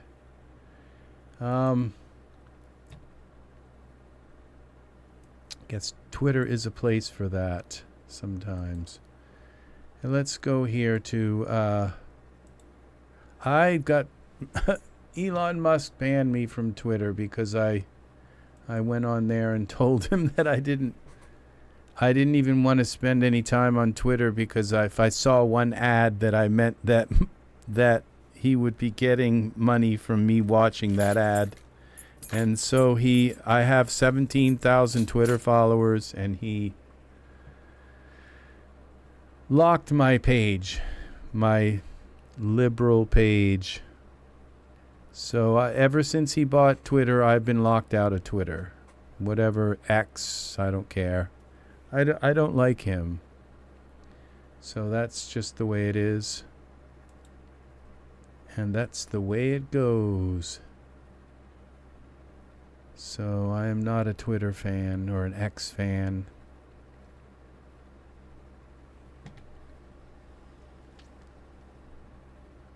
Nope. File. New. Vaughn. I mean, what could be... Would you like to save changes? No. What could be so... I just tend to think that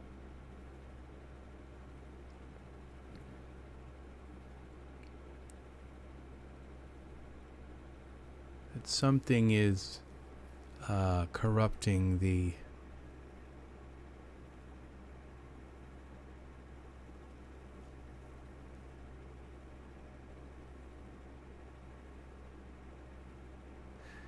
look how kind of quick this loaded. How could this scene be so... There's just one figure in an HDRI, you know? There's not even any geometry in it, unless there's something I've hidden or something. I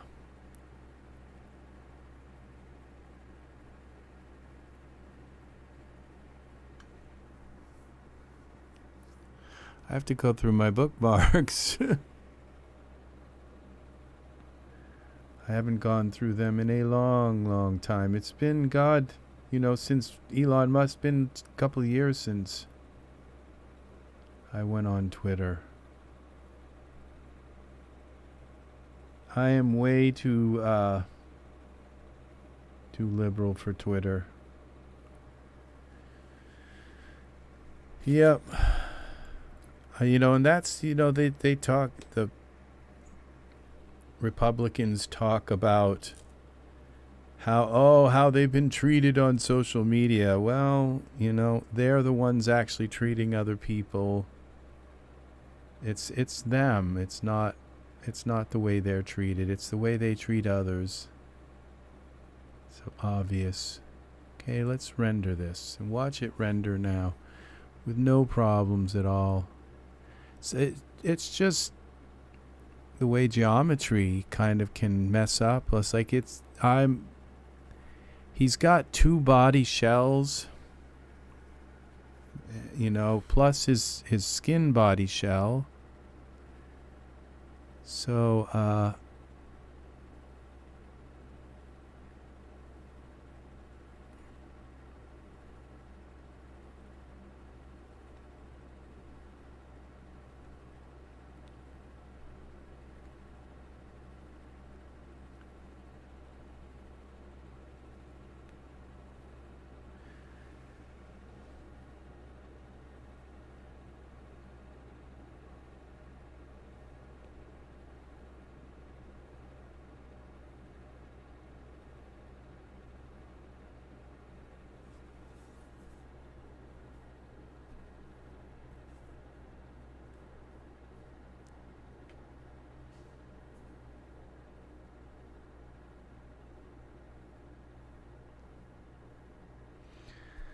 So this doesn't look like it's going to render. Smells like fire, like something's on fire outside.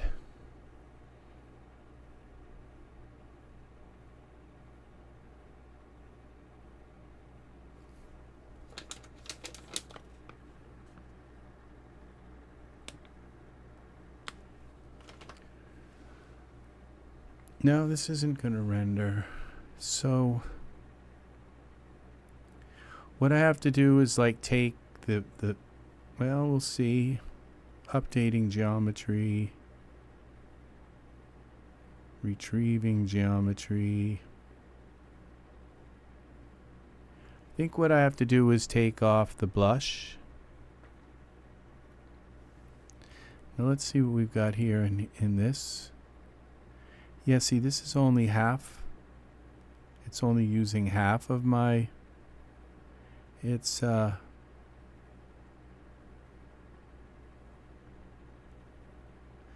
it's 12.8.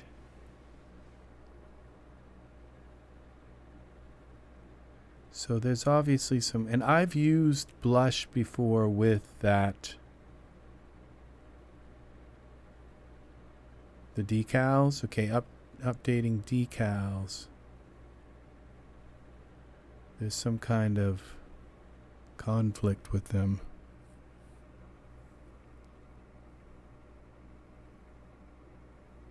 Oh, now look, it just shot up. Yeah, something made it shoot way up to 24.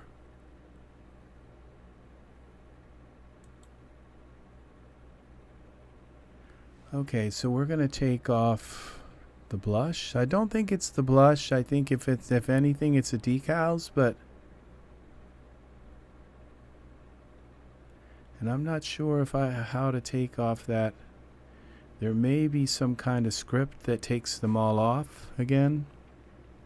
I think I'm going to leave the blush and try and take off the decals.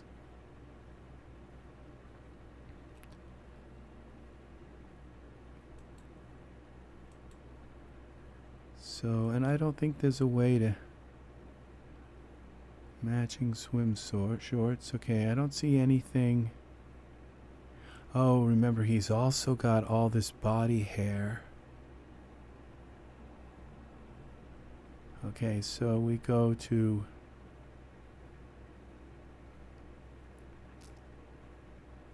I could hide the blush effect. Okay, I'm going to go and find the detailer. Detailer. Default. There it is. Let's see if we got something that will remove. We also put the bumps on.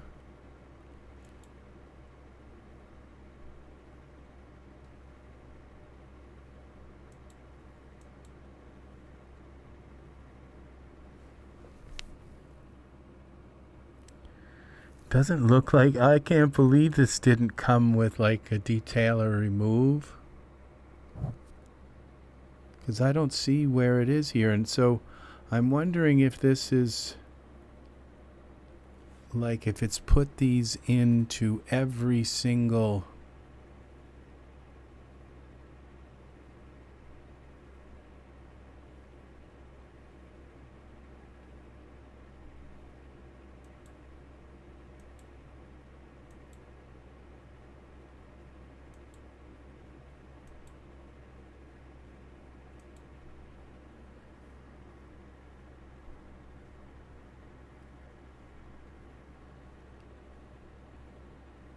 I know, that's what's really strange. There's only an HDRI, but I've made this figure so complex with all of this stuff.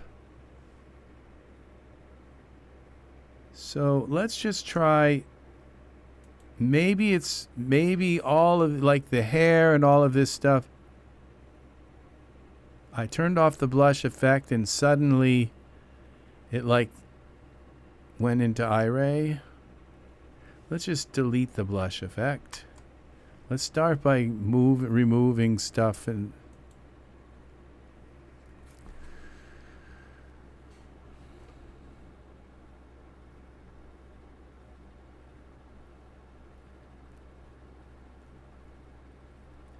layers,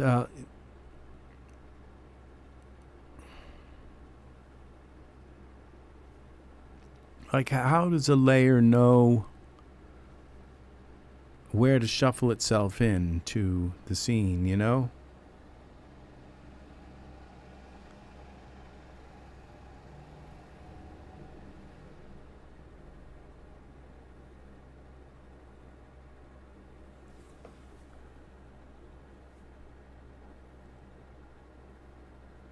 Yeah, it could.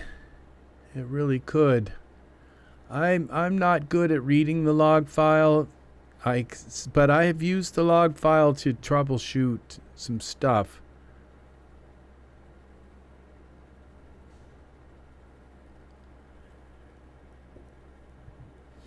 Okay, this doesn't look...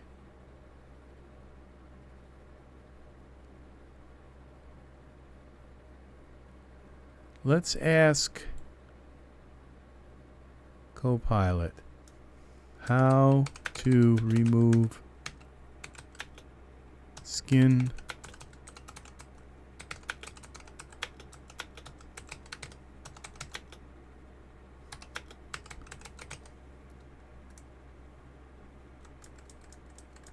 product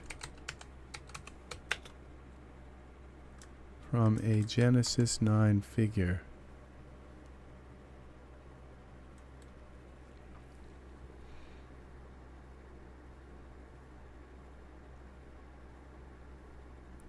Select the figure. Make sure the figure you want to modify is selected. Go to the Surfaces tab. Navigate to the Surfaces tab across the materials and textures applied to your figure. Oh, God. Locate the skin detailer. Layers.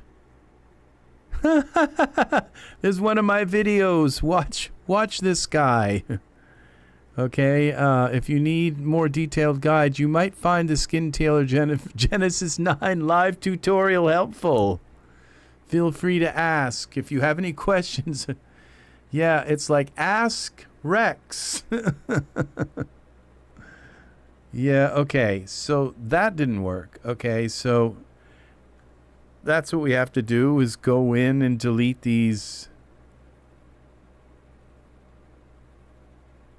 as soon as it gives it back. Now it's easy for me to put the hair back on. Yes, ask yourself. The AI says, why don't you ask yourself, Rex? All right, so we're gonna, and now it could be that, you know, when I did that hair thing with the hair, I put like 1 million hairs in there. All right, let's just hide the ash hair. Okay, that could just like have like 1 million guides.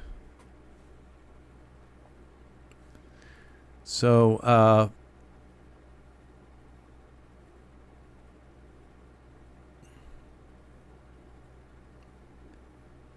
like ad infinitum. Because I've never had a problem with Skin Detailer. I've never had a problem with the blush. And that blush took me forever to get it right.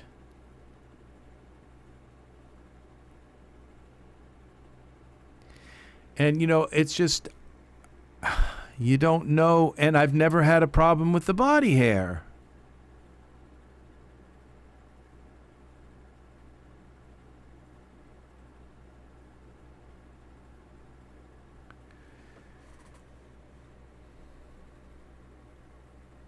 Okay, this is gonna, all right, so that's what it was, is the head hair. Okay, because look at it's just going, we're already up to, so it's the hair.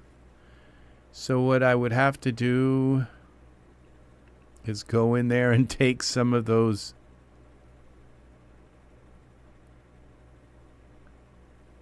This is our first render. Yes. So let's see what his feet look like in this. I'm not really sure if I'm even liking this scene, so. But let's see. He looked a lot better when he had his hair.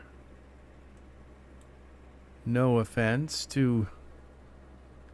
And this hair looks like it needs some... Okay, and his feet are going through the ground. I get it. Okay, so... Alright, so we got a few things to deal with. Okay, this ash hair, that's what I've done, is I've added like way too many... It's human error. You know, it's really nice that Google and Microsoft are they're scanning the web and finding out skin detailer and for Genesis 9 and finding my stuff. How nice. Yeah. So I wonder who this Rex guy is. That hair looks so good on him too.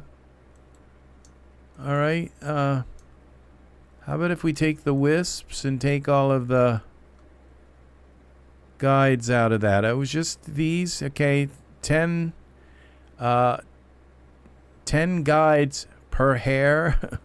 Let's go 1 guide per hair. Those are all the wisps. Points per hair. I think that's all I changed was the guides.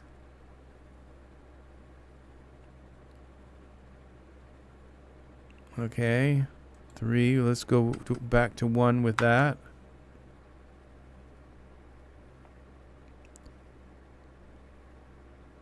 Scalp. That's the scalp. And head. Okay, so now the regular hair one, we're going to go with, instead of 12, we'll go with 4.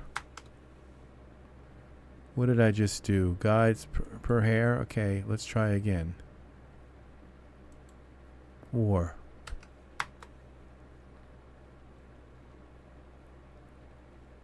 Now it's too thin again. Let's see if it works though. We'll go 1 here. Guides per hair. Let's go 5.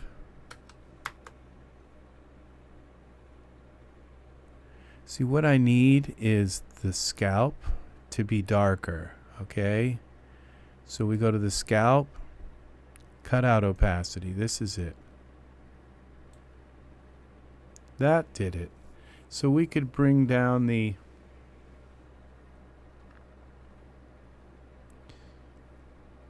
So we can go back to the hair and bring it back down to how many guides?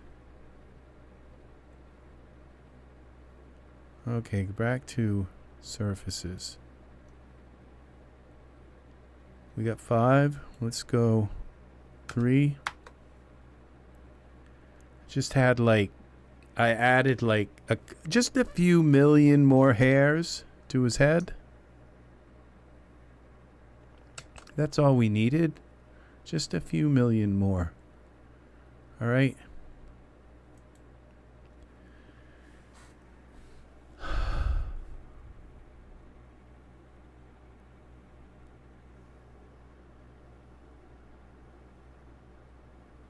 I bet this will render really nice now. It's just gonna, look how quickly, yeah, it's just gonna start rendering. Yeah, it's already rendering. So that was the problem.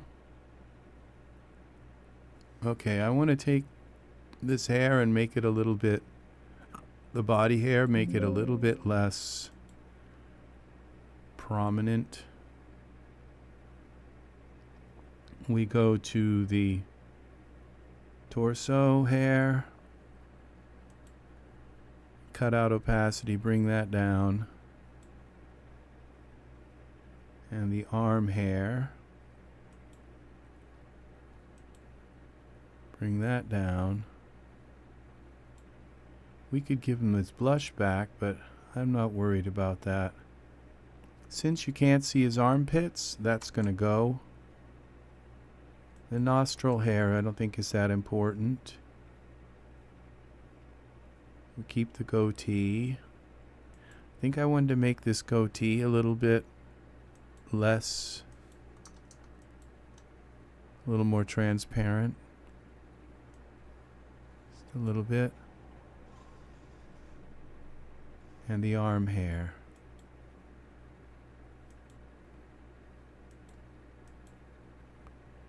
Oh, we already did the arm hair. I guess we might as well do some of the leg hair too.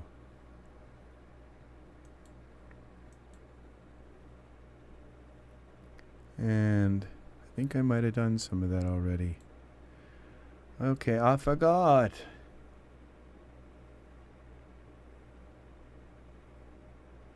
We're going to make these swim shorts black.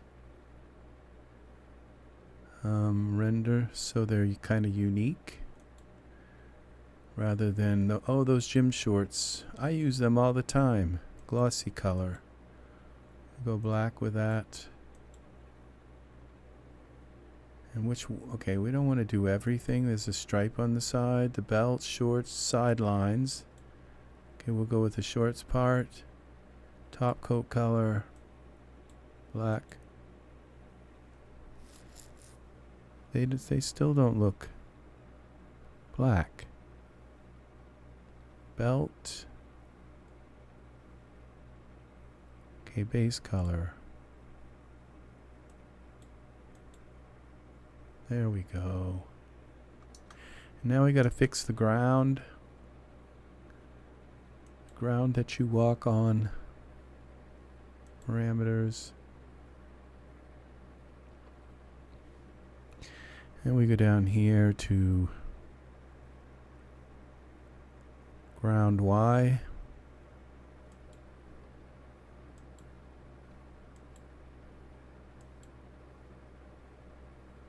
Okay, I can't see this, and if I think perspective view, select his foot. Now we can see it. Okay, and the ground. Where is it? Ground Y.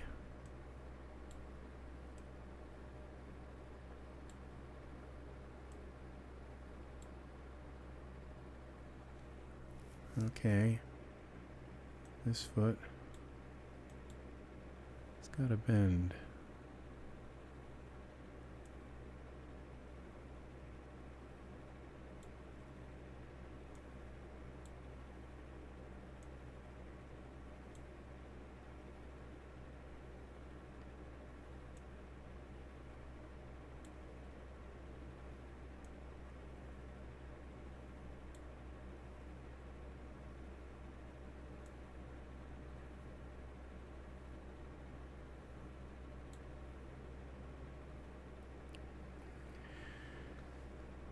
Okay, from here it looks like he's like about ready to step, like it just kind of doesn't look like everything is doesn't look right here at all, but let's see if it kind of still works.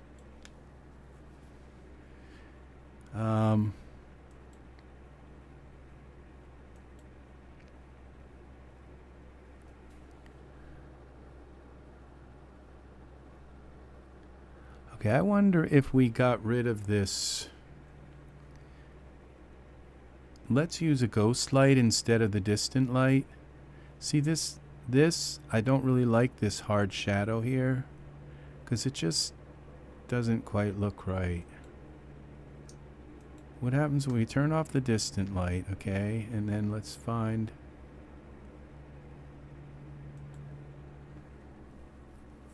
a ghost light.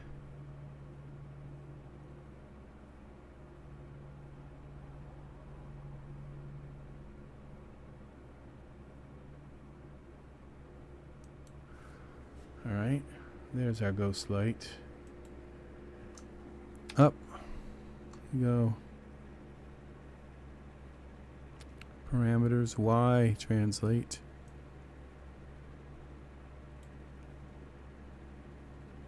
X rotate.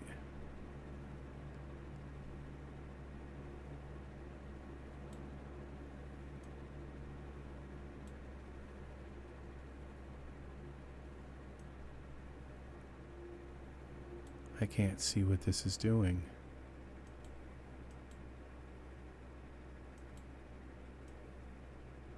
Okay.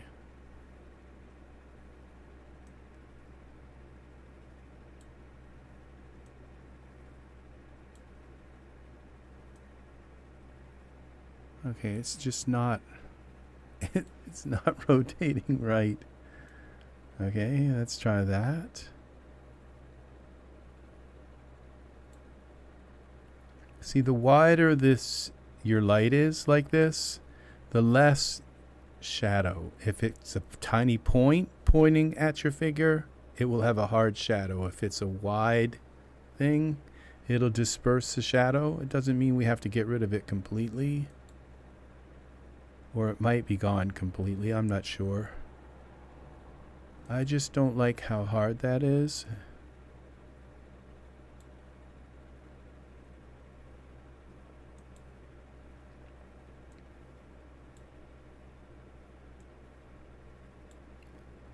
Okay.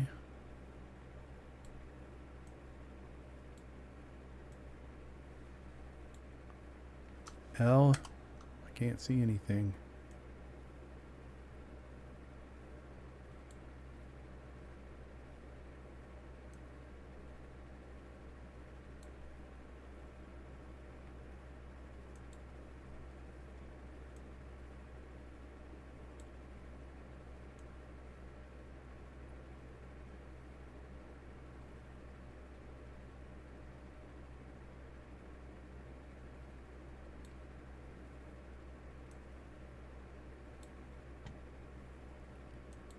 Okay.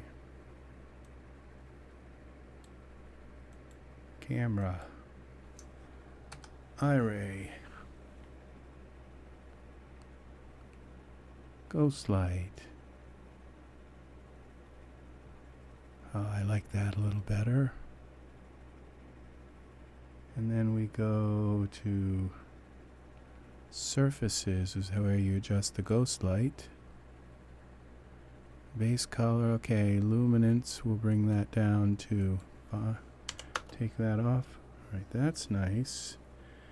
And then we go with the base color, or just bring the temperature down.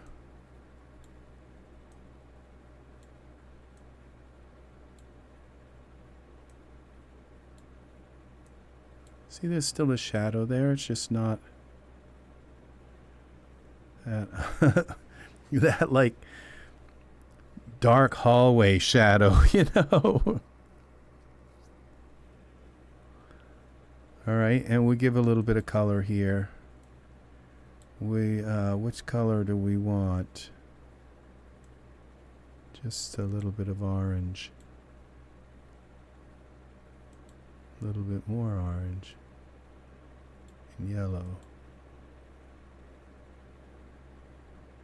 Base color, that's the color of the, we want the emission color to be orange.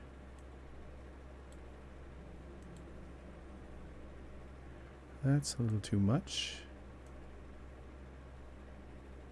A touch too much.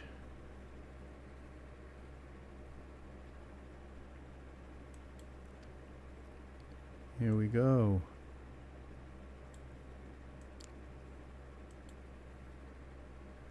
Save this. So we still have our skin detailer on him. And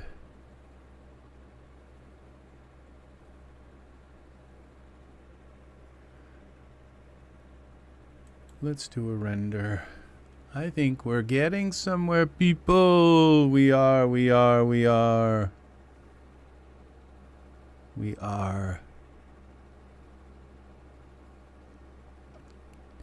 I've always wanted like my videos to be like in Google search and all. He kind of looks a little bit, I wonder if I lost something by turning him towards the camera. Let's try. I like from here he looks good, but there he just, it's I'm not sure how successful my morphs were on this particular character. They're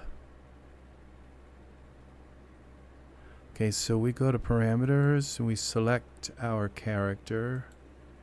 And what if we rotate him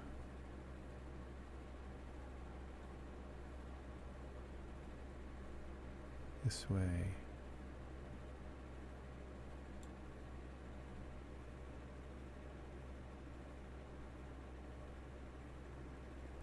That's kind of interesting.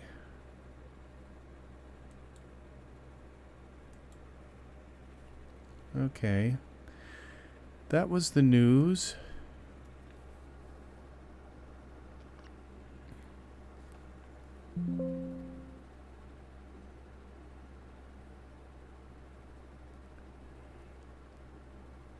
The perspective of the shadow of the landscape is different from that of the character.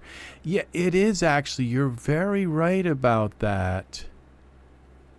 So maybe what we should do is move the... You're right that the light is kind of coming... That's what's probably wrong here. That's what's bothering me about this. And there's something weird about his eyes. Okay, so you are right about this. Let's go into here and let's put let's spin this around like this.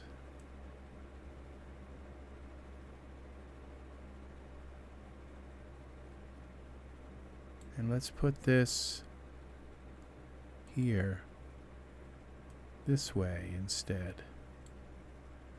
And we'll take a look at that. And we'll come like this.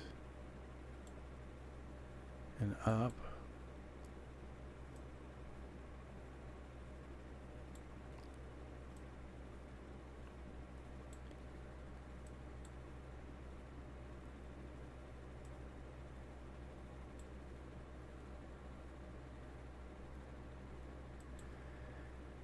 I do that a lot in my scenes where I just like, okay, we'll put a light here even though the sun is like over there, and I do that a lot and I get away with it, but I don't think I'm getting away with it in this scene.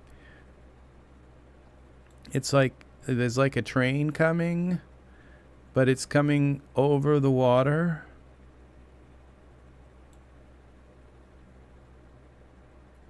It just doesn't work.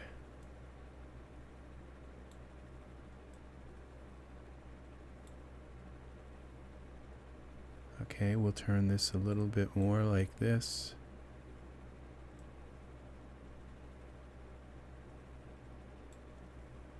And we'll go from the top. Yeah, I think that works. Let's just try it.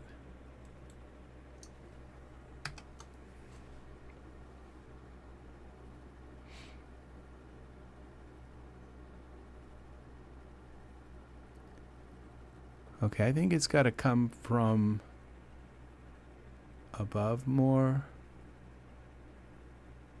Let's use a spotlight. Let's just hide this light here. I always use spotlights. I'm a spotlight person. I just don't use... I don't usually use ghost lights because spotlights give me more drama in my scene.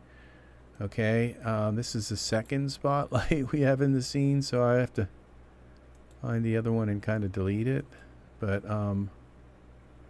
where's my spotlight 2? Okay. And we're gonna come in like this.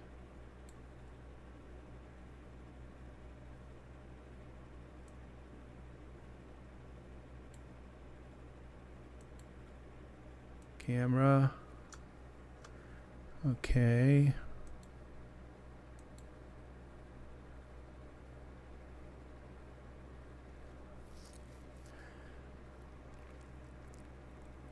Lumens. Okay. Spotlight.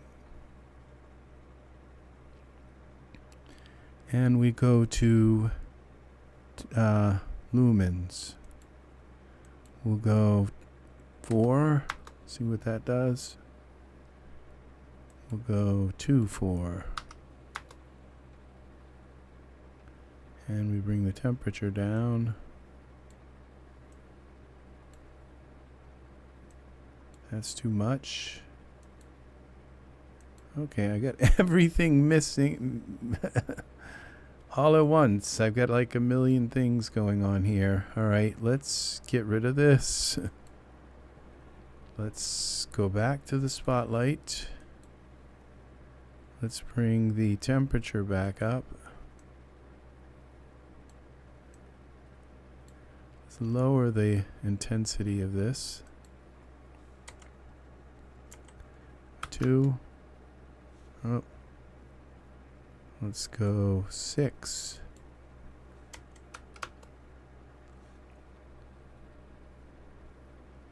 I don't know if this is going to work at all, this scene. Sometimes I just can't make a scene work. But let's say, let's go 1 and let's make these zeros. What was that? Yeah, it's coming from that area, so I'm not sure if I've got it right. But let's see. And maybe we'll bring this temperature up so it's okay. And his skin looks a little shiny, but let's make it yellow.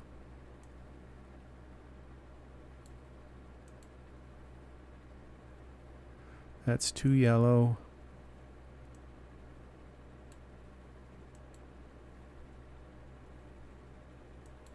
Okay, it looks like he's kind of fitting in there. It's still too much, like, intensity.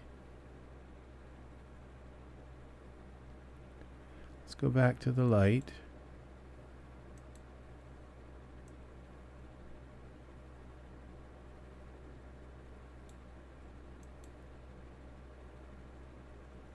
Okay, let's take some of that kind of glossy shine off his skin. So we go back to our thing here. It's with this one, PBR. Gloss. Yeah, he's got a lot of that on here.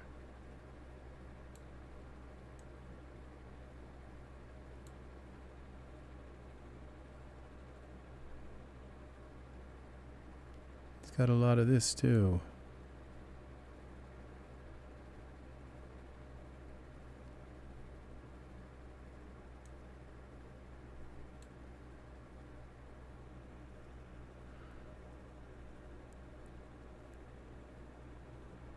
Okay, let's turn him a little bit more into the light.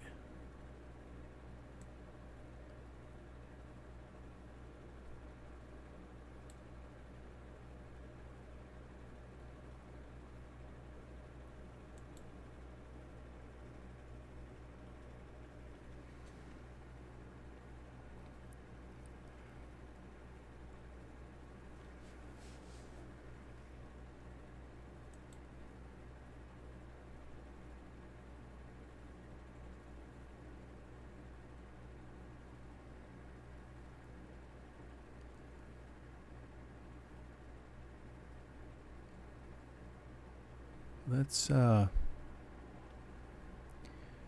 find some bushes.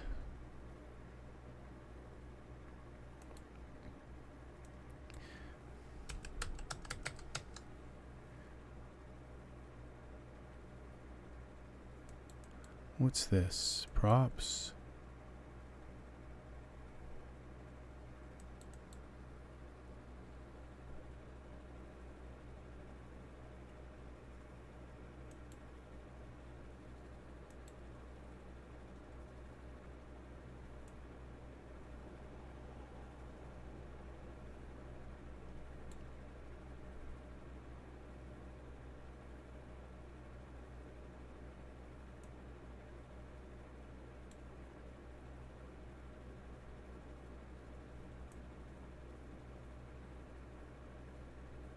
Okay, this is too dark. So let's find something. Maybe the yellow one.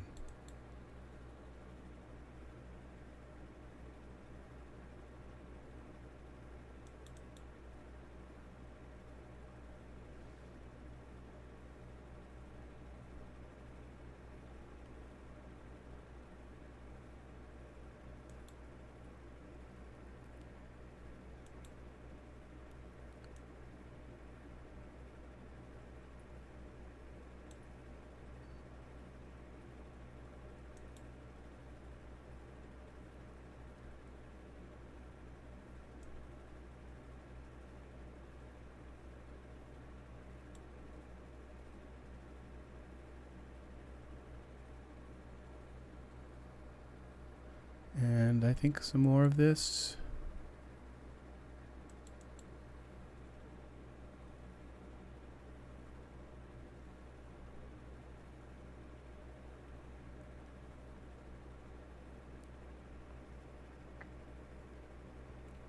Plant number 2. Z. The wrong way.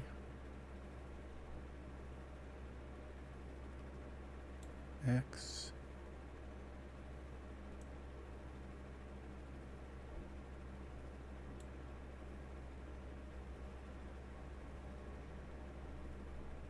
Y.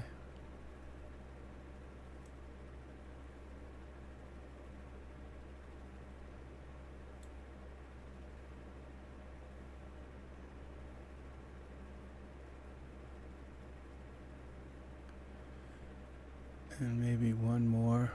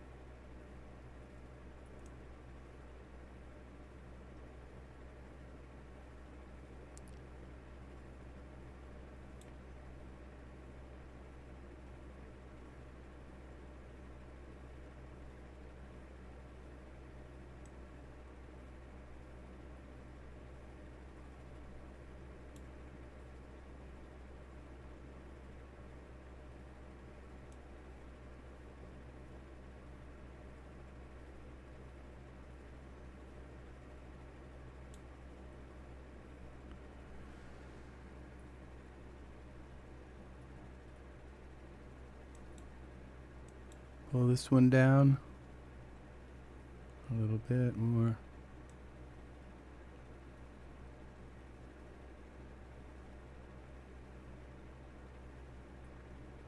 Why did that just jump up? I might have reached.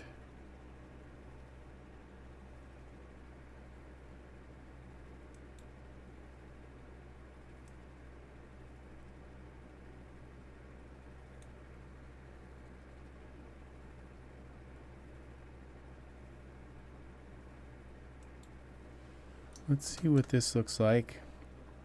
I figured it's like something to kind of meld him into the scene a little better.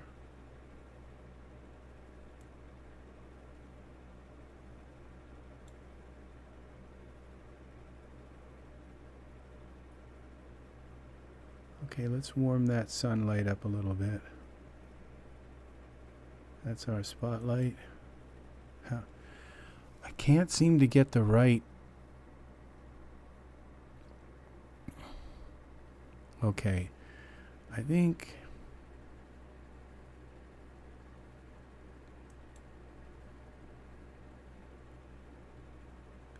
you like that? All right, awesome. I'm not sure how I'm doing with this.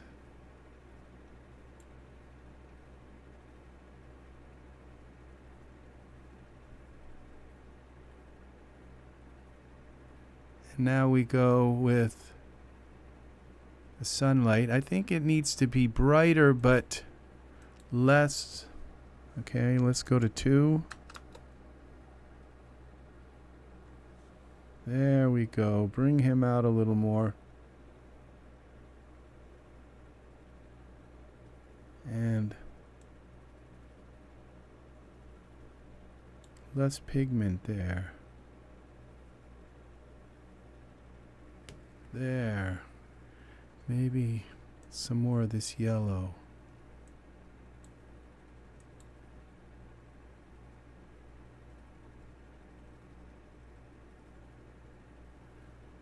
Render. Let's hope this doesn't crash on us. Don't crash.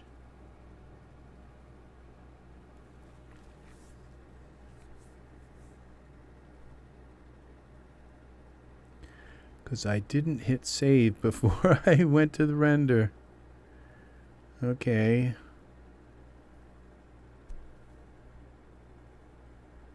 Yeah, he's I don't know that he's just even working. I'm not sure that his face is just, I'm not sure that I got things right with him. Maybe it's the way these eyebrows kind of stick up like that.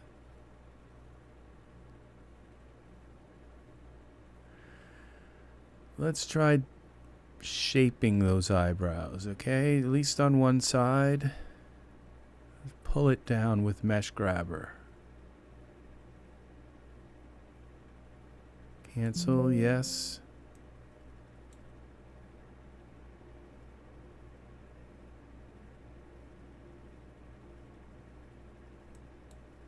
All right, let's go here, perspective.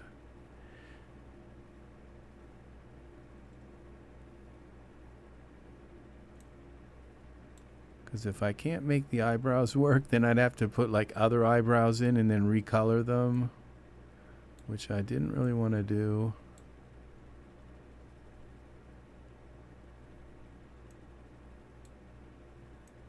Maybe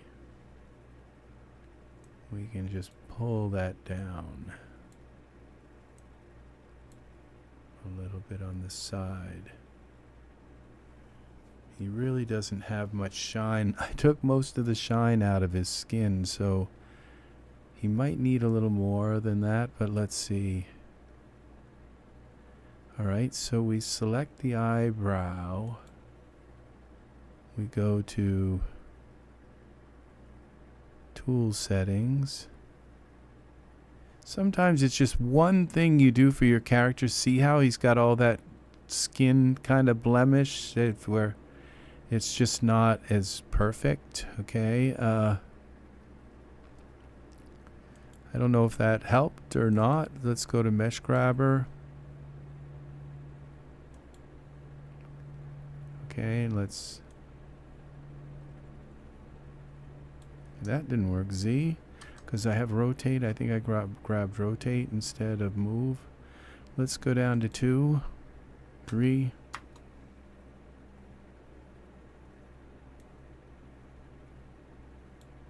Oh, that's not working. Z.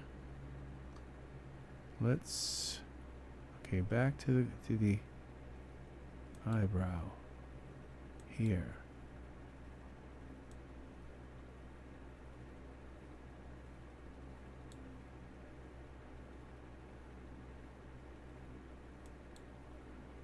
Back to the eyebrow.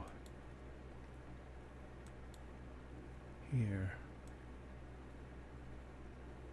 This should work.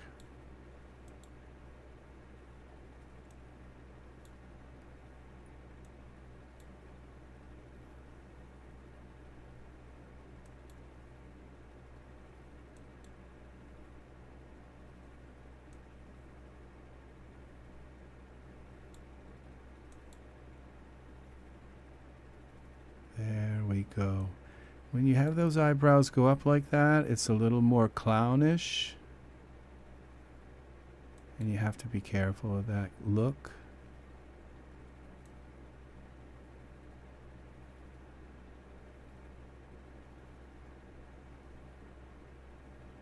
Kind of like my eyebrows. No, I'm just kidding. Oh.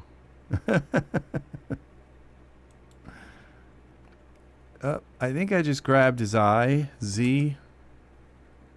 Sorry, dude. Let's get the eyebrow, not the eye. What's up with this eye?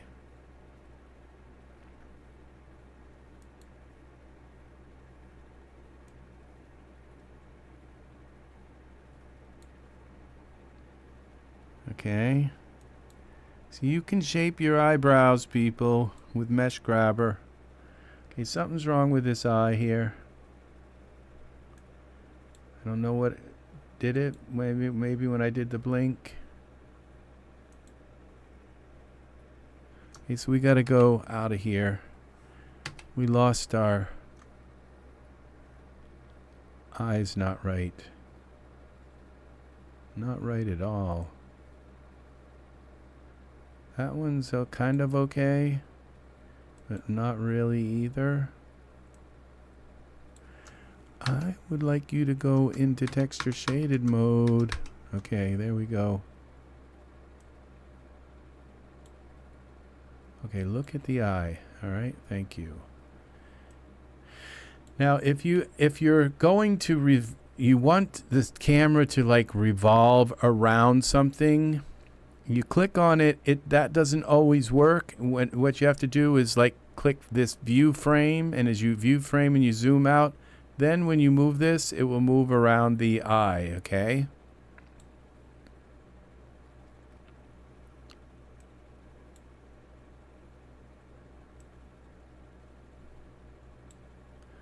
I don't think I'm pulling the right thing here.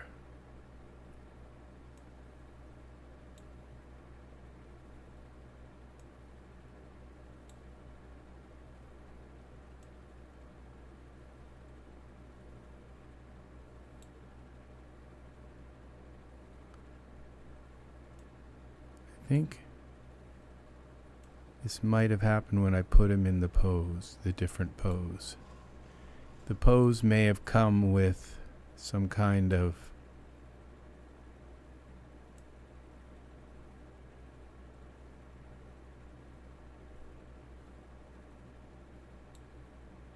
might have come with some kind of Z. Didn't want to do that. All right. Expression. That threw things off. See, this is why he looked kind of weird. Because you just, and you can't make it right without fixing things. Okay. All right. I wonder if his eyes somehow got resized again, because they don't look like they're fitting in here. They're supposed to be 120. I know what I've made them. Yeah, they did. Something 120. Okay. Something reset his eyes, or maybe. No, because, yeah. Something reset his eyes. This one.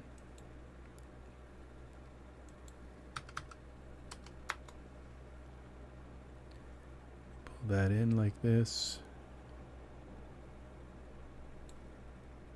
And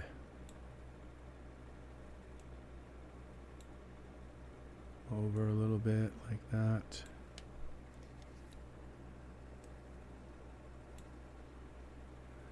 Okay. And now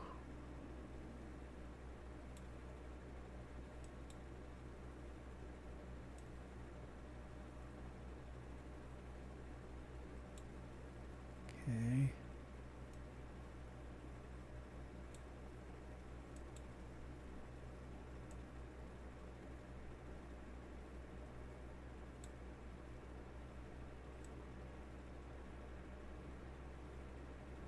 Okay, he has this thing in there.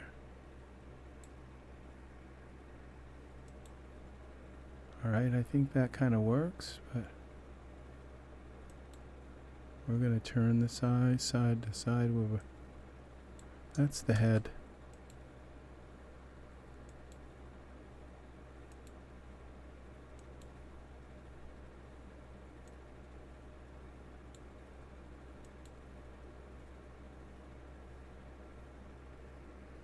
All right, back to the camera. We're gonna go back to our eye ray. It's just like only a few things in the scene. HDRI. I never just do a scene completely. Rarely do a scene based around an HDRI. It's just, but here we are. And see that now he looks better.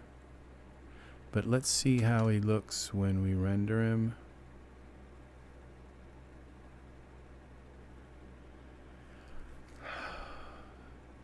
let's make this light. This, okay, we can get rid of the distant light. We're not using it. We're not using the, we're going to keep the spotlight. We're going to take the spotlight and make it just a little more like daylight instead of kind of like a light. Like add more blue.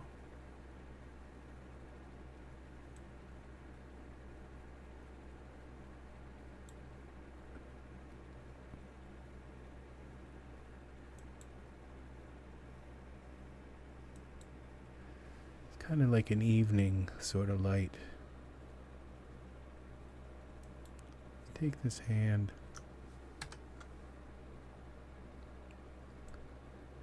Bend it out a little bit. Relax it. Twist it.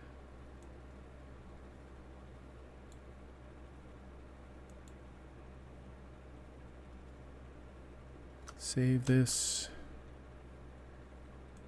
Render.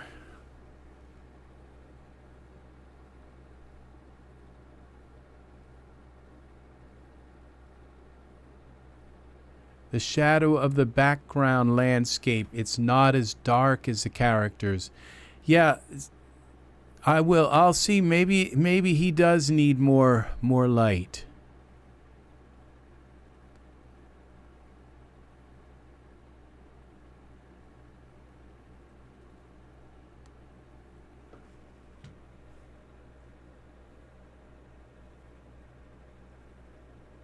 Yeah.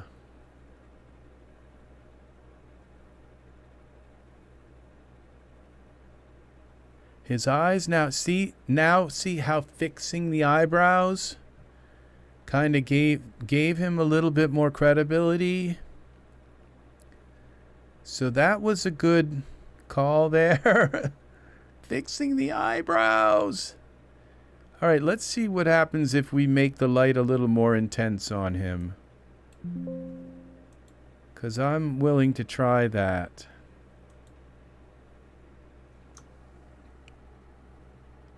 Let's go to iRay so we can see what we're doing.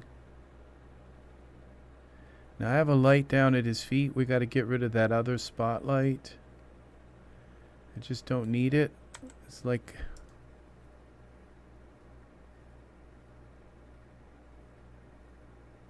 Save this. Okay, and let's crank this light up a little more.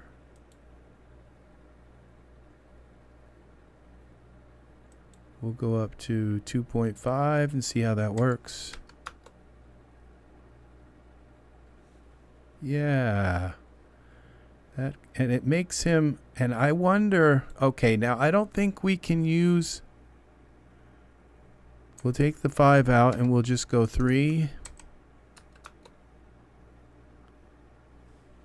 Yeah, that makes him pop out of the scene more. And then we could add a little bit more of this yellow with the blue. Less of the red.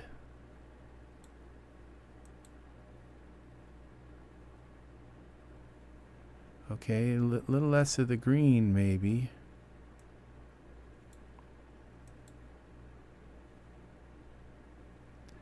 There, now he's starting to fit into the scene.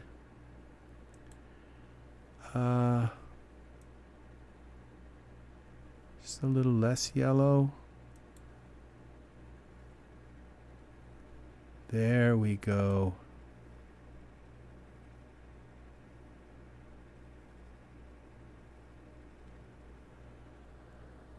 Okay. I really don't like the way. Okay, I wonder if I can get some real grass to go in under his feet.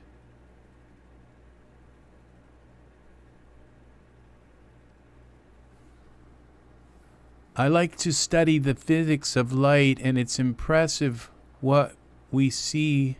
What we see is not the objects, it's the reflection of light. That's interesting.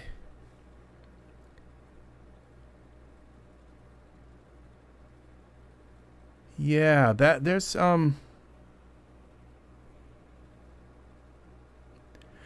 a very deep thought, you know, because I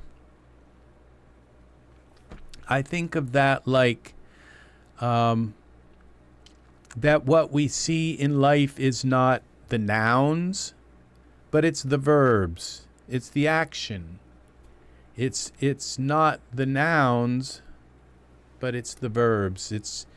It's our actions. You know, actions speak louder than words, and so it's you know, love is a verb. You know, it's the sometimes it's not so much the things.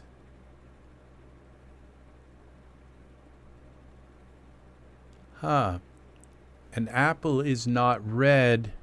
It is every color except red. I'm not sure if I understand that.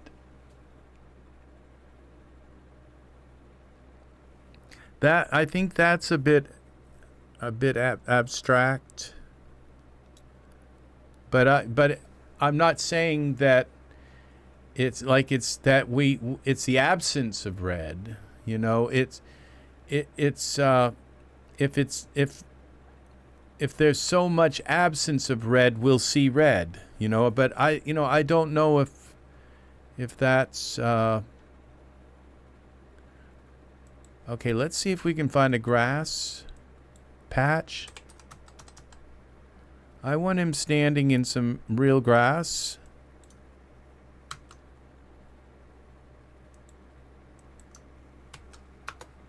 I think maybe it might be the translation that, you know, if for an apple is not red, it's every color except red. I think there's something there. I just don't understand the depth of it. Let's put some of this kind of weird grass in here and see. Yeah, look at that. See, all of a sudden there's some real grass here. Wow. And it's not this kind of, okay, so this is what it needed, was some of this rough grass. Push this back in like this.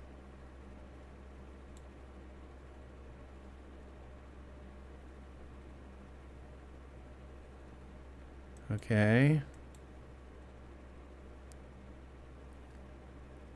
There. Now he looks like he's kind of firmly planted in this world. Now I think a tiny bit of red with the light, the spotlight.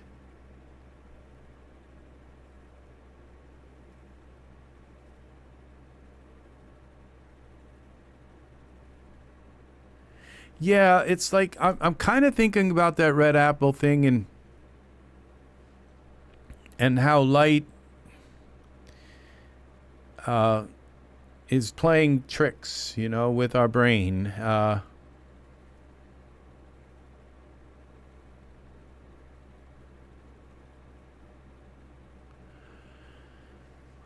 Objects are the entire spectrum of light that it absorbs, and the spectrum that it rejects is the color we see.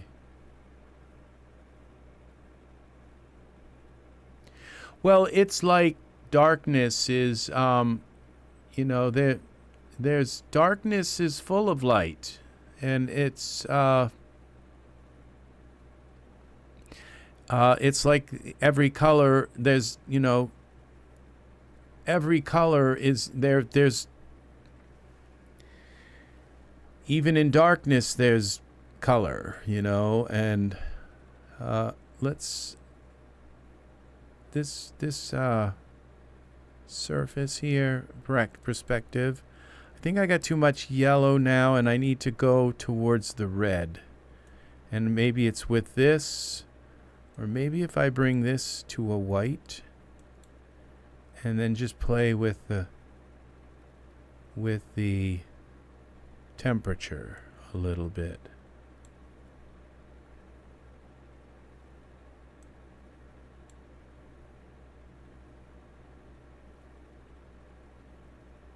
I think that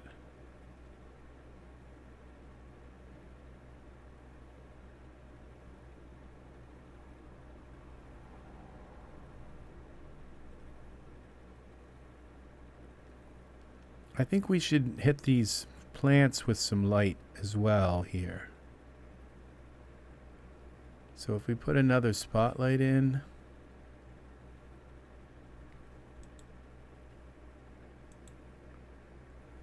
now, and we go here, spotlight.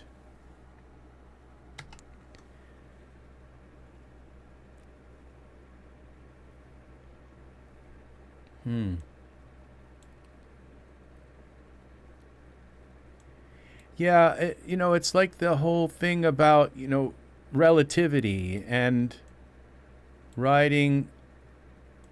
When we're riding on a bus, you know, and the bus is going real fast, but we're walking down the center aisle, but the bus is going really, really fast, and it's like that things are disconnected from our perceptions, and it's like really kind of, it's really, what's this right here is like, I have something, these branches aren't quite aligned.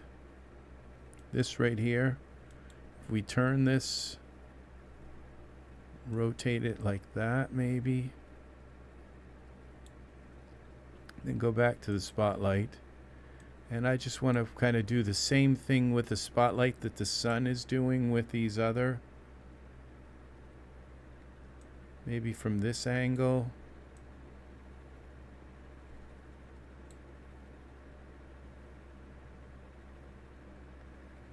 All right, let's see if what that does. Go back to the camera. Go here.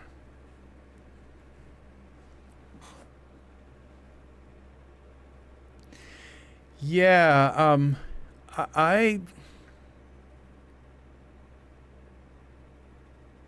I don't know about what makes color, you know, in pigment, you know, and why light makes pigment. So is light responding to something in the pigment that is like all of the colors that we get are like from oil, from coal tar, and the first color that they discovered from coal tar was red, and it was discovered by a British man named Macintosh, and he found the color red in like oil sludge, in this like tar that came from coal. And so they were painting everything red in England. I think that had something to do with the, you know, their all the colors that they red coats used. And I'm not sure. I think he was much later than that. But yeah, the red, all that red and all was all from. And I don't know that it was actually, because I think this was actually in the early 1900s when he discovered coal tar.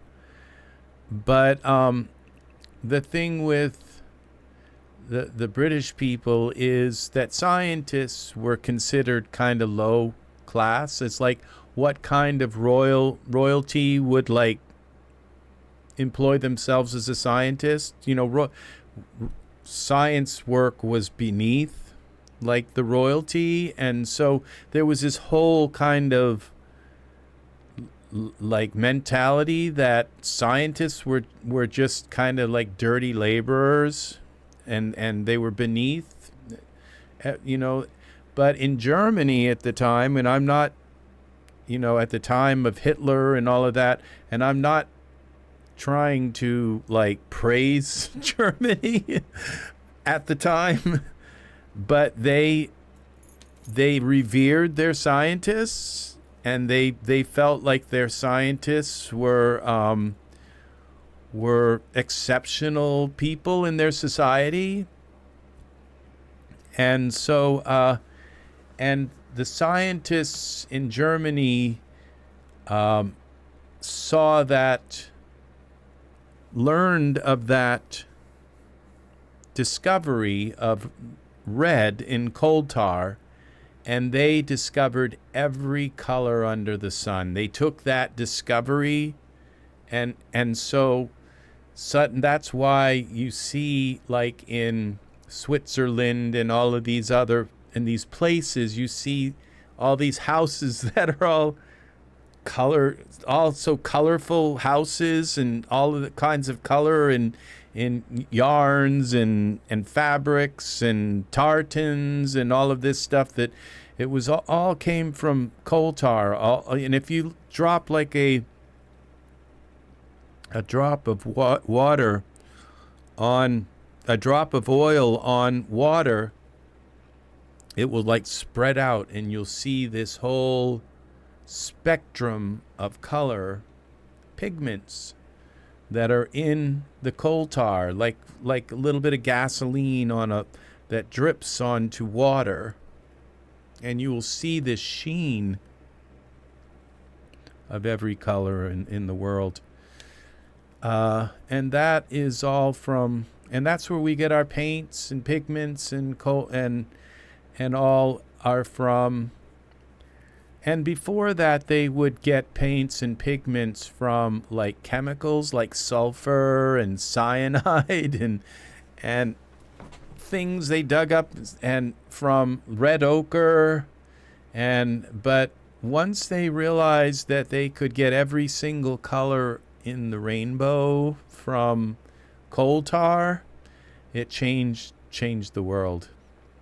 It changed the whole, and they were painting their houses every kind of color in the world. They found every color, all of that in coal tar, and it's like the British discovered that. Someone in Britain discovered that. He was also the person who painted tar on fabric, and that was called on, and made shoes. They were called the Mac. Some kind of Mac.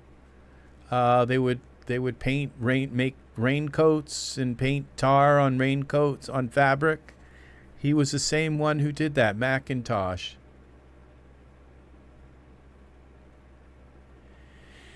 Yeah, I you're very astute about that. But you know, dark black is tempera. In tempera, black is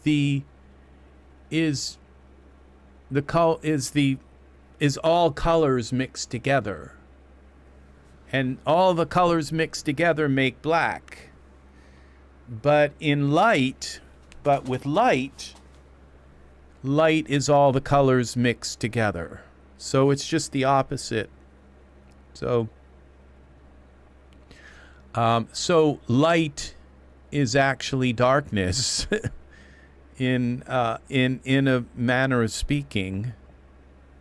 And you know, we could say in total darkness, or you know, in the black of night, that there is still energy and light present. We just can't see it with our eyes. Okay, speaking of light, I have to add some light to this spotlight. So, and not to say, you know, the British, you know, the British invented a lot of things. They're attributed to the modern assembly line and all, and a lot of other things, many other things that are in our world. Okay, so this is which spotlight? Okay, this one, I don't think that's enough. Let's try a little bit more. Let's go 5 here. Oh, there it is. Now we've got something lighting those up, and we could soften that light a little bit.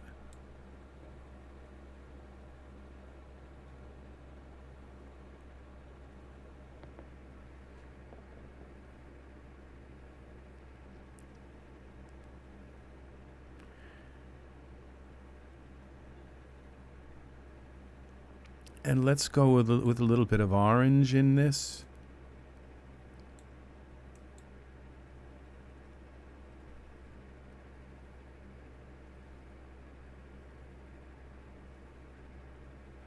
And now his light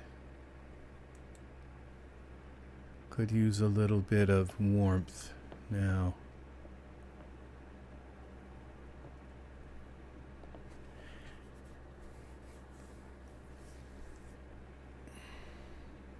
And the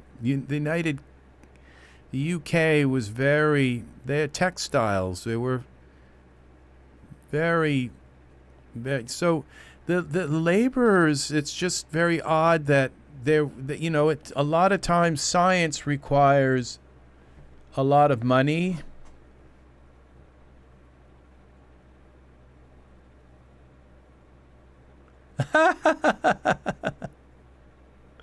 Way too ripped. The depth is, I'm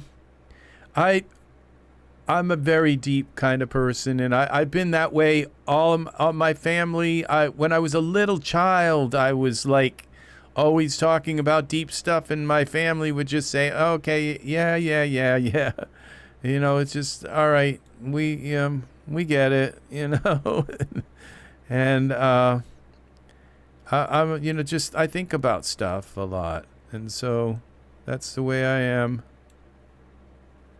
I don't hesitate from going in and dissecting things and thoughts, and we take this spotlight here down just a bit.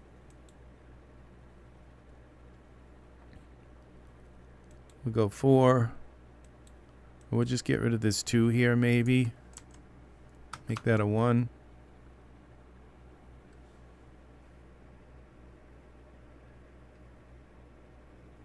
Maybe we'll put that back to 2.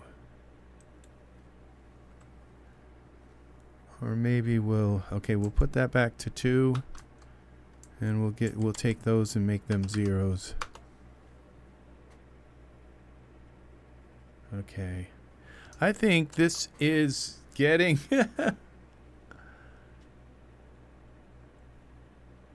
so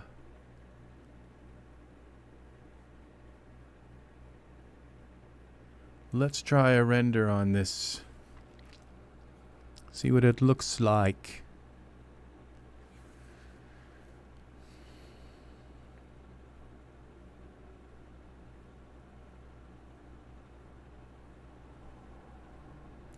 You know, that whole, you know, the darkness and black, and then it, you know, our world is kind of flawed in a very profound way because of color and the way we have associated things with color, and yin and yang, and how, like the male and female, that the female is considered the, you know, the dark, and the male, and, you know, and then that Eve and all was associated with sin, original sin, and all of that to me is kind of a bunch of crap. I just and you know, the sun and the moon is like rules over the night, and the sun is of the day, and you know, it just like, and that there's some kind of metaphysical meaning to all of that, and that we're supposed to, you know, follow that logic, and you're right, you're very right, Serenity's Gate. You know, play coy about this, but you're very, very smart, and you're, because you kind of hit the nail on the head about the, you know, darkness and black. You know, you're, it's like no nonsense. You just kind of did it. If you modify the light in the tone mapper option, will the landscape also be modified with the tone mapper? I don't know about that. I don't use the tone mapper much, but I'll tell you what will is if you okay, this, I think this is kind of, look at this. This is what our spotlight gives us, is this kind of thing. It's very nice now. I'm thinking that this is, and look at what the grass did, putting some real grass in there, in ahead of things. That really kind of cemented his place in the world, having things in front of him. You might have you might have a point there, whether if the tone mapper, I think it does, because, yeah, because like the vignette, okay, it just covers the edges, whether if there's, you know, an HDRI there or not. I'm not sure how all of that works, because the vignette, you would maybe it's the vignette is actually, or the tone mapper is some kind of plane that's placed in front of the scene. I'm not really sure, because I don't know that it lights, but you know, it's a smart plane where it's able to find, like, you add filters like bloom and look at things. Okay, so I'd like to put a depth of field in here, but the thing is that this won't actually, it won't blur, because this is like these trees are like 1,000,000 miles away. Okay, they're not like, they appear like they're just across the lake, but they're actually like really, really far away. So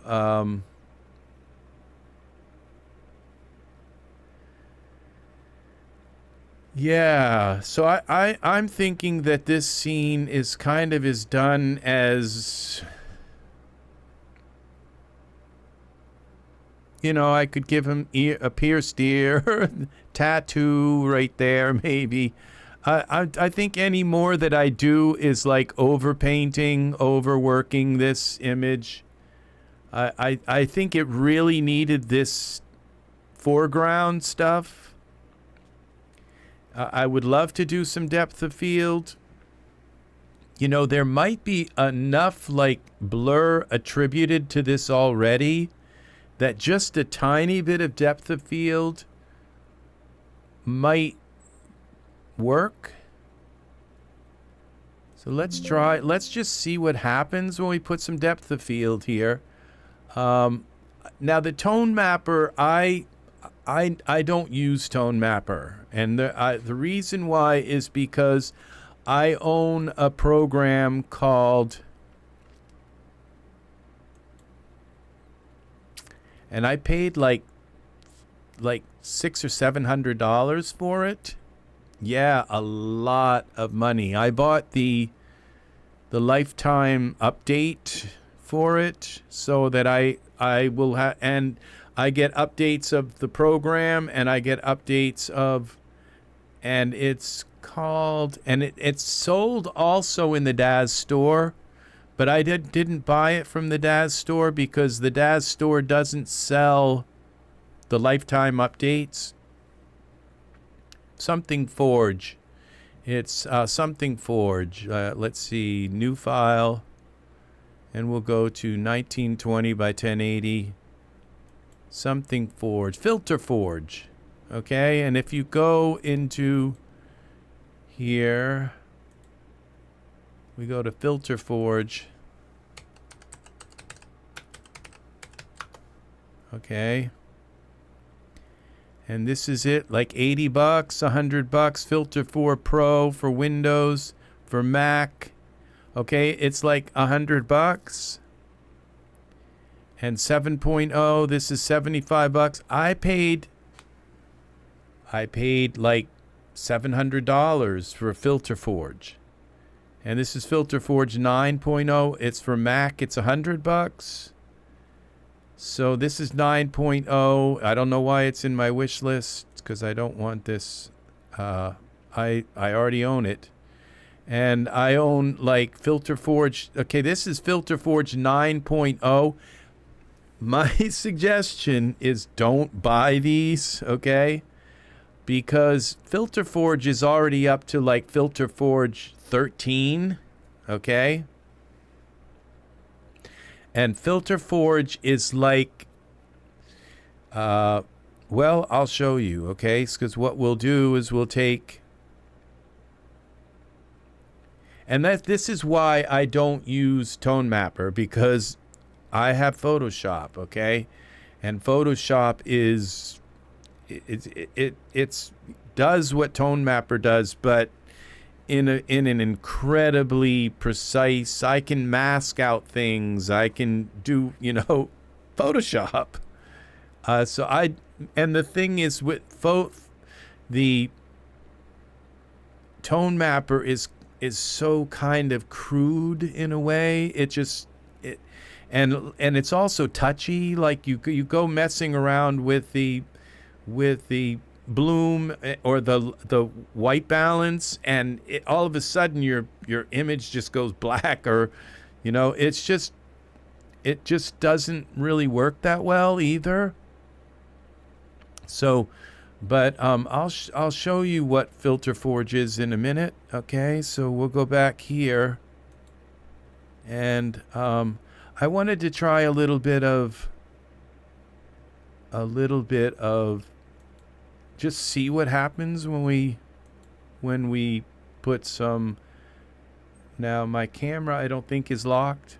No, it's not. So I can go into my camera and just add lens. Was camera, depth of field, okay.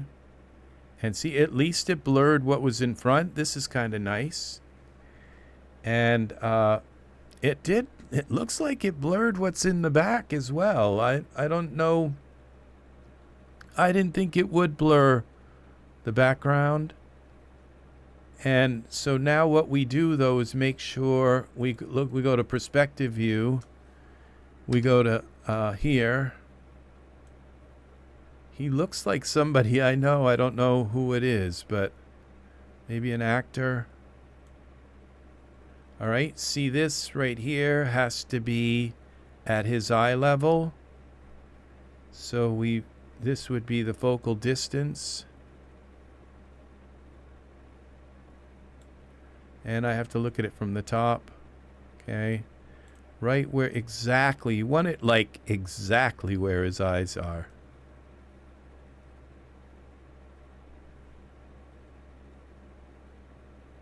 If you can do it. I think that's about there. Let's look at it from the other angle. Okay. And then go back to the camera view. Now let's see what we got for depth of field.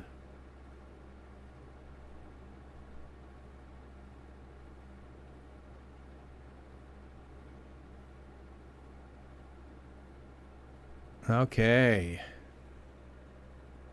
See, the back was kind of blurry enough to...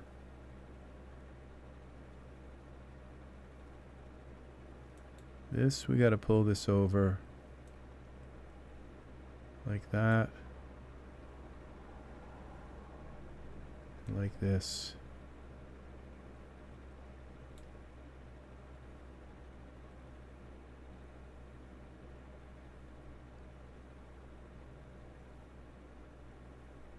There.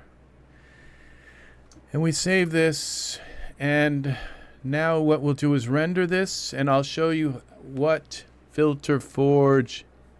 Awesome, Serenity's Gate. You have a wonderful, wonderful rest of your night. I'm going to be up until 2 o'clock. I am every night, because I have to see what's new. See if Mesh Grabber, was it Mesh Grabber 2 comes out. Look at that. I like this now. I like that look here. This it kind of makes him, legitimizes him in a way. I'm not sure what it does, but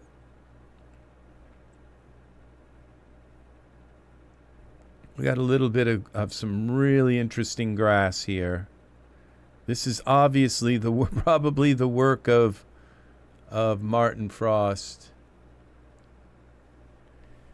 Yes, Serenity's Gate. Thank you for hanging. That you have been here 6 hours, my friend. 6 hours. Thank you for hanging with me. Very nice of you. Very nice. Take care. I hope it was helpful to you. I hope this was a helpful. I'm going to try and put these items into the product description. All of these items that I use for my broadcast. So, oh, there are more, but those are the big ones. So, all right, I think this is already up to 2,000. Yes, it is. We can stop this, cancel this. Yes, and then we're going to go and see what Filter Forge has to show us. Now, his name is Vaughn.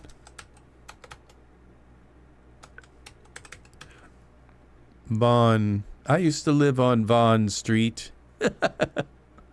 All right. Now we go to Photoshop. File, open. And we go to this Vaughn.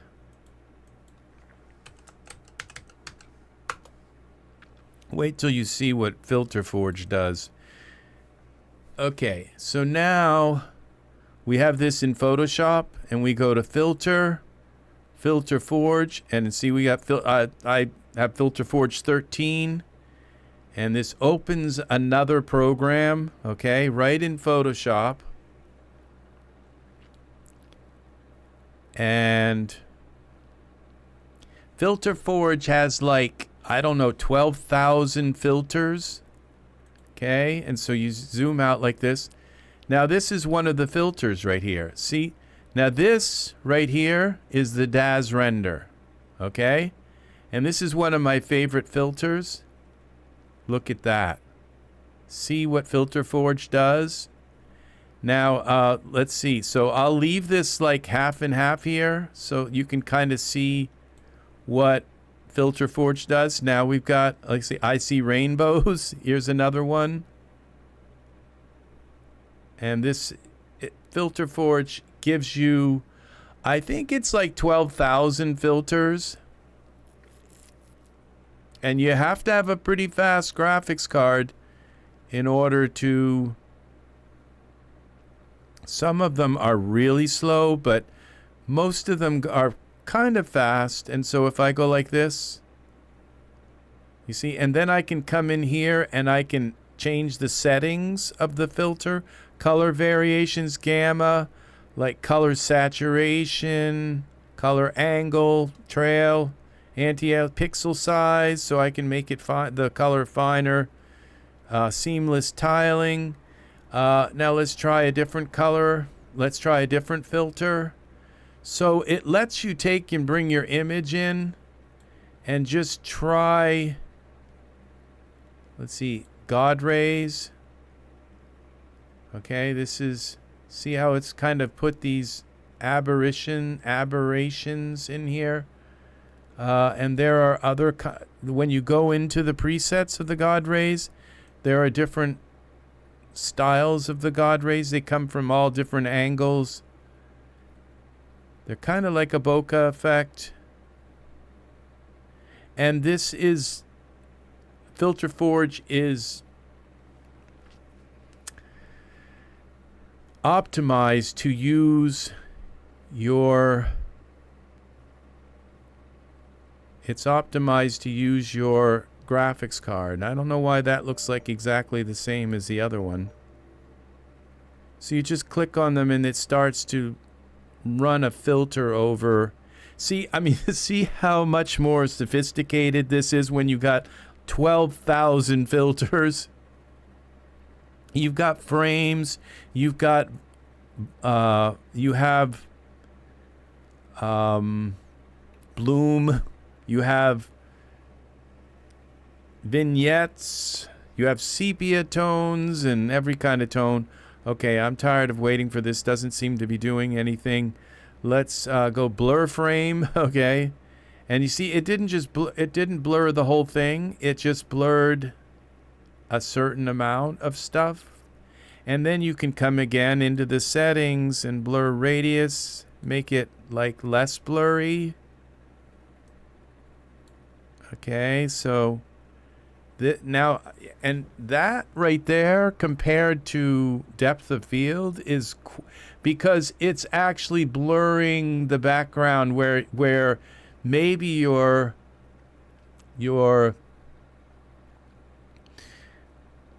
tone mapper options wouldn't actually affect that. Okay, and then you bring it into Photoshop and then you can bring it back in and try some. This is bloom. Okay, a bloom monster. It's a kind of like bloom effect.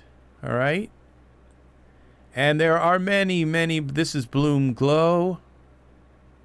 Okay, and like I said, you look, you know, our bloom has like one slider. Look at we got black point, gamma, white point, blur radius. This is all part of this bloom filter. Okay, it's just amazing. This is a culmination of many people. This is called Betterizer. I like this one a lot. It just, it actually traces like little fine tracing around. If you notice, there's like a little trace around his body. It makes him kind of stand out a little more. It's very fine trace, black and white, just boom. You have all of these filters, auto tune.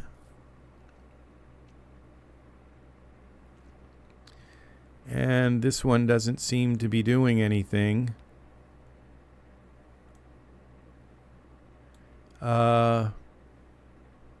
Sometimes you have to wait. Angel, this one's nice. And these are my favorites that I've picked out of like 12,000 of them. And sometimes they don't look like they do much, but if you look what it does. It kind of it takes the white and does something sort of amazing to it.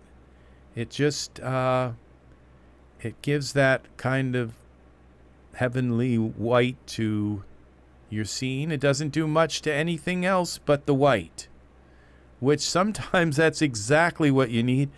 This is this Filter Forge. You just Google Filter Forge, FILTERFORGE, and that's why when you see in the Daz gallery people say, you know, no post work, this is what post work is. Okay, it's Filter Forge, and so, you know, that just like with AI now, this is probably the nicest one that I've seen so far. I tend to think that might, see, it looks like it just, this is the Daz render right here, and when this filter just like removed a veil from that image. Okay, that's the way I see it. It just took a veil. So it's like dingy, and vibrant. Okay, that's and you have all of these edge sharpening, saturation, blur, vignetting. So I can bring some vignetting in from the edges,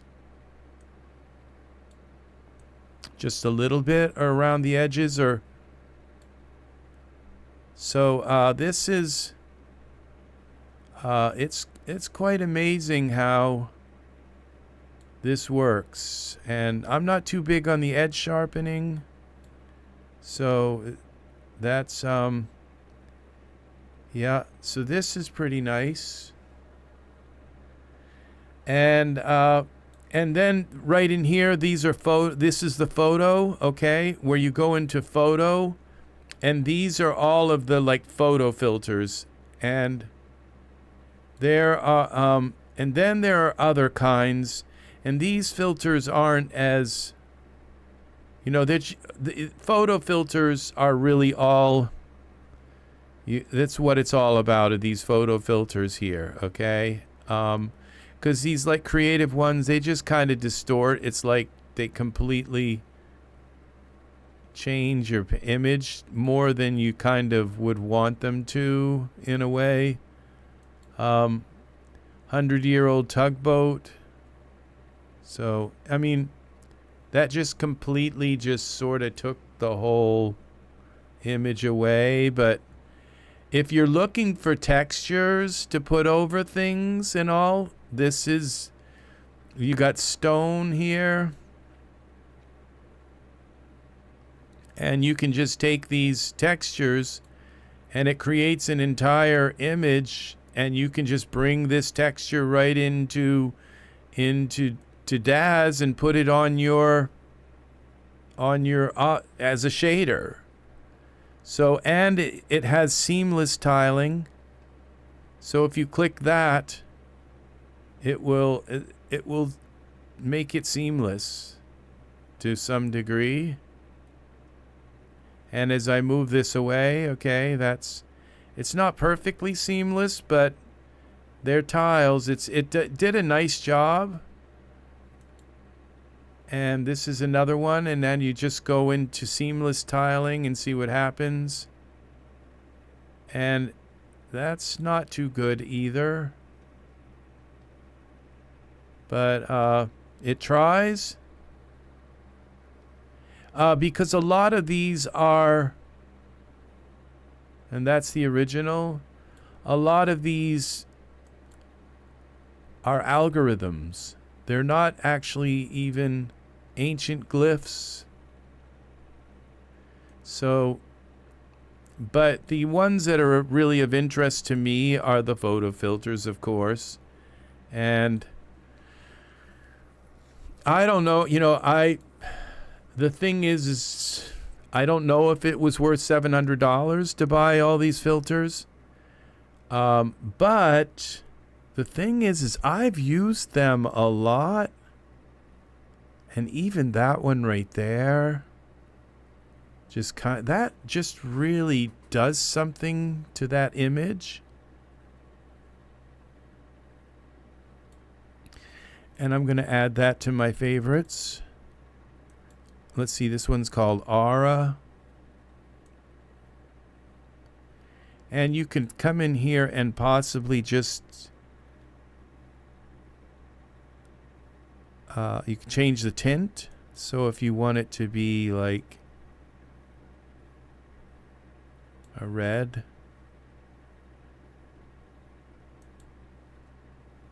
Bump size.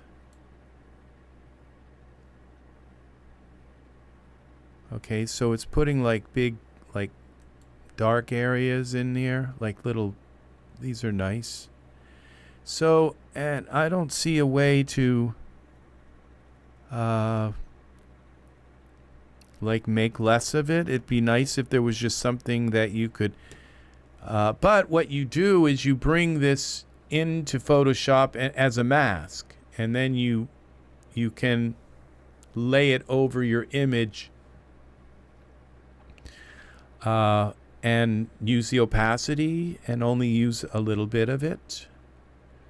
So this is This is an amazing, okay, there's a lot of black and white ones.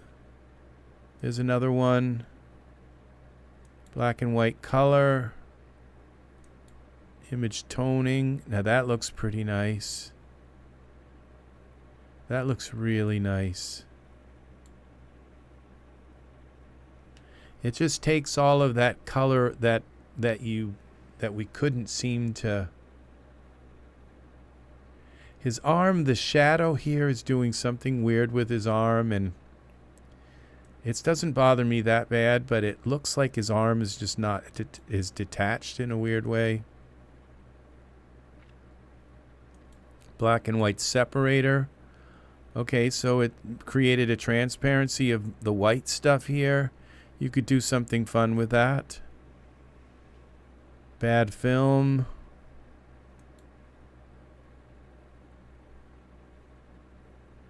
And so these are being generated with my graphics card. So the better your graphics card, the less time you have to wait for these to generate. So you can wait a good minute or so for these on a less fast graphics card. Some of them don't seem to do anything, but then on certain images, all of a sudden they do. So it all depends, and some of them don't do anything. You just keep waiting and waiting and waiting. I guess it has to calculate, and I don't have enough patience to wait for it to finish. So, what are these snippets?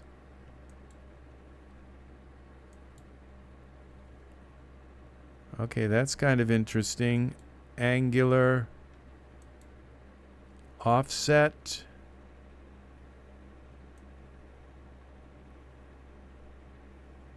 That's weird.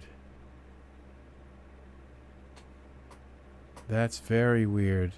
It's like smart. It knew not to kind of do that to him. It did it to other areas. This looks something like out of a church or something. I don't know. Some kind of royal thing.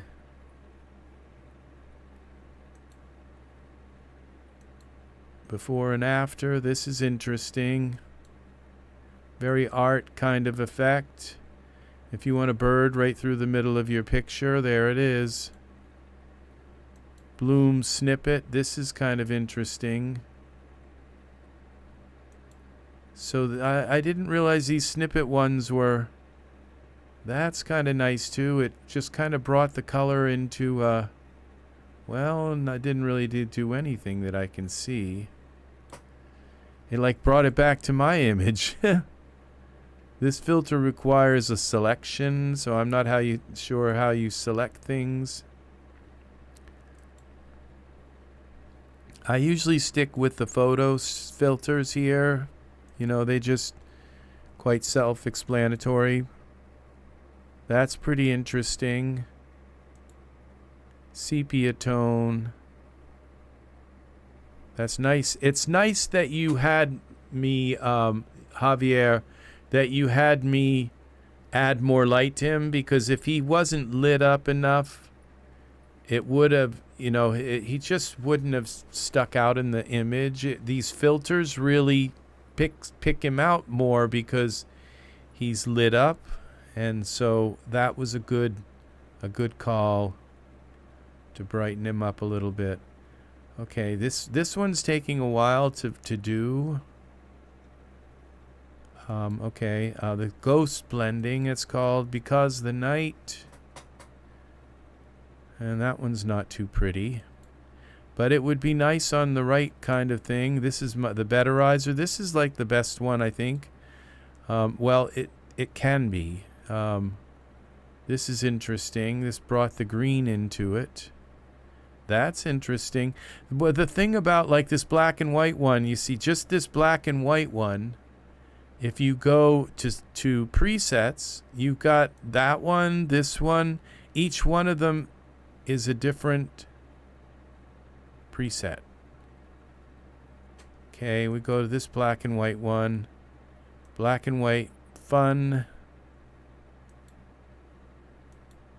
Okay, that one that came with a lot of them. They don't look like they're doing much, but they do. They just takes... Oh, you have to double click on them. Okay. These ones, you just click once. These ones, you have to double click. I kind of forgot that. I like that right there in a way. A little bit grainy, but it looks like an old photo. It really does. Okay, black and white flame. So this is interesting. Almost like a negative. That's very interesting right there too. It just looks very real here. That's very interesting. See, so all of a sudden, I'll tell you right now, this is my this. If I just take this right here, okay, and say that's my image. Let's cut this in half, and let's just go with this betterizer one. Just right there. I think it's better. I just think it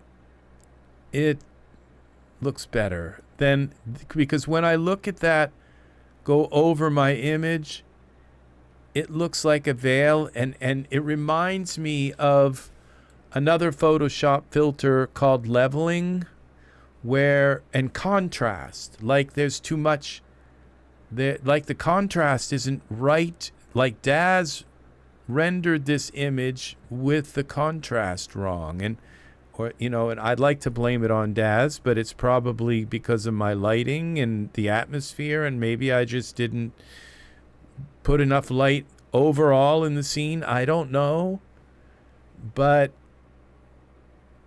it just to me, and it in a way it's kind of soft though, and it looks, but it's not right. Okay, this because this way the whites are white and the blacks are black. It takes the image and stretches it and fits the whole histogram or the whole spectrum, okay? But this way the blacks are gray and the whites are gray, and that doesn't always make for a good picture, okay? And bleach. This is interesting, but we have these other ones. See, so and apparently they have people coming out with new ones, and every time you open Filter Forge, it asks you if you want to go to the website and download any new filters. And also there's like a library. It's a librarian, because like the cheaper version of Filter Forge, you don't get the library, and the library is like all of the filters on your computer, and so you have to go to the Filter Forge website and kind of download them one by one, and you can and everything, but if you pay the extra money, then you get the now that looks pretty cool. If you pay that looks really nice right there. I think that looks even better than the betterizer. It's just, wow. He just pops right out of the scene. I think I'm going to go with that one. I'm not sure. The thing is that my monitor could be calibrated wrong. That's the thing, is there's this, I don't know if you've ever seen a monitor calibrator, but I gotta sneeze.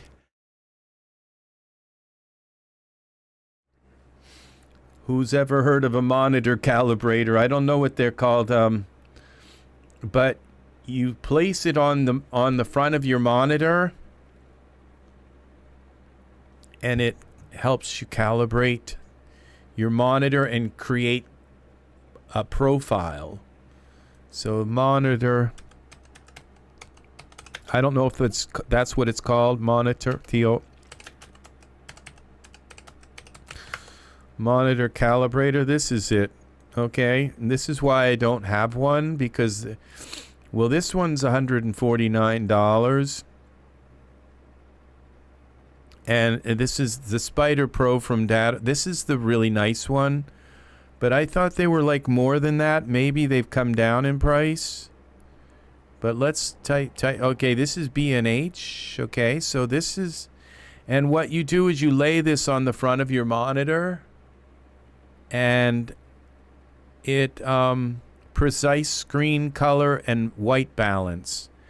And you see, I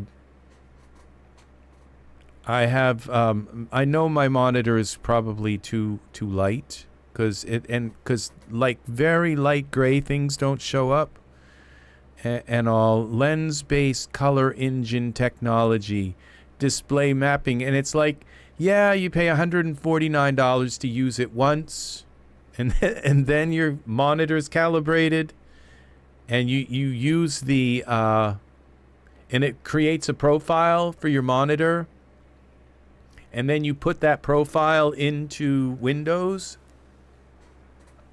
and then what you see is what you get. What you see is what kind of the world gets. They get the things are the right color and the right brightness and the right.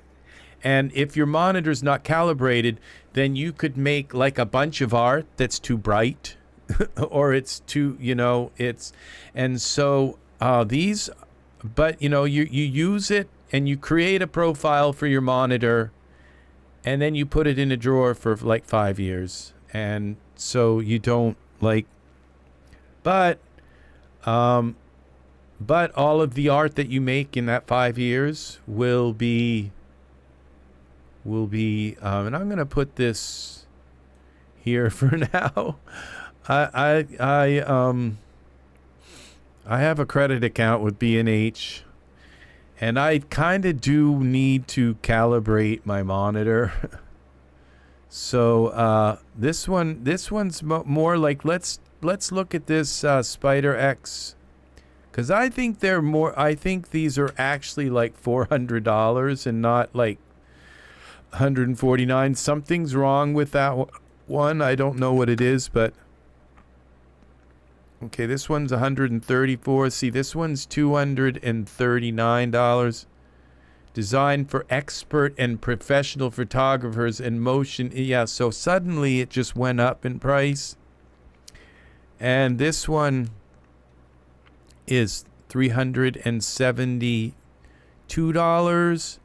And it comes with these color splotches.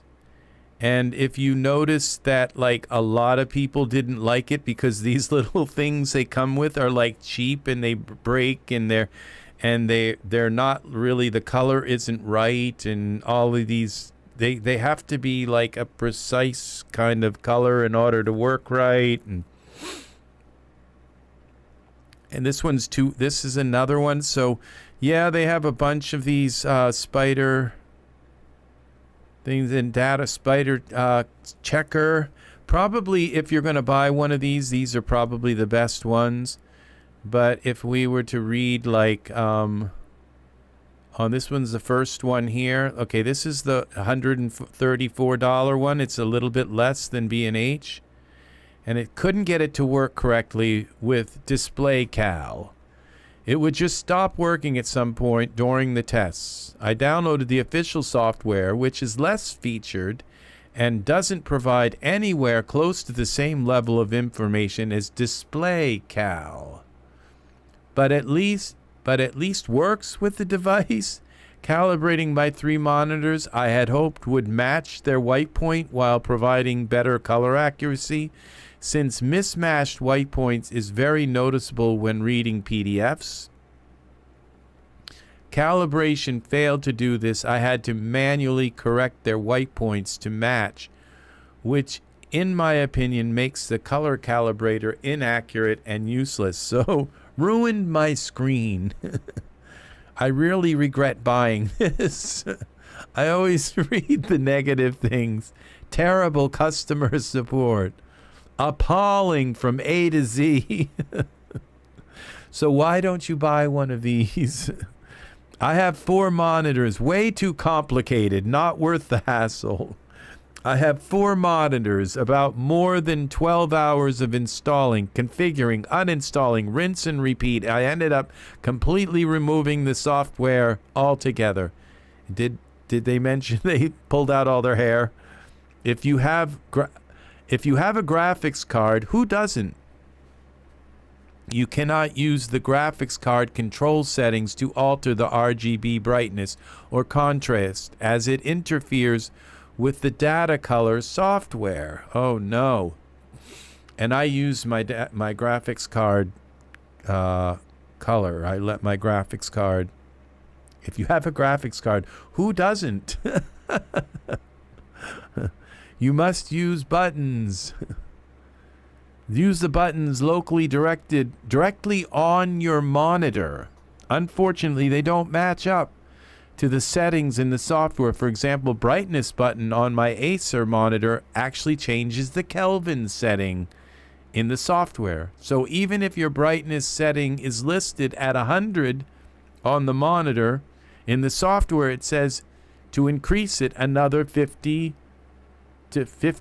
points. Unfortunately, there's no way to do so. So I got sick of dealing with the limitations of the software after several hours and uninstalled it. Then I installed DisplayCal. That didn't particularly help either. At least DisplayCal tells you up front to adjust your monitor to 50% brightness before starting. With Spider Data Color, you just have to wing it, or try 100 different settings to attempt to get one to work. In any case, after more than 12 hours of screwing around with the settings on 2 different types of software, each one looking worse than the one before it, I quit and sent it back. My default monitor settings look 50% better than the advanced monitor calibration settings. Don't waste your time. So mine don't, because I have there are times when there are just certain little gray lines that just blur almost right into the white. I know that it just needs a little bit of something, but I bought this to calibrate and match the color of 2 identical Asus monitors. Darn, that's what I have. Same age. Purchased at the same time. After following the same procedure for both monitors, I checked the accuracy by straddling a Chrome browser between the two and checked the gray tab bar. The monitor on the left had a greenish tint, so I repeated the calibration and ended up with the same results. After emailing support, I wasted 24 hours and got a reply. The tech suggested that I enable the red, green, blue slider calibration feature and perform a pre-calibration using the feature and adjusting the RGB slider on the monitors themselves. That did it. I did that. Then I performed a calibration on both monitors again. Same results. After emailing support a second time, I was told it was not possible to match my monitors with the Spider X Pro. That's so weird. That I had to upgrade to the Elite model. As I asked if there was a software upgrade option, no reply to that, so I returned it just now. I'm sad to say I'm confused with what this advice is actually doing, because clearly it's not doing what I thought it would do anyway. If you have a multi-monitor setup and want to match colors between your monitors, I would recommend trying different calibration tool.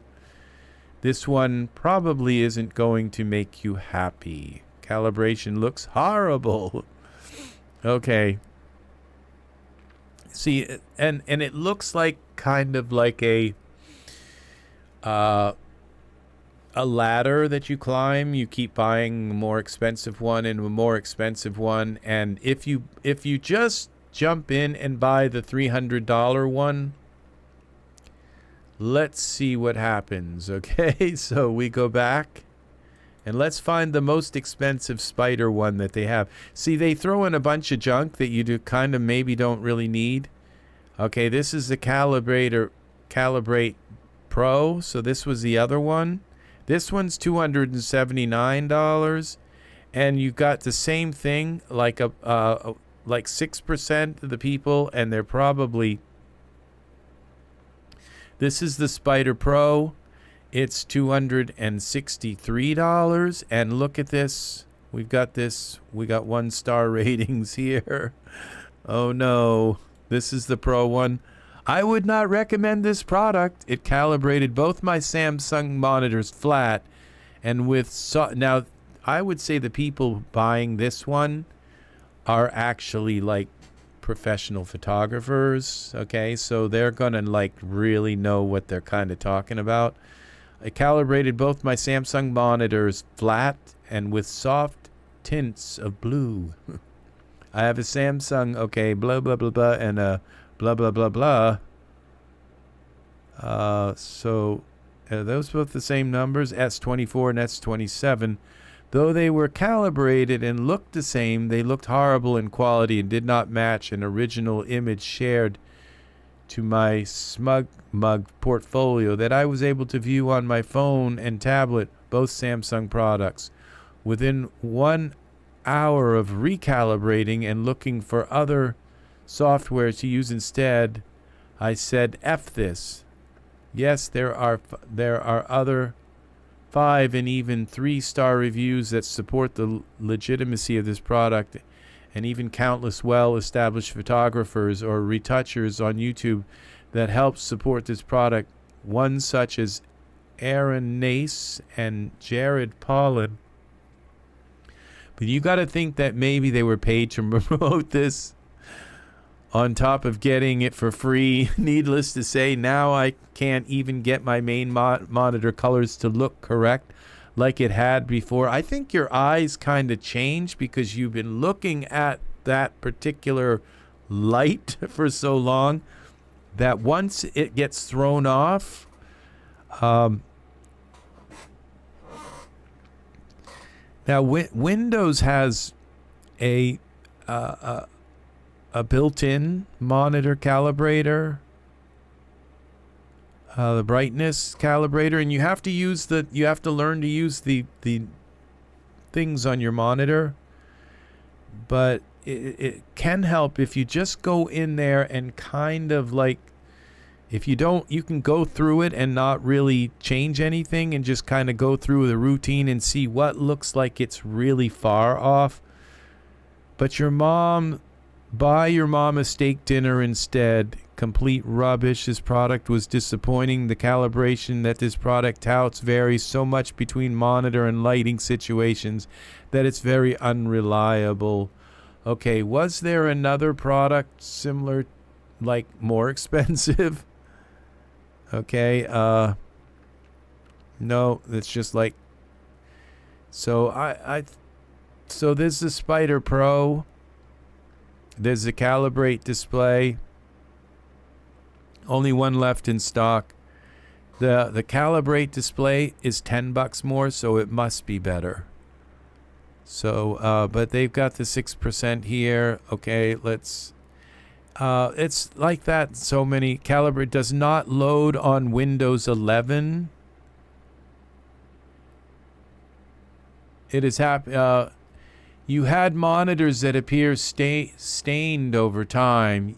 Yeah, I know what you mean. Like they have a black. That's because they've lost some of their. That's when they're gone. That's when you got to buy a new one. My Asus monitor has lasted me for so long. I think. I don't know. I'm wondering. What you have to do is you have to spend a lot of money on a monitor, and you have to buy one that has like these profiles that are built in, that are calibrated from the factory, and you just plug them in and they work. Great product if the software worked. Calibrate profile does not load on Windows 11 if you have multiple displays. I have 3. It gets stuck on the loading screen. The support has known about this for years, and they just told me to use older, worse software, CC Profiler. The device is good. The device is good otherwise, but they really need to fix the software. Bought a damaged box unit, seal broken. Can see it's a return tampered with unit, returning for refund. There aren't many reviews. Let's see. I did not realize how out of calibration most factory screens are. I've only had this for a few days, but I've already calibrated over 8 screens in my house, and all of them were horribly off. I can't believe I never looked into these until recently, since this sounds again like somebody who got one for free from them. I'm sorry, but looked into, I just feel suspicious about this. And it doesn't say anything about like verified buyer or something. Just doesn't, nothing says anything here. My recommendation for software, I definitely recommend display cal colors over the calibrate software. Calibrate software tends to leave a screen overcast, and I did not like that one a bit. I've tried HDR calibration yet, but I'll do that on, I haven't tried HDR calibration yet, but I'll do that on my sister's Acer Predator monitor later. Do be warned, it will take a while. I left it on high speed, and on average it took 15 minutes on each screen. That's not too long in the course of an entire lifetime. 22,000 days of life. There is the highest settings as well, and it estimates 6 minutes or so. DaVinci Resolve calibration, make sure you have 2 hours. It took 2 hours to complete the DR calibration, so do be cautious and do this when you have other things you can do, since your PC will basically be in-op during this. Overall, I am extremely pleased with my purchase and couldn't be more excited to edit the next film. Yes, see, and I edit films. I edit films so much, and I wonder if they come out dark, and, you know, it's like, okay, I hope this will last at least the next 5 to 10 years with how fast screen technology is changing. But that's why I bought the Calibrate Display Pro HL. Okay, so they said they bought it. So maybe they really did. Now I'm going to add this to my... This one I kind of like. I like that, but it's the only positive one that I've read. But the only thing is I have Windows 11. Add to list. If it doesn't work with Windows 11, you know, it's no good. Okay. Calibrate Pro included software with fully customizable features such as white point and gamma, profile validation, uniformity check, and more for Mac and Windows OS. It doesn't say which one. And compatible with third-party software packages. Wonderful. That convinces me. Supplied with a USB-A adapter. So US also supplied with an A adapter.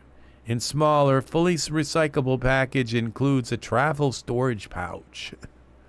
Recommended for high quality. So still image editing and design applications. Believe it or not, this is so relevant to our Daz work. Okay? It really is, because are you putting out images that are too dark? Are you putting out images that are too light? And when somebody views your image on a calibrated monitor, what does it look like compared to your monitor? that's not calibrated. And so this is just way too much money. That's why I never bought any of these before. But this take us back, and this guy says does not load on Windows 11 if you have multiple displays. Oh, if you have multiple displays, it gets stuck on the loading screen. So I have multiple displays. The support. So why wouldn't you just unplug them? You know. And they just told me to use the older, worse software, the CC Profiler. The device is good otherwise, but they really need to fix the software. So even the negative reviewers were good. One of them got like a used package. That happens sometimes. So I guess people, I think this in Photoshop, this one with okay, we go back here to Filter Forge. That's too bright. I think I like the Betterizer here one. Let's see. We go back to the Betterizer. Here it is. This one, I think, because it takes just enough of that off. Now, the thing is that did I just make this so bright that it's going... Now, it's lost some of the... There was just a little bit of kind of detail in the sky. I don't really care. It just looks... It pops more, okay? And that's what's kind of important. And so... And so what I do is I click apply. Now what it did was it took my original image and made it a little bit smaller so that it could apply the filters kind of quicker. But when you click apply, it might take a little longer to actually apply the filter here. And then I can say, I'll just save this. Now what I do is I put my name down here, RexRed. And somewhere in here, you know, and then I will make it yellow, maybe.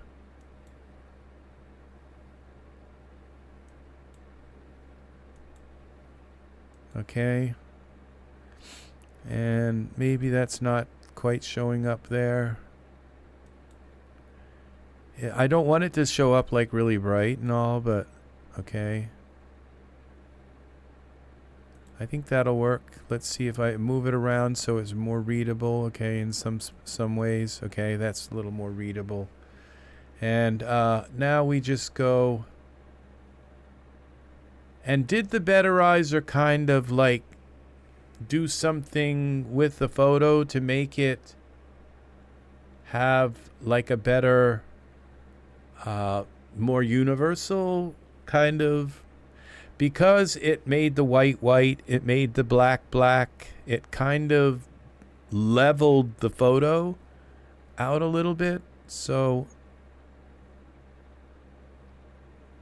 that's the a possibility with this.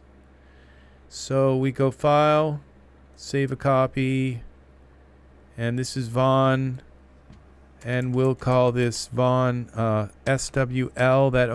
That you'll see that in like all of my file names. It means small with logo, and the logo is like my name, because I usually render things huge, and then when I want to put them out on the web, I'll just SWL, small with logo. And then I will also write this filter.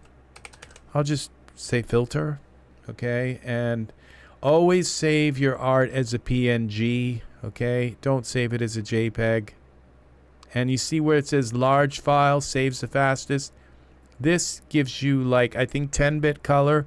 If you go with these medium small sizes, it brings it down to 8-bit color, and you can end up with banding in the sky and banding in your colors. Just never, always just, at least in Photoshop. And this is the same with where you save in PNG anywhere. It's going to give you these options of large file size. It saves the fastest. But this one on the top gives you 10-bit color. Okay, I just know that. So that kind of large file saves faster kind of. Okay, so if it's a large file, it doesn't have to compress the file. So it just saves it almost like uncompressed. Okay. If it's a small file, it has to go through and find little objects in your picture and count dots that are all white and say, okay, this is 100 dots times, that times white, kind of thing. White times 100 dots, and then it runs these algorithms and that's why it takes longer to save. But it's also saving it, it's compressing it, and it's also changing the bit rate down. So never save your Daz art as a JPEG. Never, ever, ever. Always save it as a PNG file. Okay? And always save it at that high resolution. And then you won't end up with, especially dark images where these like big long bands of color that look horrible. That's because it lowered the bit depth. Okay? So this is ready, to put out. It's got like my name on it, and it's got, I try to hide it in there, but also make it so it's readable, so people don't see that first. And yeah, I think this came out pretty good. And this is not as big as people are going to see it. They're going to see it. This is 100% actually, but it'll be stretched out a little bit. So that came out pretty good.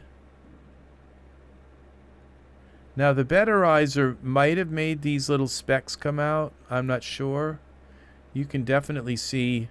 I could render this larger. He's got a mole right there. That's from that detailer that I used. I forgot to put in some, I was going to put a little bit of like fog in here, but I think that would have just kind of taken some of the detail out here. We would lose like these lily pad things, whatever they are. They're already blurry enough. So I think this came out good. So, all right, thank you people for watching, and I hope you learned something about black and darkness and how light responds to objects, and that verbs and nouns, that verbs are the kind of the special thing I think in the world, because they're alive. They're animate. Okay, and about all of the things from the beginning of this tutorial today about products that can help you broadcast your online. And to just recap on that, just get yourself a very powerful computer and a 4090, or wait until this new 5090 is going to come out. And that powerful computer and that 5090, on that very day you could start broadcasting. You might need a microphone, you might need a few cords here and there, but on that very day you could possibly start broadcasting. You might need a webcam, but that 4090 will allow you to broadcast and work in Daz Studio at the same time. So, and from there, then you can eventually buy another computer and use that to stream instead of your main computer, and then that will free up a little bit of RAM. Watch the beginning of this video. You'll learn all about like all these icons up here. These are all the products that I talk about here with that I use for broadcasting. Okay, and the lights for my broadcasting lights, and all of this stuff. The CPU fans, my streaming computer, my main computer, and all of these things. There's more stuff here. Javier, thank you. You have been here almost through the entire evening. Thank you, my friend. That's, I think, at least 6 hours you've been here. Thank you. Have a wonderful night. Oh, from the bottom of my heart, thank you. And take care.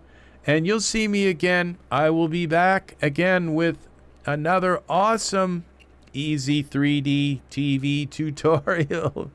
So, all right, we're going to play a little bit of polka here. We're going to play some polka. And I will see you again in the next tutorial.